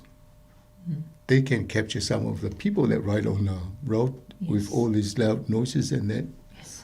I encourage those who do have cameras, if we have police who are asking for some information to support, to share, please feel free to do that. You won't be in trouble, and it is confidential on where we gained that. So everything is confidential. We won't. It has to be clear that we shouldn't be sharing any of the information on where that came from. Good, because if we have that footage, and of course if I give it to you, then you go and have a good talk to this person. Hey, by the way, can you please turn that down? That's the approach for our people. Yes, absolutely. Yeah, and then hopefully with the parents listening now, they should talk to their kids or the grandchildren and say, hey, I heard on the Sāmoa Capital Radio they were talking about all the nuisance that you cause on the roadside. And try and help out. Yeah, o le tala no vai ngale e fo inisio tato le tele tala no I le fa so sa wila ye fe o ai ma pu ma to inga musika ye tale o tele. Yeah, o le pe on fa tala no fe mo le polo no polo a mo dia to tanga tela to e fa mo no fola to a velio. Yeah, le to fa ma mo tu la fono. O le noise control unit, po la tau le va aie fa sea ma murianga ia vatu o le leo telo se la au pese se pati e fai. E vidi le pulenga anu, e le vidi leo, ai amo mie tanga te fai ngā luenga le vaenga le pulenga anu ulf sosoni. O na vidi le i o le ofisa leo fie mo mie ni leo sosoni ala tau. Pau e tala no se pati, fo leo wa o leo ama pispisa o I valuanga o le po le taimi fo I o tasi po le luol vaveo. ia o le whainga ngā ruenga le whai e te minei. Ai pe mana ia fo le o avea ngā mitua. Wa ia po le atonu o se me ta ti hel tu la fono le fa whaingo fia i fo i ona maua. Ia i la tō o whaaso i sa i tato lau whanua i le ngata i nei. Ia o vaenga se o New Zealand. Le ala no ta o atonu la o wala tele tato o i ni a ingo i la tō masini fo i e po ata. Ia leo wa watu le ea fo i le tō ala lo le tato satini. A ini a inga e fia moa e la tōni so swani whapea. Ia watu e ni ata e le ta ua la tō po whena moa tō iata. A ina mo se ava no, na tala no sa o ala i tupulanga tala vau le fio a ima la tō wila. Ma whaso e sa li lunga a wala tele i teimi o le aso. Ia tono vaenga na mwhainga lue whaatasi tātou leo whanongolongo. Ia ma leo o la tō tangata tātou Pasifika le tau whainga luenga le ina ia whaato while mule i ngā luenga ma le soifuanga o tātou nei fwoi vai tau le soifuanga. All right, only the police, the listenership or your community, if they want to contact the police about anything they want to discuss with you or give you some advice, is there a number that they can call on? Yeah. Phone number. Do you want my private number? Yes, that'd be good. 105. Yeah, 105. 105, yes. Yes. 105. 105. So any concerns in relation to some of the things that they're facing in our communities for the betterment of them and their families, the 105, yes. Yeah. Yes. And then I guess on the same sort of line of questioning, how can the community help you? Have you thought to yourself, if only they could do this? What were some of the things that came up? There's quite a few things. One of the things I would like to do is encourage them to come forward when it comes to providing information about certain things when we put out notices to our communities. So, for example, the noises that are coming up and down, that would be perfect to understand. And if they've got video footage, just know that it's confidential. How we obtained it will be confidential. So it's just sharing that knowledge, sharing that information. The one thing that we don't have access to is enough information about particular issues within our communities. And sometimes most people don't want to call in because they think it's not an offense, like it's not breaking the law. Yes. But if they have concerns, then put it through the 105, share it so that we can understand what the concerns are instead of, coming to public spaces. And then, sharing that when it's too late. Right. All right. So, and then final message from you to our community, Ngamatua? Final message. First of all, police cannot do everything on their own. We need to collaborate. I'm a student at Victoria University. I'm currently studying criminology at the moment. And the one thing that stands out is that we cannot do everything on our own. The solutions, most of the issues that are coming forward are community issues. Therefore, the solution lies in the community. Yes.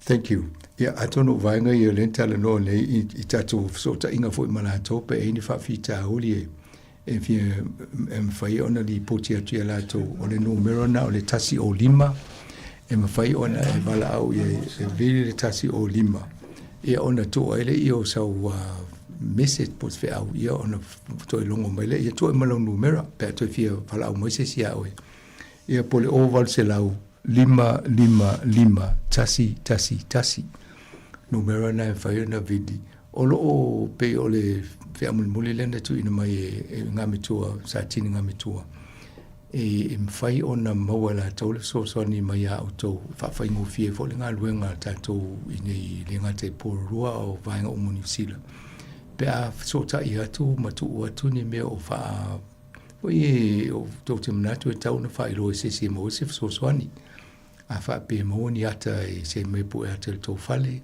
e ma fa ona vatu ai le fa ilo la topo ina vatu ai au ngana e so ni ina I ilo la topo tanga tele tau so tai ia matala no iai. So te leo pese si vaenga ia se wha vaere mai, al tato po kalame te wha popo mai. Toi tala noa tu la vaenga leo le o whaonga ino, ai mase o wila ia e whaonga ina si kalapo. Whenga tāte le mtanga ruenga ona maua tangata le taimile, wa le a wala awa tu nei, o le tangata le lawa inga pufai. Ile whenga tāle to ai le ngā ruenga na, o le ngā ruenga whenga o fie o le tala noa atu o le prokalame anga I mātua e ona whanau ia whai o ngā ruenga le o le prokalame anga I mātua whautua ia alum whanau ia whenga o fie atu le na nei o le kaum whai e po e tamaititi lea po tangata ia whai o ngā ruenga wai e whima so e le mo e o ai I le vaenga le whaso e sa I wilafi e o solo I lungo o tungo paka me o tāte leo na mo. O le nau mo le polo kalame le a leo leo. O le whautua atu ma le I mātua. O tamaiti nei. A o ai whanau. O le aunganga tatu polo kalame. Mātua anga I whanau. Wai leo whanongo mai tamaiti tatu polo kalame. O mātua ia whanongo mai whafunga mai polo kalame nei. Ia, na atonu na whaile le tiuti mo le whaiva mātua so ni whanau ia wai e le mana o tātou e vai fo o mōri este mai titi mo tūla ilu mo se whamasinonga. Ia, e me on me mwhaia na fōi tonu whale. But Ngamitua, thank you very much for coming and sharing that this morning. And it's great to hear that you're doing criminology because that's another extension of what you're doing. And then help up with our community going forward. But all the best for your work. And then hopefully we'll see you again in the near future. Of course. Ia, o tato por kalame na, mwhainta noa whatase ma le satini anga mitu o taone. Ia masua leo soani mai fo tato por kalame. Moses ia vano ole peon whailoa tu tato whamtalanga les whariri. Ole ua whail por kalame nei whatasi le masina o na whai. Ale foi tu amano leo a pe fio mai sisi falua le masina I olo ele amano fa pena ale amata le tasi le masina tato por kalame ia to fa fonga fo le masina fo fa poponga por kalame ne termine ia to fa soifua.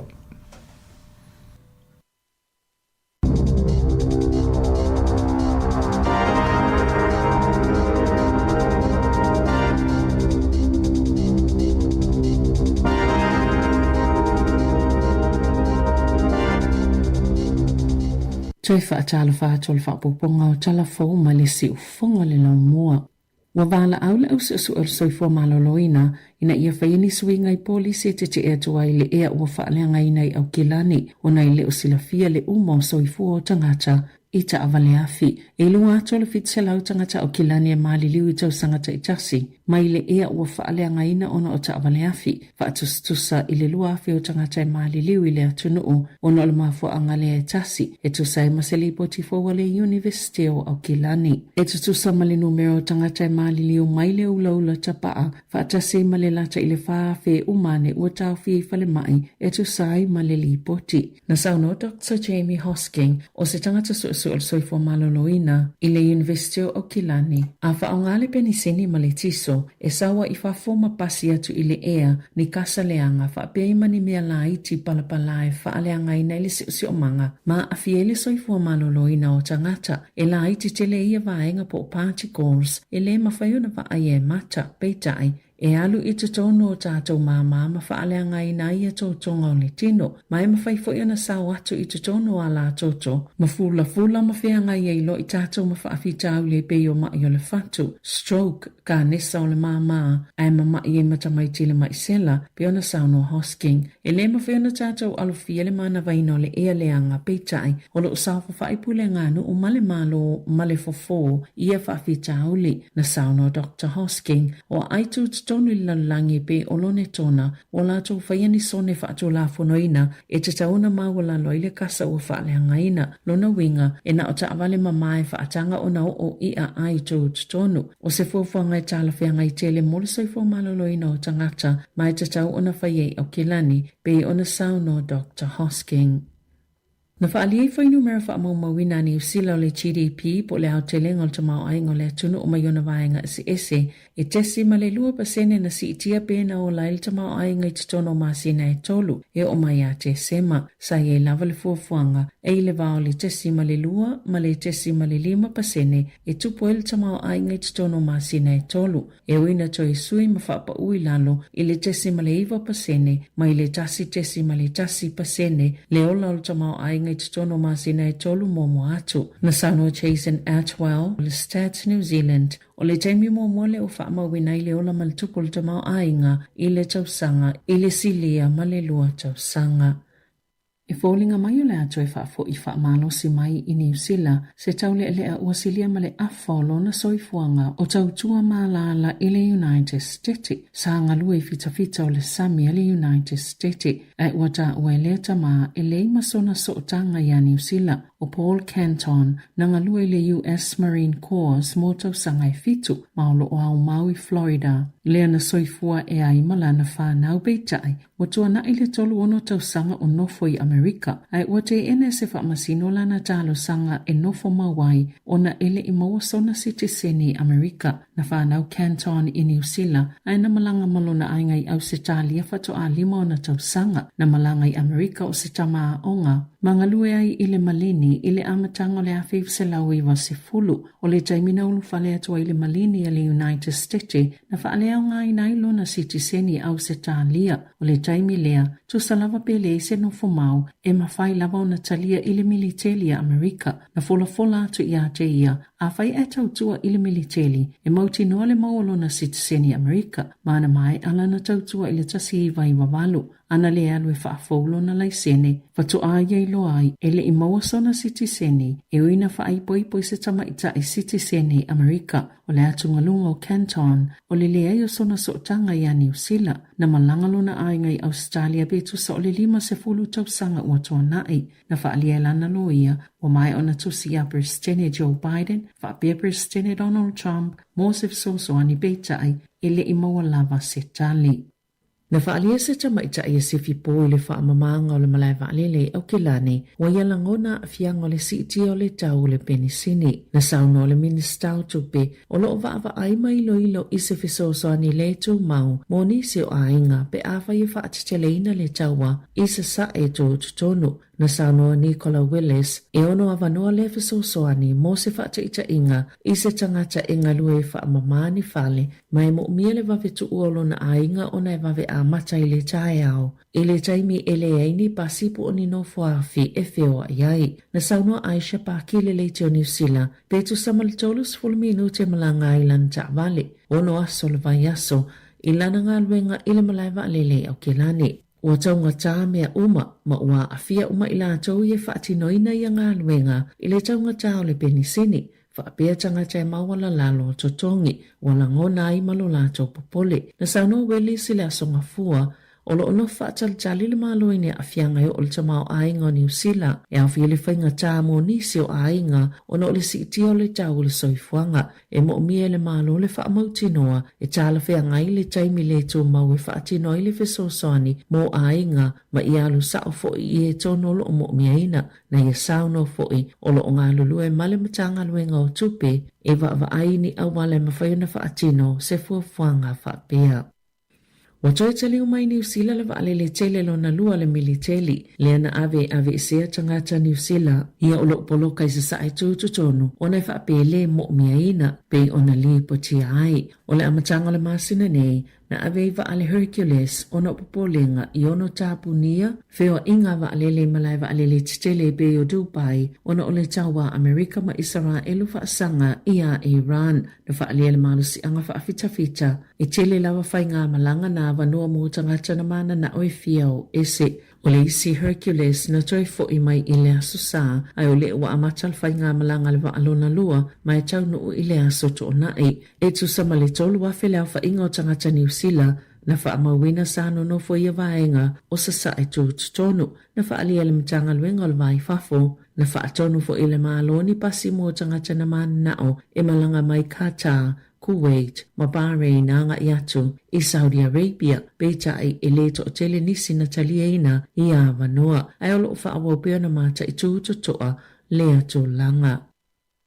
Na whaaleo se lapata inga ale Wellington Water i tangata ino nofo le talafata i sautu Wellingtone, i le monongi le ason nafi whaapea ma le asonga fua, au whaatino ngā luenga toi whaalileia i le more point le nofanga i whaamamai swawa i le angana whaongaina i whale taitasi. Na tāpunia le more point i le masino Februari, ina ua whaale tonu ma whaatafe atua i le whaitau miliona o litau suawai e le i whaamamaina anga i le sami, ma tāpunia i fo inisio ma tāwhanga mōsina taimi. Na whaamalulu le Wellington Water i se manongi lei, ai whautoina tangata i fia whaini whaasea, ina ia whaafisa o ta i le whaamalumalunga o pole ngā nuu i le tu malo o Wellingtone.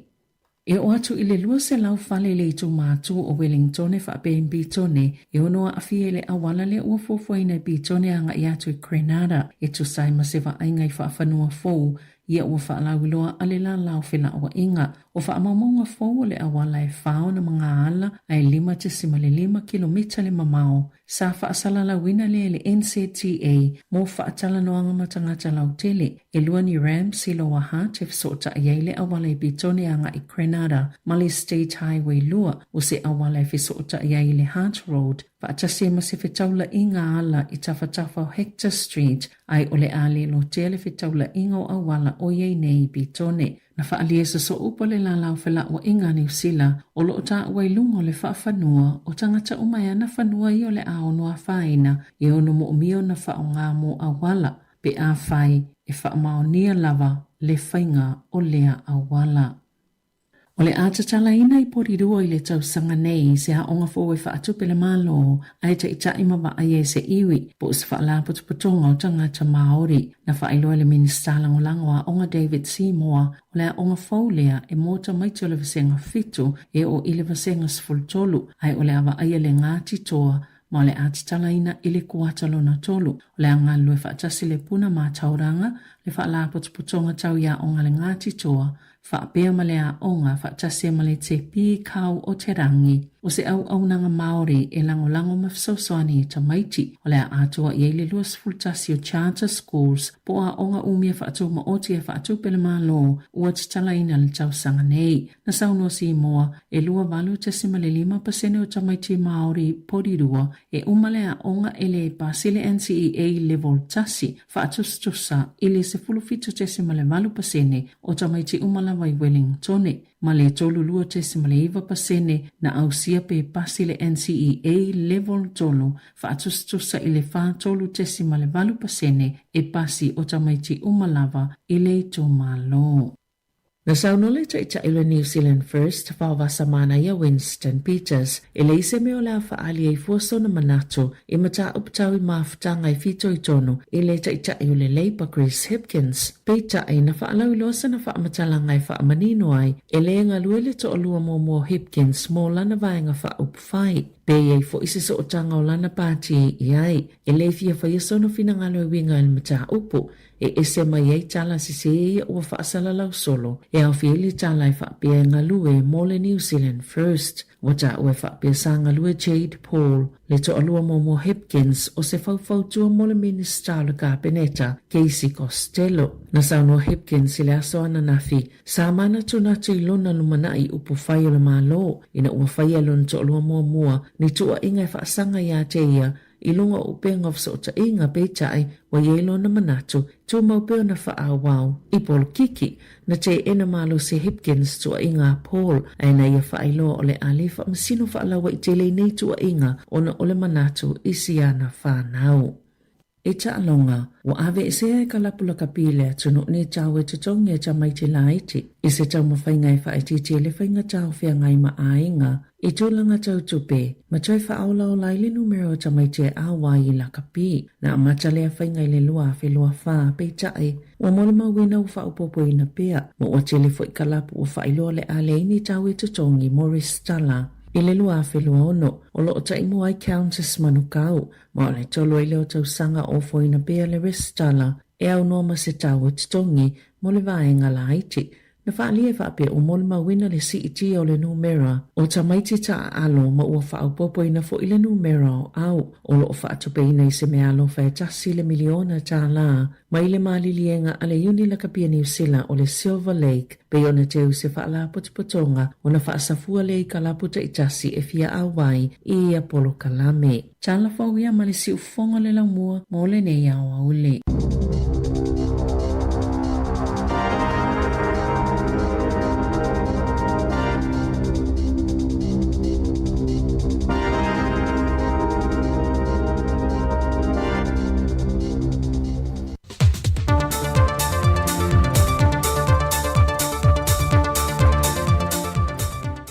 Fe lava te whaatalo whaatulu tātua te nuu nei fo i whaopopongo tala mai Sāmoa o se mai ilo whaafonga.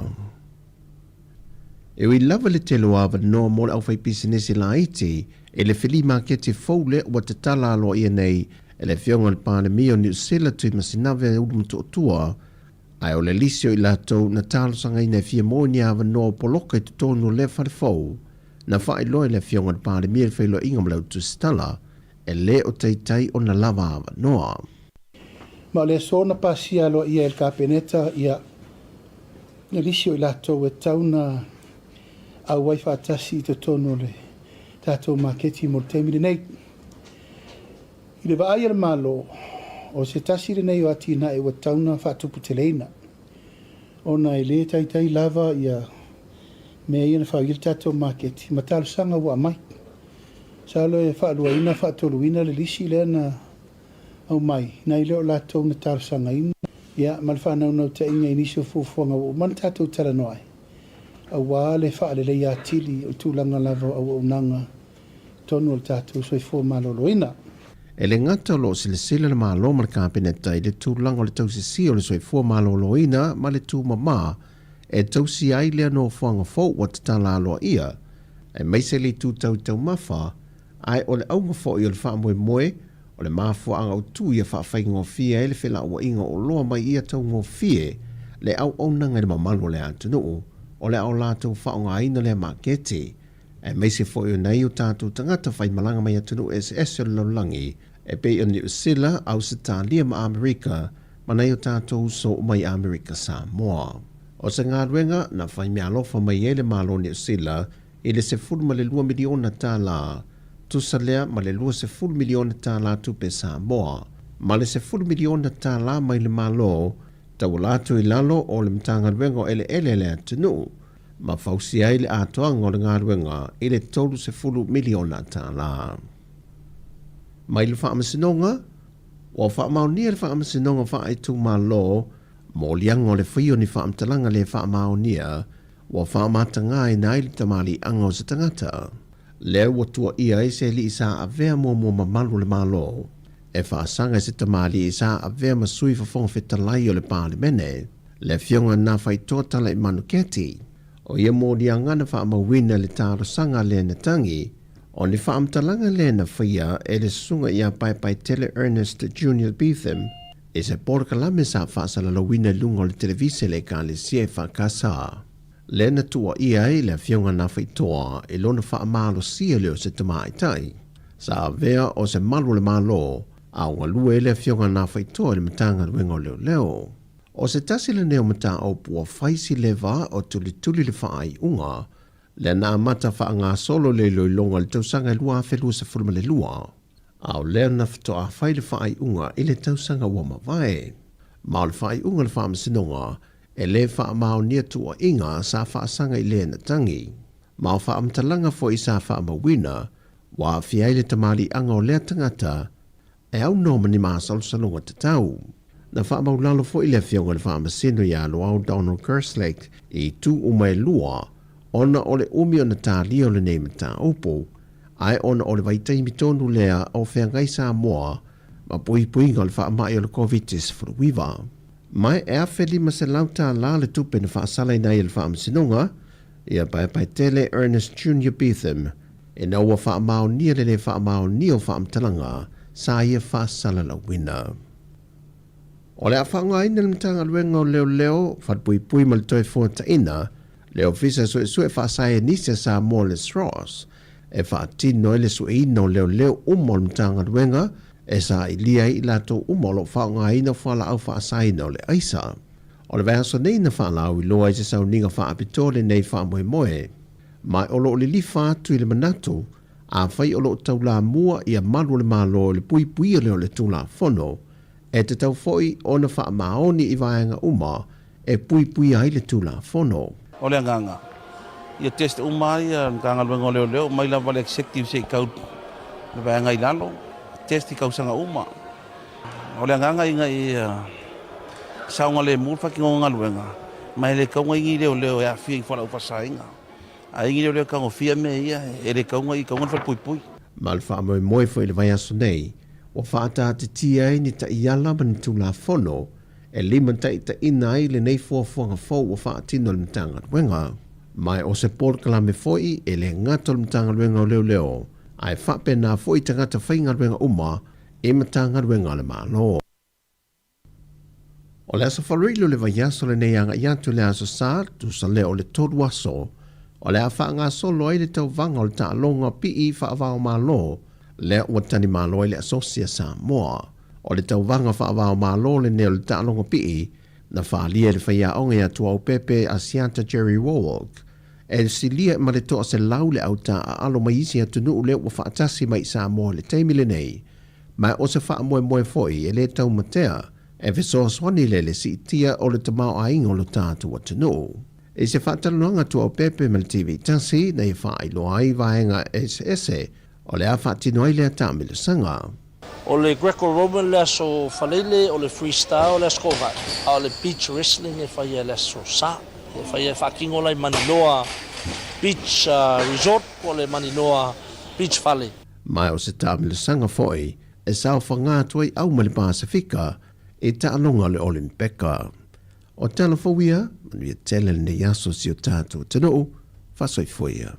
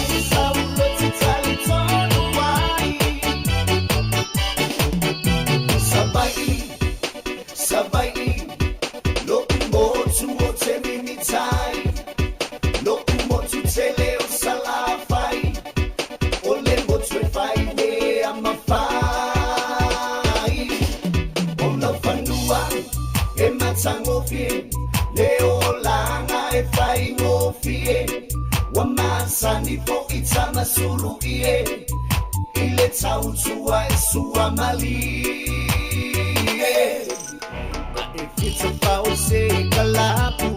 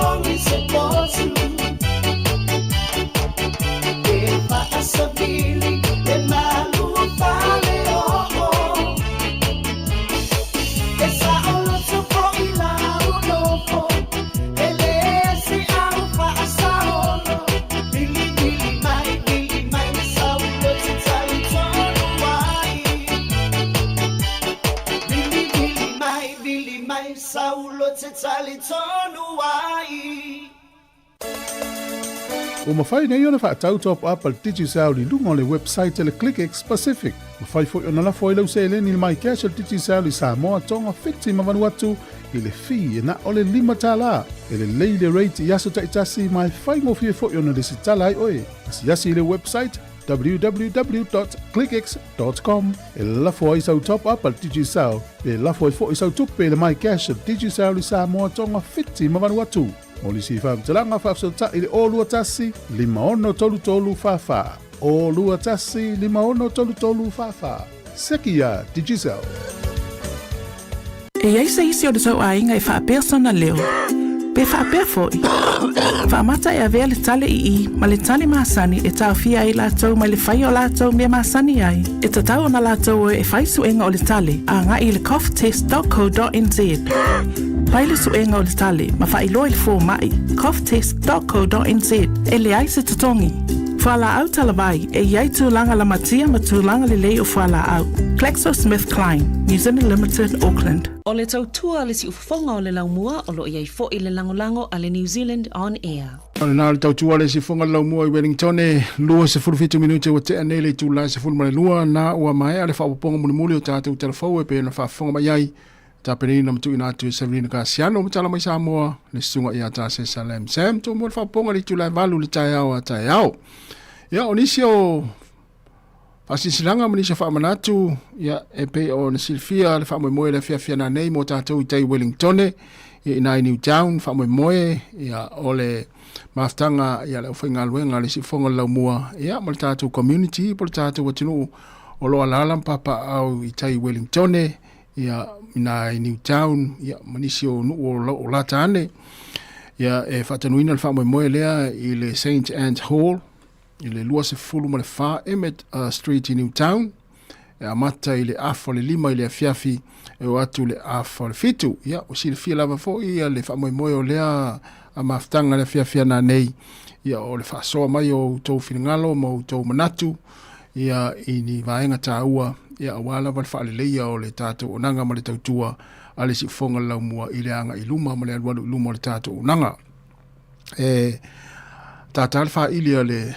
tato laumua sound ale si fonga laumua i le afo le fa ia no winga i pe o tuale i le fa wa o ye nisi o le tato o tinu ia tu e me se lava nai matu o pulelo mana o ese ma le fale le terminal le fiafi ia na ia vanoa le tātou hall na le St. Anne's Hall i Newtown ia e anga iai ia e ftau i le ma le taimi tātai il wha ili ia ma wha fōi ma talatala noa ma le tātou whainga luenga o le ai ia ele a mataina le pokalame i le afo le 5 e o atu le afo le 7 le fia nani o le mana i le tau le vai atu le susulu matanga o fio le lai nei taimi o le awa uli ia i Wellington nei ia lona winga e tau atu lava nei ia o loo langi le pe aftau le mal taimi mana vai ngā luenga ia suane maliwane a fio ane tātou mafutai i le fia na nei le toatu se na ia na ua lausi le fia uma le toa tele i la tau e au mau i Newtown ma nisi o nuu e la tane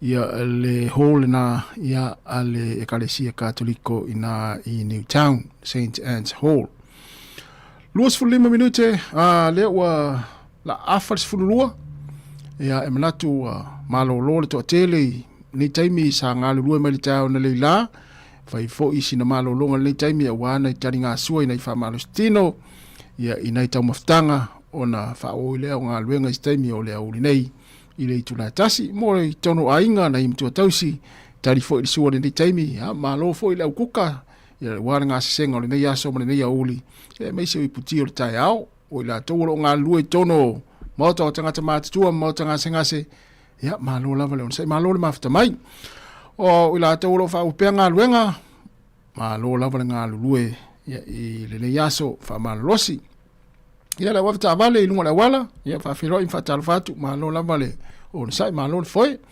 o la tolo fa o penga luenga ya malo lava le on sai ilunga o tato penga fa ilangi o mai moma ya il tato teno ya fa filo in fatal fatu o le wa fatonu lava le tu la se fuma le lua tasi ona mai a fo ile o tatu tua ilunga o tasi ono tesi ma le tasi fa mo si fonga la mo Wellington fa fia nga be pesen na minute Ia on taliu leo tātou whaasalalauga i Sāmoa le tātou ofisa i lalawaia tau tua mai le suanga i a tāse Salem Sam.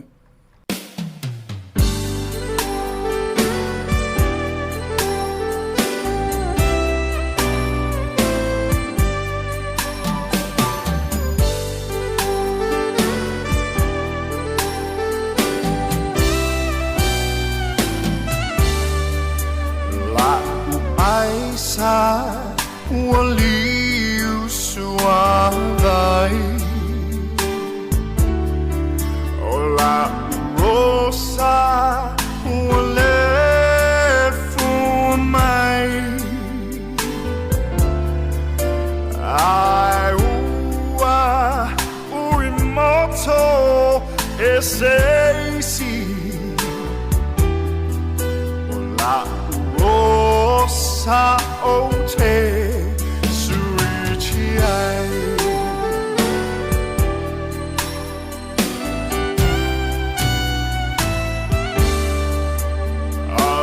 Always me a flying ata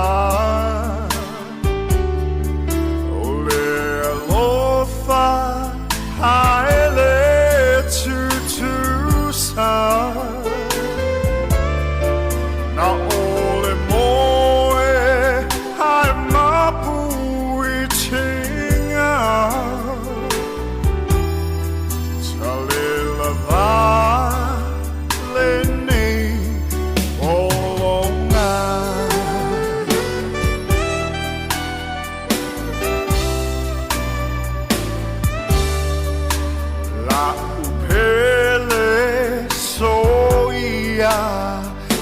Te tangi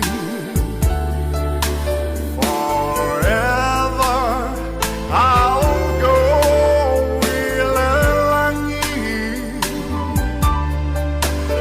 Atonu tatito e feloi Ise aso oilu manai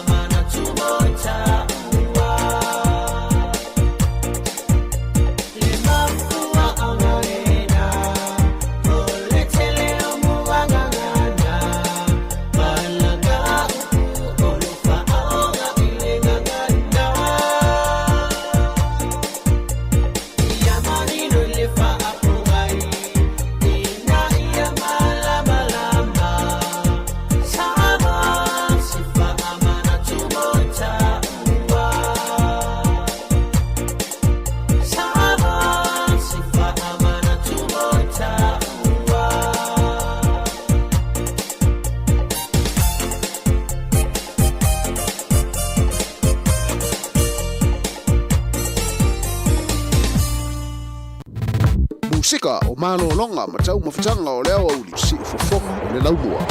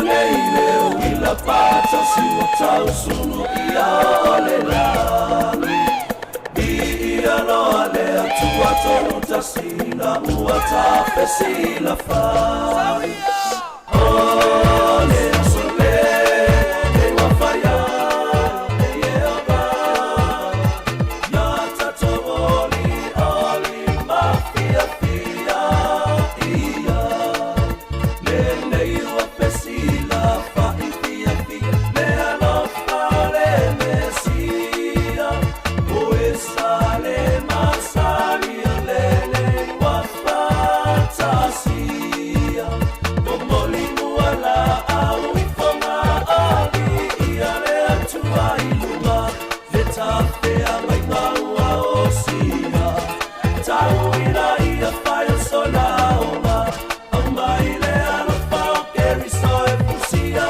ita ua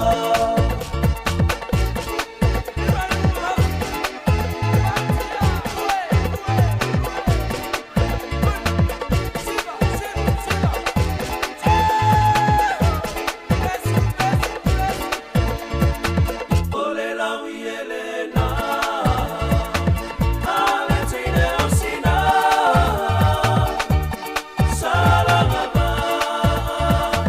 lalama ile basa moe iwani male fue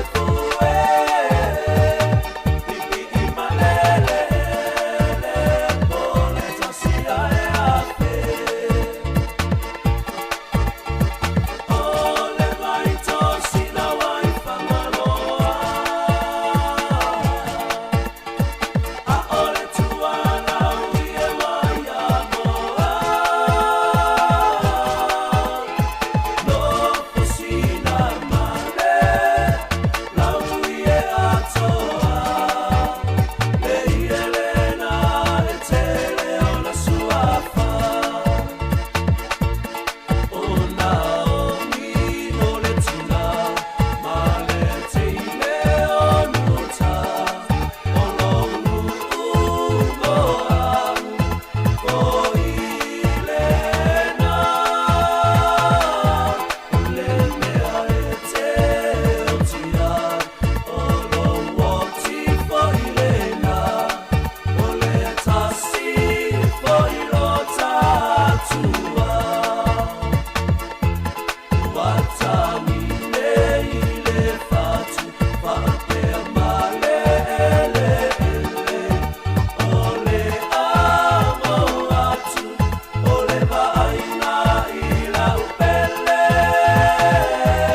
Mesepa ilo taba Be alta tetea Yomanuia tofa ina soifua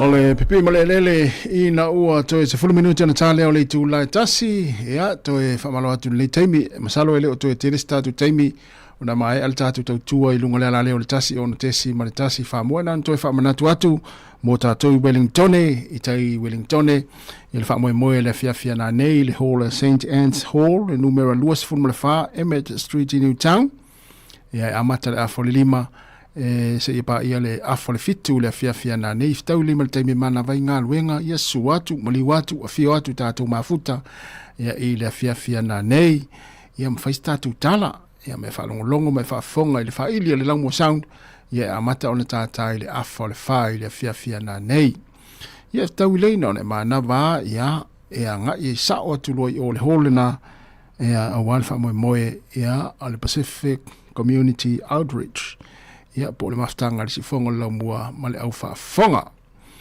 Ia e mawai foi ia nai mea lofa i le fiafia na nei whaifo in tātou sei ia tātou giveaways, ile whiawhia nā nei, ia mō nei petro vouchers, ia tau I lei mali nei taimi o le taunga tāo le pensini, ia te wai laki nā nei, ia mo ai se fsosoani e utu e lau ta vale, ia po ni pepatala o loa foi, ia te wai laki nā nei, fsosoani wha taunga le vaiaso, ia ma le Chromebook e tasi, ia e whai le se I mō nei whanau a onga, o ai lawal tamaititi a onga o le a ngai atu nā nei, ia o le atu whaatasia, ma whai, ia lato ingoa, ia ona whai e leo le lato sei, po ai o le a whaamuni aina, ia I le Chromebook le nā, ia mō nei whanau a onga ia I le whiawhia nā nei pe anga ia tu le whaamoe lea, talia so seisi, o ai lawa e whianga ia tu, ia I le whaamoe lea le whiawhia nā nei, ia ona anga ia tu lea,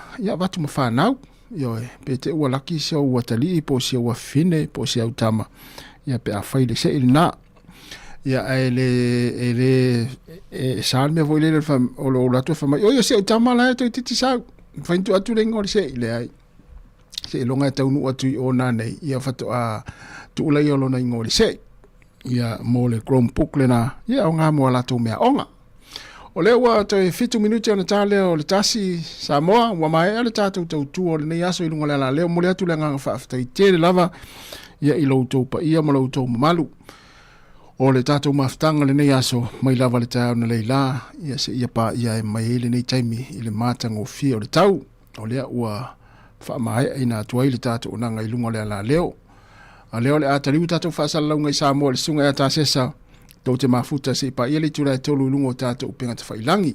Ia o le afo I se ngangana o se upu o le tau tamali ia I le tau tua le o whai ngā luenga o le nei aso. Ia malu awe I whali whina ngalo le atinu, wha ngalo so mātou whale tonu. Ai a manuia lava fuafuanga o le nei aso mga luenga o te toe.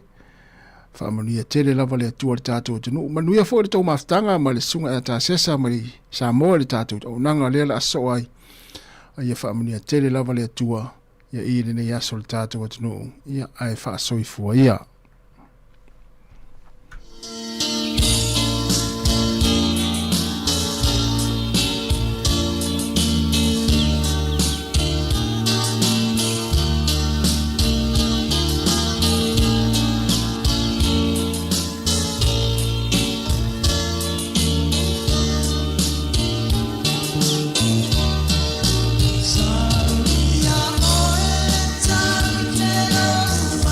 See